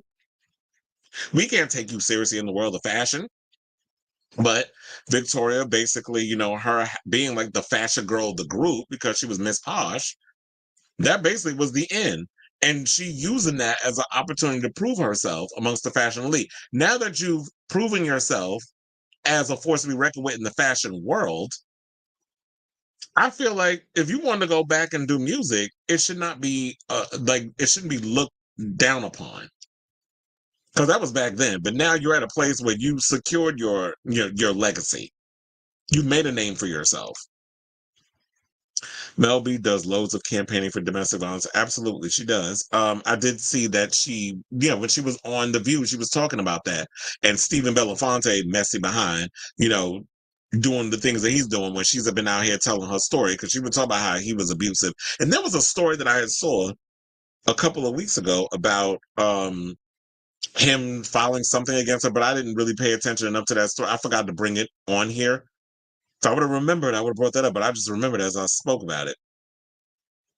Okay, so now, what's the next topic? Oh, okay. So now let's get into some homosexual news. Homosexual news. And the homosexual news is, with this whole campaign for Deadpool and Wolverine that's been popping up, and I'm going to show y'all a couple of the campaign posters for context. The people out here think that this whole campaign with Deadpool and Wolverine is a bit homophobic. And so I was like, let's talk about it. So Out Magazine, shout out to y'all. Actually, before we get into the thing, let me pull up one of the pictures. Okay, so it says that there seems to be isn't it so funny how gay Deadpool is for Wolverine? That seems to be the mantra for the currently ongoing marketing campaign for the upcoming Marvel Studios film Deadpool and Wolverine, and we're so tired of it. The Marvel Cinematic Universe is famous for its terrible queer representation. The first queer character in an MCU movie was a grieving man, a nameless queer played by Avengers Infinity War director Joe Russo. Additional queer characters and storylines have been cut from Marvel movies, including a gay kiss in Black Panther Wakanda Forever. That was between one of the Dora Milaje. A scene with a woman leaving Valkyrie's apartment because, Valkyrie, played by Tessa Thompson, her character is bisexual. And a lesbian icon, America Chavez, being reduced to a preteen with a rainbow patch on her jacket. Now the same company is trying to convince us that Deadpool is going to be gay for Wolverine in the new Deadpool and Wolverine movie. We have to laugh. After the first Deadpool, fans celebrated that it had a scene where Wade Wilson, Ryan Reynolds, is pegged by his girlfriend Vanessa. However, he only agreed to do it because it was International Women's Day, and when it happens, the camera zooms in on his wincing face, showing he is definitely not liking it. If the message was it's okay for masculine men to get pegged, why end the scene with a joke about how horrible it feels for a man to get pegged? Especially when there's a lot of straight men out here that enjoy getting pegged. So I hate the fact that, you know what, Hollywood continues. I get what Out Magazine means, because it just seems that, okay, y'all just try to come out here and make it seem like, why are we still in a society that homosexuality is an uncomfortable thing or it's wrong, or whatever. This is why I hope that, you know, with the upcoming DCU, and James Gunn, that he's not going to shy away from, you know, gay superheroes, because I'm sure I believe there's a couple that damn, I wish I would have had the time to Google Schmoogle to see what the characters are in this group. This one of the DCU film movies or TV shows or whatever that James Gunn has on the roster features 2 gay superheroes that are a couple. So I really hope that he doesn't shy away from that when you know the time comes for the show, because we do want that representation. And when we see shows like when we see certain TV shows on TV that embrace gay superheroes and gay characters, like when you watch The Boys and so many other shows, we want that same thing in movies. But it seems like that y'all are just worried about those films not being accepted in China, because you know how China is when it comes to the LGBTQ community. So that's what they be worrying about, because they want that Chinese coin. So it says now Disney and the MCU are doubling and tripling down on the gay jokes. The marketing for Deadpool and Wolverine is leaning heavily on the fact that Deadpool is pansexual and that he is head over heels gay for the gruff, stoic, and straight Wolverine played by Hugh Jackman. But is Hugh Jackman straight? Now, they said the IMAX poster for the film showed Wolverine's fist with his claws out as Deadpool gently strokes one of the claws and caresses his hand. It's not meant to be sexy, only funny that the two could be doing something even remotely intimate with each other. Furthermore, the marketing doesn't imply that anything serious will actually happen between the two men. It's all jokes. And then it does feel like I just don't want it to make it seem like that, okay, so y'all being party poopers. And then they have this one where it's a riff on Beauty and the Beast. So it says Marvel studio parent company Disney also recently released a new illustrated poster in Portuguese that was clearly inspired by the 2017 live-action Beauty and the Beast romantic poster. Here, Deadpool is in the role of Belle, dancing with Wolverine in the spot of the Beast. Get it? Deadpool is the girl here. He's the effeminate one. He's the faggy one. Isn't that so funny? And then they had the popcorn bucket. Now, let's not forget, prior to, and I did want this one, the Dune 2 popcorn bucket came out, which y'all remember. The Dune 2 popcorn bucket literally looked like a damn flashlight because they were using the little sandworms. It looked like a flashlight. I kind of wonder if people were actually using it as such. You know, now that the movie is done what it's done, or you can watch it on HBO Max and all that other stuff, and now people have the bucket saved in their homes, I did wonder if, you know, they still have that.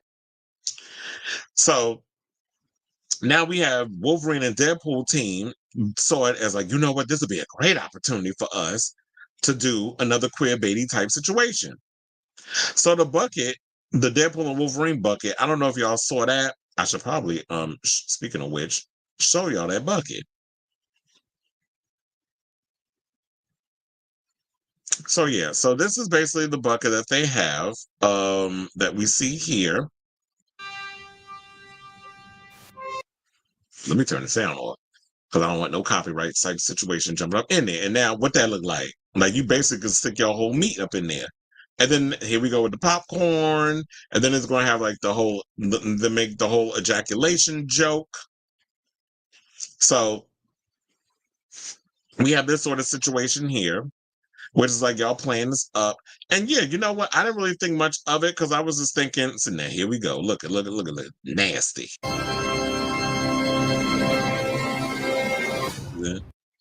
So So yeah, so now people have a problem with, well, Out Magazine has a problem with it because they're the ones that's bitching. So now they're saying, is this movie trying to convince us that Wolverine sucks? Gives baloney washes. This is what queerbaiting actually is. If Wolverine ever sucks dick in the MCU, I will happily issue a full apology, but that's never going to happen. Instead of feeling like a step forward in queer representation in the MCU, this feels like a huge step back. These jokes don't feel like they're coming from inside the queer community. They feel like the jokes frat guys and jocks, quiet as it's kept, a lot of them, they'd be hunching each other too. And that's not just a simulation. I said frat jocks and guys used to lob at people like us back in high school and college. These are the same jokes made in movies like Boat Trip, where Cuba Gooding Jr. and Horatio Sands pretend to be gay on a gay cruise. And Now I Pronounce You Chuck and Larry, where Adam Sandler and Kevin James pretend to be gay to get married. Even the TV Tropes website page for the homophobic trope, Queer People Are Funny, lists the 2016 Deadpool movie and its 2018 sequel as a second example in its film's live action section. The titular Deadpool in Deadpool 2016 and its sequel is pansexual, with his relationship to Vanessa being treated serious for showing him happily molesting other guys for comedy. Now Deadpool and Wolverine is taken into the next level of homophobia, making nearly every ad for the movie by these jokes about Deadpool groping its straight co-stars. Obviously, we are not falling for it. As the classic tweet says, getting queer-baited by the MCU is like losing at chess to a dog, and we know all of this dog's tricks. Now, I would say, okay, y'all doing the most, but in a way, they have a point. And it's sort of like, I'm all here for a gay joke if y'all gonna make Deadpool queer in this film. Don't just be using being gay or whatever as the butt of the joke, because it's just lame. It's a cheap shot. It's like they said, frat boy, grade school type of ha ha he he whatever. And I don't want to be the butt of the joke at the expense of your movie. Now, here's the thing. I'm excited to see Deadpool. I'm really hyped to see this film when it comes out. I'm a Deadpool fan. I have Deadpool as a screensaver on my phone. I don't even know if y'all can see it. Hold on. See? I got Deadpool as my screensaver on my iPhone. So, I don't see what I don't want to say I don't see what the big deal is. I do see what the big deal is. It's like, yeah, I don't want to come as one of those people that's a stick in the mud or whatever. You can't make fun of gay people. You can't make fun of if the jokes is clever, I'm going to laugh. But it does seem like, okay, now that I look at it, it does seem like y'all just doing these cheap shots for laughs or whatever. It just feels it feels lazy. It feels lame. It feels late. It's like y'all could do better than that with the jokes and the gags. Like, come on, really bring it if y'all going to do that. And I do wish that, you know what, y'all know that in the comics, Deadpool is pansexual. Why not lean into that? If people are going to be uncomfortable about it, oh well. And that's why I love the fact about The Boys. The Boys, they're like, you know what, our show is political. Our show is all these other things. And if y'all have a problem with it, okay, go suck an egg. We don't give a damn. And because look, Homelander is bisexual. And so if y'all would have actually played that up, I think people would have wanted that too. But I'm kind of glad they didn't really go in there, because he's such an asshole on that show. It's like, we don't want that stench. Because the show is not even following the source material from the comics anymore now. I mean, which makes it even a much better show in my opinion. So what do y'all think of this story? Do y'all really think that, with Deadpool and Wolverine coming out, do y'all think that Out has a point, or is it much ado about nothing? Or are they just like, okay, just relax, like take a coffee enema, loosen up a little bit. It's just jokes, whatever. Or is it that, yeah, or maybe what the real problem is that we want real queer representation in these superhero movies, because we don't really get it. And when we do get queer representation, it just feels like this one little write-off. Like, it just feels like a bunch of nothing.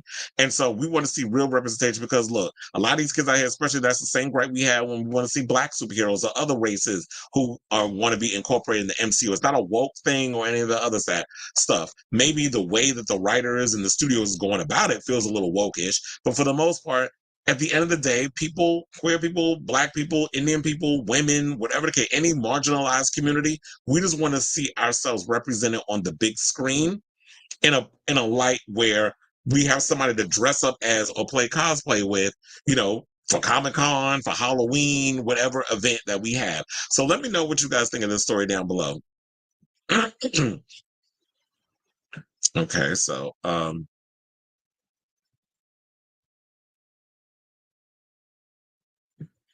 it's a Melby. Oh yeah, did read that. Oh, he said, "Oh no, thankfully the press here." Oh, you in the U? I didn't know you was from the UK. It's like shout out to y'all over there across the pond. I said, does Victoria not get along with the other girls? Is that a reason she hasn't tried to rejoin them? Then Robert says, actually, it's Jerry. They had plans to do an 18 U.S. city stadium tour after the UK and Ireland stadium tour, but it fell through after Mel B said she had sex with Jerry. That led to Jerry dressing wild. White being the virginal, but now it's alleged her husband is being unfaithful. Oh yeah, I did hear that too. Like he was to his ex-wife when he hooked up with Jerry in 2015. His ex-wife was pregnant. Well, child. Well, you saying he looks like he gets bored, but the word is that look, how you get him is how you lose him. Because if Jerry was messing with him while he was married, why should she be surprised that he doing it to her? I said, and he's an F1 racer. Not the athletes say nothing, say less. I said, and he's an F1 racer. I heard that led to the end of his relationship with Nicole. Oh, they was that. Wait. So he was dating Nicole Scherzinger also? Wait, well, he was married to Jerry Hollowell? Well, I think Nicole Scherzinger, well, she done moved on with her relationship. I said, Deadpool is already a controversial character, and most Deadpool fans know about the comic book history he has with pansexuality and his relationship with Peter Parker. Maybe that's why they're not making it a big deal. Maybe it's that Out Magazine is probably just making much ado about nothing. Because here's the thing, I didn't get when I've looked at the campaign and stuff, I didn't get homophobia. I just thought they were just playing up the whole pansexuality. Because here's the thing, the whole shtick about Deadpool, his whole thing is he's annoying and he just makes everybody uncomfortable. That's why I think we're all laughing at it. We're not looking at it in a way as like, oh yeah, gay's funny, ha ha ha.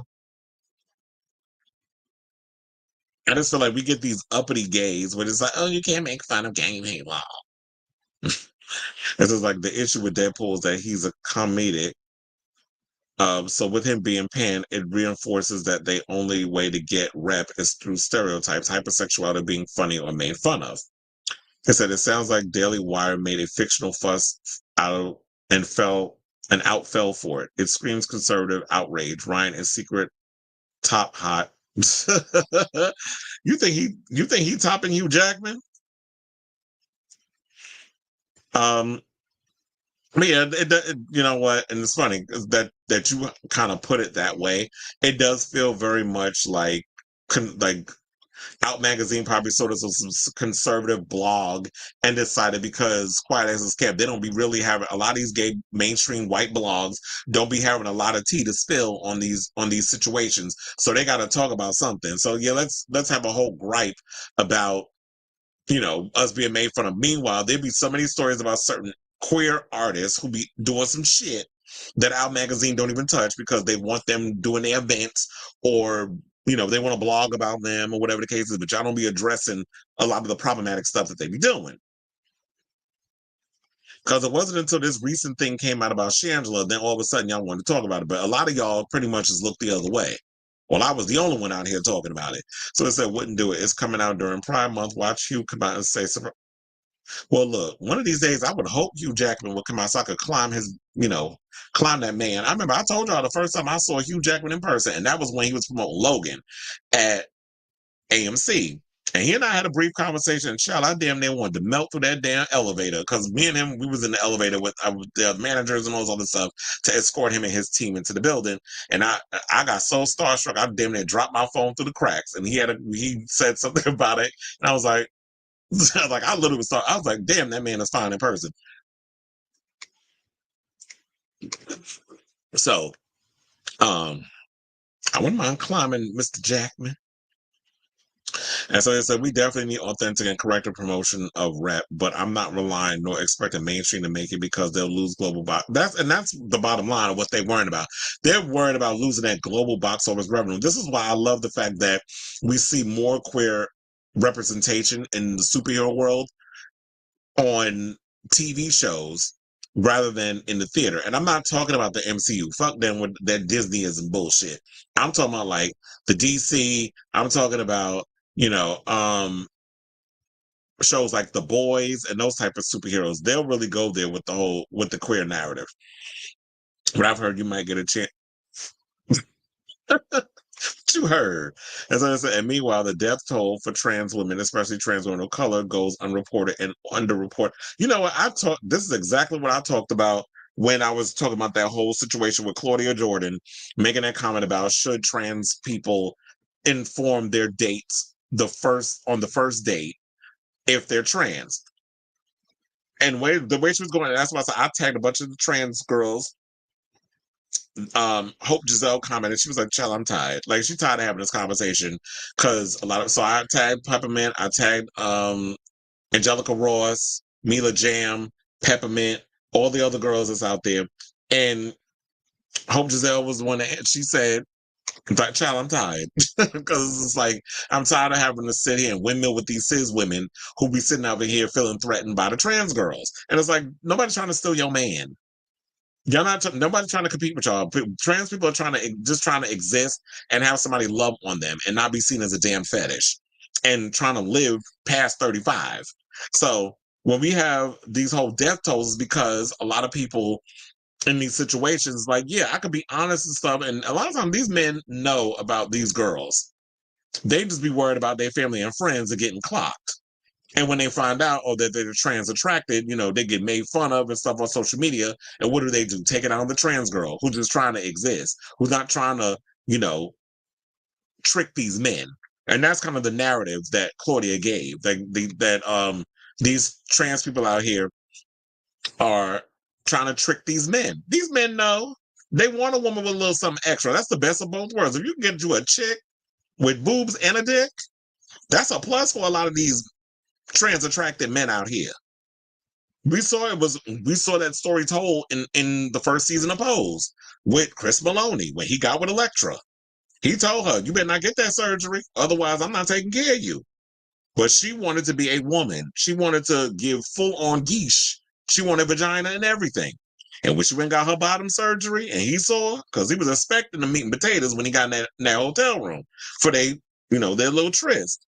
And when it happened, he dropped her ass, and she had to figure out how to survive because her happiness was more important. And that's what it has to be. A lot of the trans women, a lot of you people who are trans identified, you have to put your happiness before anything, because you got to live with you at the end of the day. Because you sitting out here unhappy with this part of you that you feel is a mistake, and everybody says God makes those mistakes, whatever. But this is how people feel. But you have to realize when you get that bottom surgery, you better be 110% sure that's what you want, because you can't get it back. And there are some people out here that do, we've heard the stories where they regret getting the surgery. Said, "My mom fainted when she met Val Kilmer. That was her besides Prince, and a woman crush is Melissa Etheridge." Child, that estrogen with that little drop of testosterone that Melissa Etheridge got, I could definitely see her getting starstruck. When mom is 60 and was open to admit I'll go gay or to have songs sang. It said, I saw the DM thing, Sailor. It said, "Ryan and Hugh have been friends for 17 years. So after all this time, can they be flirty like that and be playful? I like the Karens. I think the Karens are out." Okay, because they manifest in different ways.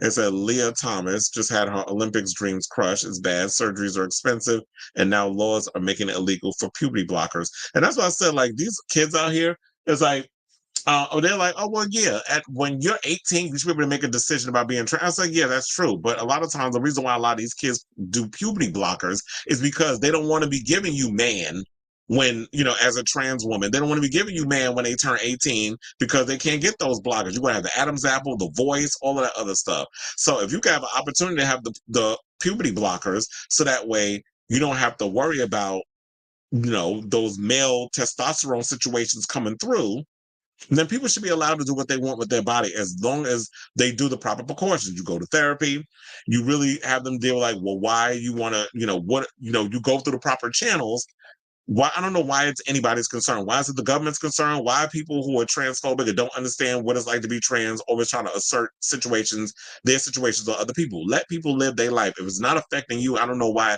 people want to jump in and on other people's decisions that they make for their own bodies. It's the same thing with abortion. I misposed. Stan and Angel were a cute couple together. I misposed too. That's why a lot of times I just be living nostalgic and I go back and I watch the old episodes because I just miss the days of like seeing the ballroom scene and all other stuff. And like a lot of the stories was ripped from Paris is Burning. But nevertheless, I did love that show. And I feel like it deserved more than 3 seasons. I remember I could have sworn they said they were going to make more than 3 seasons. But then we ended up getting, that was just it. I could have sworn they said they were going to go for at least 4 or 5. But I was so mad when they canceled it because and then the last season really felt rushed.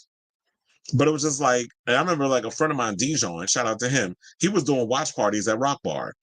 So I remember when during the premiere, I actually went, and then oh my God, one of the authors of this, I forgot the name of the book. It was a book that Gabrielle Union licensed and was going to turn it into, I believe, a series. I think it's Only Boys Wear Blue or something or another. I forget the name of it. But anyway, he was there, and we were all in the little VIP section. We had a conversation. He was drunk too. But he was there, and then we were sitting there. We was watching the premiere where Electra was working in the dungeon, and it was a good time. So I miss shows like we need more of that. And those are people don't realize the impact a lot of those shows have, especially on our type of communities. I guess a lot of y'all who aren't in those spaces, y'all don't get it, but you don't realize the impact. It's the same thing with Noah's Ark. It's like y'all don't realize the impact that show had, especially on Black queer people. So I'm excited that show's coming back. Because Ronnie Chester revealed that when he recently did an interview with Funky Dineva. So, I mean, even though we already knew, because the year before, Patrick M. Polk revealed this in an interview. Well, when he received an award, he said it was coming.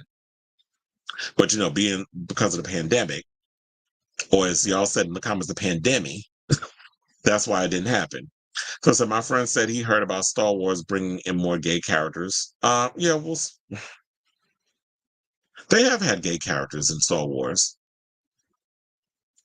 And I remember there was some controversy surrounded by like gay kisses and stuff in a lot of that stuff, but don't be talking about end the show in 30 minutes. I got a date at Starbucks.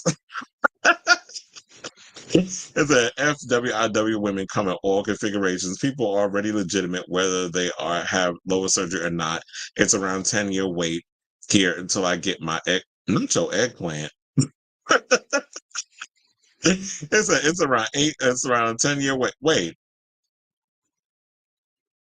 Wait, so I didn't even know you identify as trans? Well, look, welcome to the show.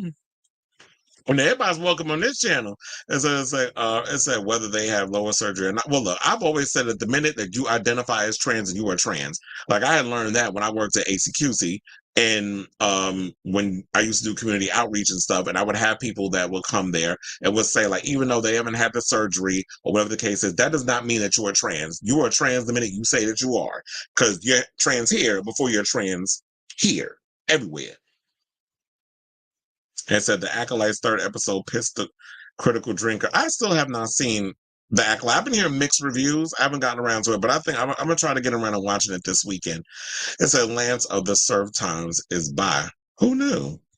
And it said, but of course, partners have no right to control that. And who could dare control the formidable Elektra? Exactly. Elektra don't play. That's why I live for her. First of all, I've known Dominique Jackson long before she was even on. She used to go by Tyra Allure. And when I used to go to some parties in Manhattan, back when Manhattan actually had a whole neighborhood, like West Village actually had a whole lot of gay bars. We had Chi Chi's and Two Potato. And those were the 2 black bars that was in that neighborhood, close to going towards the pier. So when I was a kid growing up, I used to go down to the pier. I used to also go to Chi Chi's and Two Potato. And Tyra Allure used to perform there. So that's why she used to go by Dominique Tyra A. Ross Jackson. And we used to hang out and she used to be up in there performing and stuff. She was her tall, statuesque self. And she was like literally a star where she was up in there doing her performances. And we used to live for her when she was up in there. So yeah, I've known Dominique Jackson for a long time. So so I think that was it with the comments. I was like, do we have any more? We don't. So we have literally okay, so we got 3 more topics that we got to get to. And so let's get to this NLE Choppa topic. Oh my God, is that rain? That was loud. I don't know if y'all heard that through the mic, but it was like, damn, that was some loud rain that I just heard just now. Well, we definitely need it because it's been hot as hell in New York. But anyway, let's talk about his fine ass. So U.S. rapper NLE Choppa has doubled down on his support for the LGBTQ plus community, urging a hateful social media troll who implied that he's gay to show love. And the reason why I say U.S. rapper is because this is from a UK publication by the name of The Pink News. So the singer, who has found a new fandom in the LGBTQ plus community following the release of his raunchy and fun Slut Me Out 2 music video, said he wanted to thank the community for its support, saying, "I want to perform Slut Me Out 2 at a Pride event in return for the love y'all showed me," the Tennessee rapper wrote on Twitter on Thursday, the 13th of June. An internet troll hit back with the supposed quip that Choppa's zesty, SSB tweaking, insinuating that NLE Choppa himself be gay. Now, here's the thing. This is why I said that I can't stand a lot of you heifers that be on social media that be quick to call somebody zesty or sassy, because we already know that that's like a nicer way of trying to call somebody the F word. Because if a guy's sensitive or shows love to gay people, and I believe that the reason why NLE Choppa is very much open-minded when it comes to the LGBTQ plus community is because I believe he has a gay brother. So he says, "I'm secure. I know who I am. Show love. It won't hurt. You do know women are part of the LGBTQ community, right? You gonna hate them too? I mean, at least appreciate the women in that community if everything else make you uncomfortable." And so I love the fact that he said that. It's like, yeah, so you have no respect for women, but then again, it plays into that whole situation of, oh, you like gay women, but only if you think that 2 girls getting together, you get to participate. That's the only reason why you will tolerate lesbians. Other than that, you don't particularly like them. But they got to look like Megan Thee Stallion. They can't look like who's a butch lesbian that I could think of? Da Brat. They can't look like Da Brat. Because they ain't the box you trying to eat. Now, other social media users praise Choppa for being a rapper who sticks up for those in the LGBTQ plus community rather than taking swipes at queer people in his lyrics. Recently, rappers including J. Cole, Eminem, and DaBaby have been called out for disrespectful takes on the LGBTQ plus community, saying people are finally realizing that homophobia blocks your bag, something a real man would never do, wrote one fan. Another said, NLE Choppa has won me over and I give him all the respect. If more people had this mentality, a lot less hate would be spread. And I totally agree with that. It's just the fact that, you know what, I love the fact that, I always said this, real men who are secure with their sexuality are not sitting out here pressed or worrying about what other people think in regards to their sexuality. He's like, I'm secure enough about sexuality. I don't need to bash people or be homophobic or act like bussy mad ass or some of these other people in order to get clout or validation. Because what does that bring you? And one person said, lesbians love NLE Choppa. Now, in April, Choppa drew praise for shutting down homophobes for clarifying that his music is for everyone. So I don't care what's normalized as a rapper. I was raised to F with who I know. He says, I was raised to F with who fuck with you. So thank y'all for appreciating my craft, my music for all. We do no discrimination. He was quick to shut down bigoted responses to the past to asking, I'm gay for showing love? Y'all men lost. That's why we killing each other every day, because y'all can't show love, and whole time y'all be the ones that get down like that, but be hiding it. Me saying thank you got nothing to do with my sexuality, Buster. Buster's such an old word. That's like saying sucker. Like very 70s, I'm gonna get you sucker type stuff, or blaxploitation. That's what I was giving. But one of the things I would say is, like, yeah, I like that we have somebody who's open-minded and who's an ally, like NLE Choppa. And that's definitely, like, here's the thing. Okay, so Black queer promoters, especially you in Atlanta, I need y'all to stop fishing for these self-hating homophobes that y'all be putting on these banners because y'all want them to show up at our events instead of really investing in the queer artists that really be making the music for us, by us, like very FUBU, for us, by us. Y'all making the music for us to enjoy and embrace. We do have a lot of more openly gay or more openly queer R&B singers, rappers, that sort of thing. Y'all should be putting the money and putting them on and giving them a platform and representation, because Pride is the perfect month for them to get that representation. But if we're going to look to the allies, we need to stop looking to these allies who sit and talk shit about us, but will take our money under the same breath, but hate the gays, and really embrace those who really fuck with us, like NLE Choppa. Ain't none of us, like, yeah, Choppa's a cutie, but we're not out here trying to, force him to have sex with us or groom him or whatever the term is you want to use. He's actually out here showing love for the community. So in that context, we shouldn't be hating on the situation. So kudos to him. I did hear, I've heard his music. I guess I am a fan now. Because, like he said, he fucks with whoever fucks with him. And I fucks with NLE Choppa because he is showing that he has love and support for the community. So, let me know what you guys think of this story down below. Okay, so we have some comments. Please hold. Because I was also looking up something in the process of us doing this show. And now that I have it, I can focus on the comments. Because Robert trying to rush me. He got a date to Starbucks. I'm joking.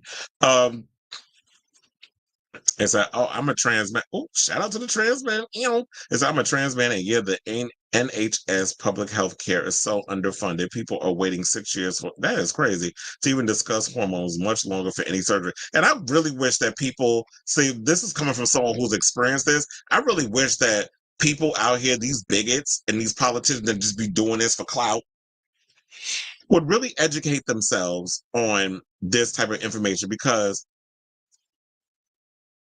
this is definitely something that we need to talk about, especially like when it comes to the healthcare and stuff that's been going on, and what trans people have to deal with in order to live their authentic lives and to have the outside match the inside. So, and then we're dealing with stuff in America where they're trying to deny people healthcare and all this other stuff. So we're fighting that.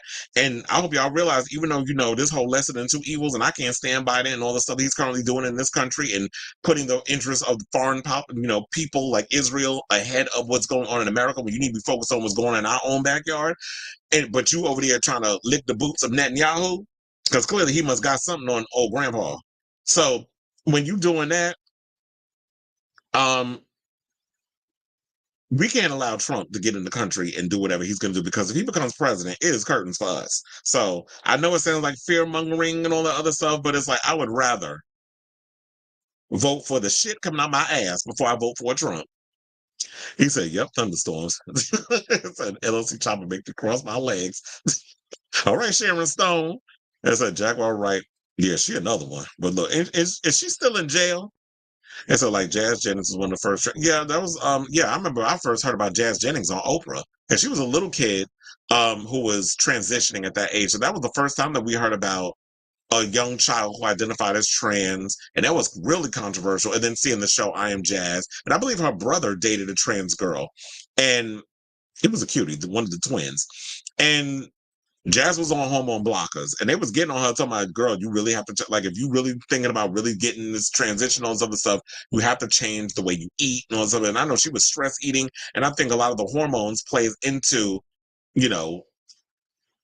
it has to be a huge lifestyle change. So Jazz was one of the first people that I first heard about. So like Orville Peck said, being an ally is cool, but treating us like human beings is just common fucking human decency. Absolutely. And that's why I love me some Orville Peck and them nudes that he just took for Paper Magazine. So Choppa did a sit-down interview with Zach Campbell, messy ass. Chill. It's a ditch Chris Brown. He's not welcome. Get NLE Choppa, MNEK. Well, MNEK, isn't he queer? And then I just heard about, even though I had a feeling I knew about this, but he actually opened up about it. K Tronada, another one of my favorite Black music artists. He does like this jazzy dance type of sound. He came out as like talking about being Black and queer in the music industry. So Not Chris Brown. And child, did y'all hear the tea about Chris Brown got left dangling in the air during his concert? I laughed when I heard that. He was mad, and they left him up there. They didn't even realize that he was, that there was a glitch in the Matrix. During his show, he thought he was pink up there flying across the arena and got stuck. They had to bring a ladder to bring him down. As it says, the Supreme Court isn't worth playing with, fearmonger. Well, yeah, because they talking about Clarence Thomas, coon ass, and another one planning on retiring when during the next situation. And if the orange turd gets in office, God knows who he's going to put in the damn Supreme Court. I wouldn't be surprised he give fucking Marjorie Taylor Greene a promotion, or puts Roseanne in there, or Dr. Oz, because he'll put. Don't put nothing past that fool, and he'll put in these public positions. Because remember, once upon a time, not that long ago, Dr. Oz was trying to be run for public office. But anyway, let's move on and let's talk about Ricky Martin, who is opening up about navigating Hollywood because he went to CAA Amplify and he's reflecting on the highs and lows of his career. As he had his breakout when he performed The Cup of Life. I believe, wasn't that the song that he performed? Yeah, it was. He performed at the Grammys, which of course had Madonna sitting all the way up. I'm like, wait, what is happening right now? Like, I'm noticing a moment. I need to work with him. Who is this fine ass Puerto Rican man? But I think she clocked the tea. She knew he was a gay man. Well, quite as kept, a lot of us knew. But anyway, so they said all eyes were on Ricky Martin during CAA's 7th Annual Amplify Summit on Tuesday, where the Grammy-winning entertainer took the stage to discuss his storied career with Bruno Del Granado, the head of CAA's Global Latin Music Touring Division. CAA is Creative Arts Agency, for those of you who didn't know. Now, Martin discussed his role on Apple TV's newly renewed Season 2 Palm Royale, a show I definitely got to check out because I've heard great things. And I have Apple TV Plus, so I definitely need to check that show out. And they said an open about his major career milestones, including his impact on Latin American music in the United States and LGBTQ plus representation in mainstream spaces. Now, Martin's show love for his Palm Royale castmates and the life-changing stories they've been able to portray. Set in the 1960s in Palm Beach, Martin portrays Robert, a gay man and a bartender at a high society club, Palm Royale. A couple of years ago, when I was promoting the assassination of Gianni Versace, I know it's Versace, American Crime Story, this journalist from Poland asked me, Ricky, aren't you afraid that you're going to be typecast as a gay man in every role that they give you? And I wondered if he would ask the same thing to Brad Pitt. Brad Pitt, are you afraid that you're being typecast as a straight man all the time from now on? Men and women out there in the LGBT communities are dying to tell stories. Just give them the opportunity. They will rock your script. Doesn't matter if they're portraying gay, straight, transgender. It doesn't matter. Absolutely. That's what I'll say. Now, after gushing over his experience as the headliner for LA Pride, Martin shared that it was his father, Enrique, who gave him the push to eventually come out as gay in 2010, just a few months before the release of his memoir, Me. I just wanted to be able to walk onto a red carpet with someone I loved, he remembers. This is something I really wanted to do. I sat in front of the computer and I wrote a lot. It was the beginning of Twitter, and when I posted it, I felt the instant gratification of thousands of people sending me nothing but love. There were haters. It took them a minute to come around, but they came around later. But at that moment, I was feeling really good. I immediately started crying like, oh my God, okay, can I come out again? Because it felt amazing. And what people don't realize is like when y'all ask that question, well, why do gay people always have to feel the need to announce it from the rooftop? Why do they always got to come out? Whatever. Because it's about representation.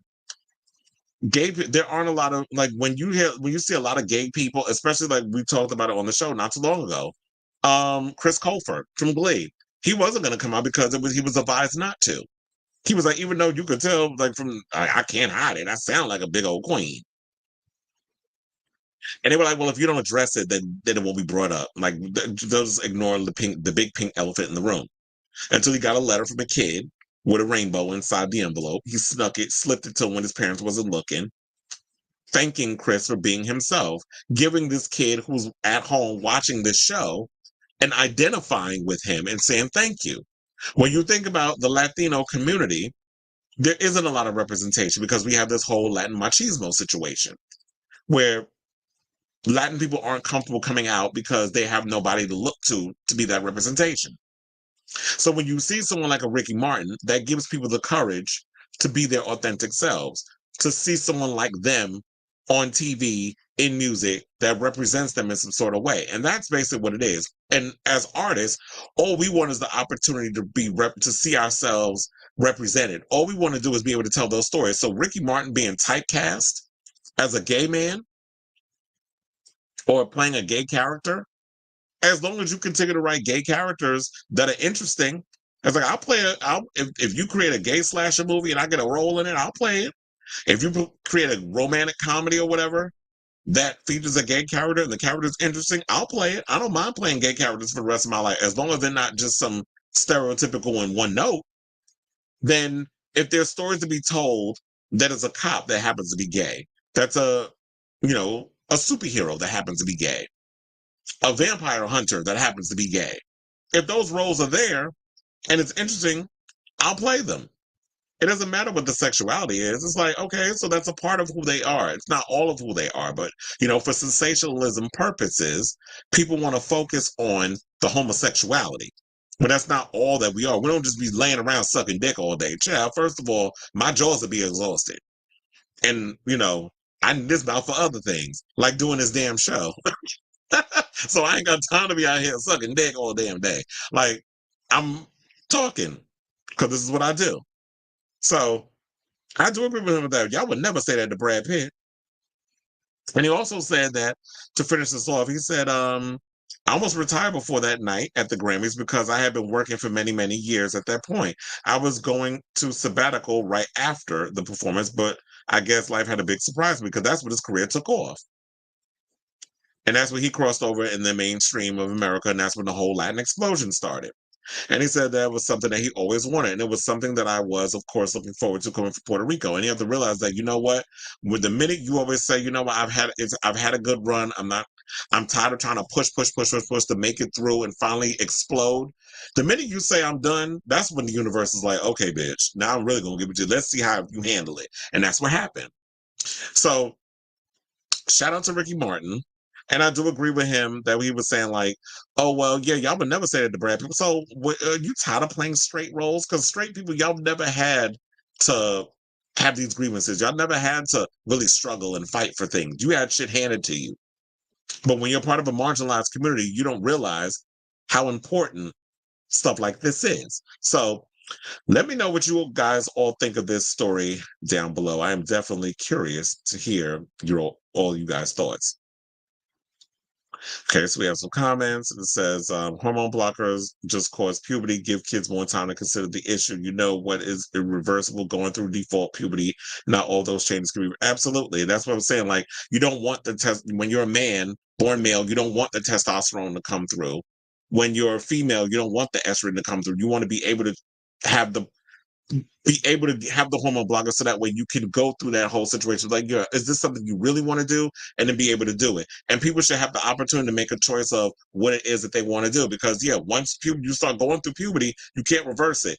A lot of trans women don't want to be around here having to go through this. Once they transition, they got to go through this surgery where they have they have to shave down their Adam's apple. And you know how much that's, I'm sure, pretty expensive. And I just saw an article today that Elliot Page was talking about like transitioning was the best thing that has ever happened to him. So, and actually, I'm actually looking forward to the final season of Umbrella Academy. So I love that Elliot Page is getting to finally live his truth. And so, people have to realize is that, what, it's not easy coming out here trying to live authentically, your life authentically. But you got to worry about your life and all that other stuff and people that, hate on you.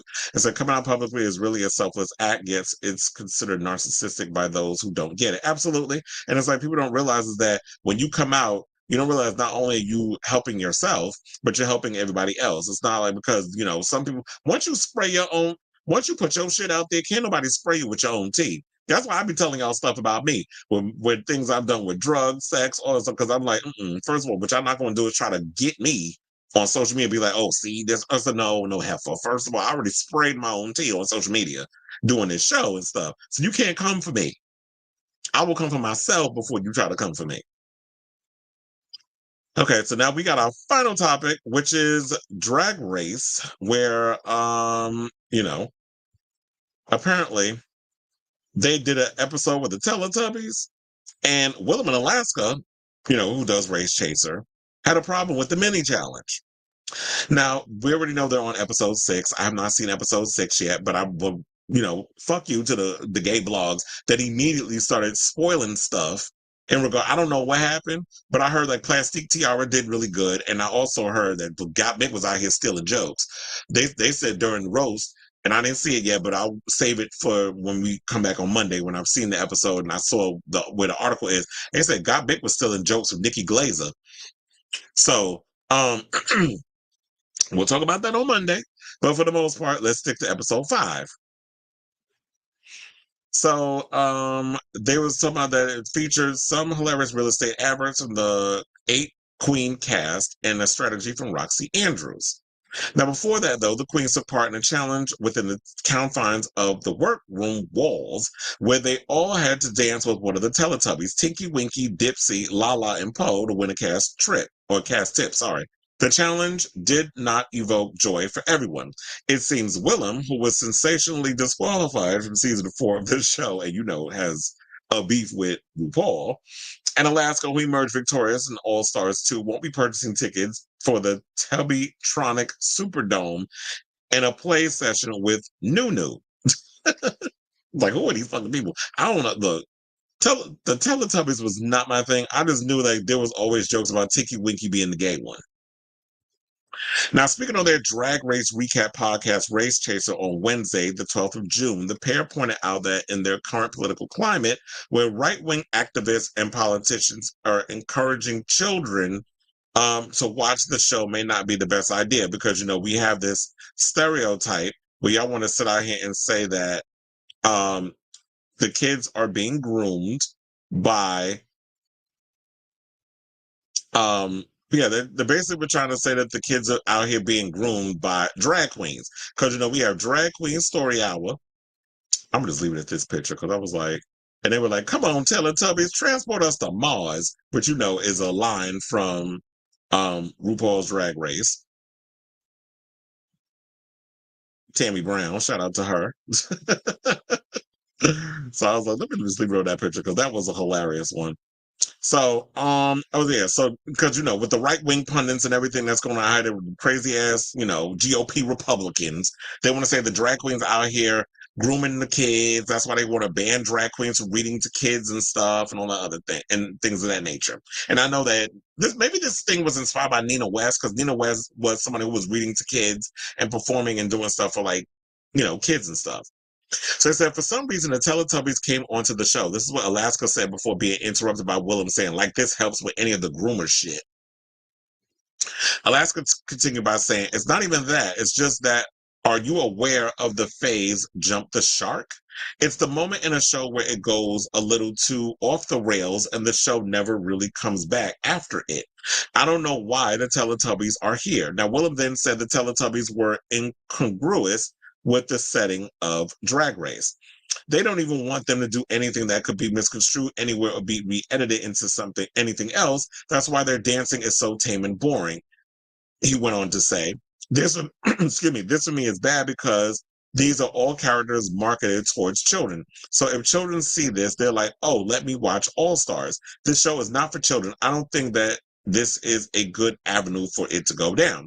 Now, I know y'all can sit and say that this is bad because there are characters marketed towards children. So if children see this because they think that, oh, wait, the Teletubbies are on RuPaul's Drag Race, I need to watch it. And it's like, maybe they feel that, well, here's the thing. Kids watch Drag Race. So I don't understand why some people will be against it. Because I've gone to DragCon and I've seen little kids there. I've seen kids who get to meet their favorite queen and they get their autographs, they buy the merch. I've even seen young kids selling merch at Drag Race. there was a girl that was a teenager, probably like 12, 13, 14, was selling eyelashes and things of that nature, nails. So the kids be out here using this as a way to market. And look, there's a lot of kids who identify with drag queens, and there's a lot of drag kids. I even said that I always thought it'd be an interesting idea for them to do a show featuring drag kids. But because of the whole narrative of grooming and this, that, and the third, that might not be such a good idea. Like remember when they had Top Chef Kids, or they had like when they have shows like that, or when they had Project Runway with kids. That's how I kind of looked at it. I was like, yeah, kids kind of coming in and doing drag. Why wouldn't that be a situation? But like similar to child pageants. I'm not saying y'all need to get all John Bonet with it or Honey Boo Boo, but you got kids coming in, and it's like if they want to do drag, they can do it based on the situation. But it's such a dangerous hot button topic. The conservatives, how they're going to get, but they get the same way with Drag Race. And to me, Drag Race is a Disney-fied version of drag any damn way. Like to me going and showing and celebrating drag for as much of my adult life, I like my drag a little edgy. But I don't know. I'm kind of like on the fence in regards to this whole situation. Like on one hand, it's like, yeah, kids love Drag Race. Kids watch Drag Race. I do feel like it shouldn't be pandered specifically to kids. It just so happens that kids like the show. Kids like seeing shiny, colorful things. So they see boys in dresses and wigs and all that other stuff, and they get to see all the crazy fashions. And so that's what they're more or less interested in. They don't understand all this other stuff that's going on. It's kind of like when I brought up before about the whole Dan Schneider situation. When I was a kid watching a lot of Nickelodeon, I didn't understand a lot of the stuff, when they were talking about on Quiet on Set, a lot of stuff went over my head. So I'm sure when they're watching this, that's what it's going over also. But at the same time, I understand what they're saying. We cannot allow conservatives to scare us away from certain things. We can't worry about what they think. It's the same thing like we were talking about Stephen A. Smith when he was talking about the whole Will Smith situation when it comes to, with him slapping Chris Rock, it's making us look bad in front of all the white people. It's like, okay, who gives a fuck what they think? They're always going to believe what they want to believe about black people at the end of the day. Just the same thing with homophobes. They're always going to feel the way they feel about gays, the LGBTQ community as a whole, regardless of how you slice it. So why sit up in here and worry about what other people think and stress yourself out over this situation because you busy out here trying to pander and worry about pleasing these people over here who wouldn't spit on your ass if you was on fire. So live and let live is what I say.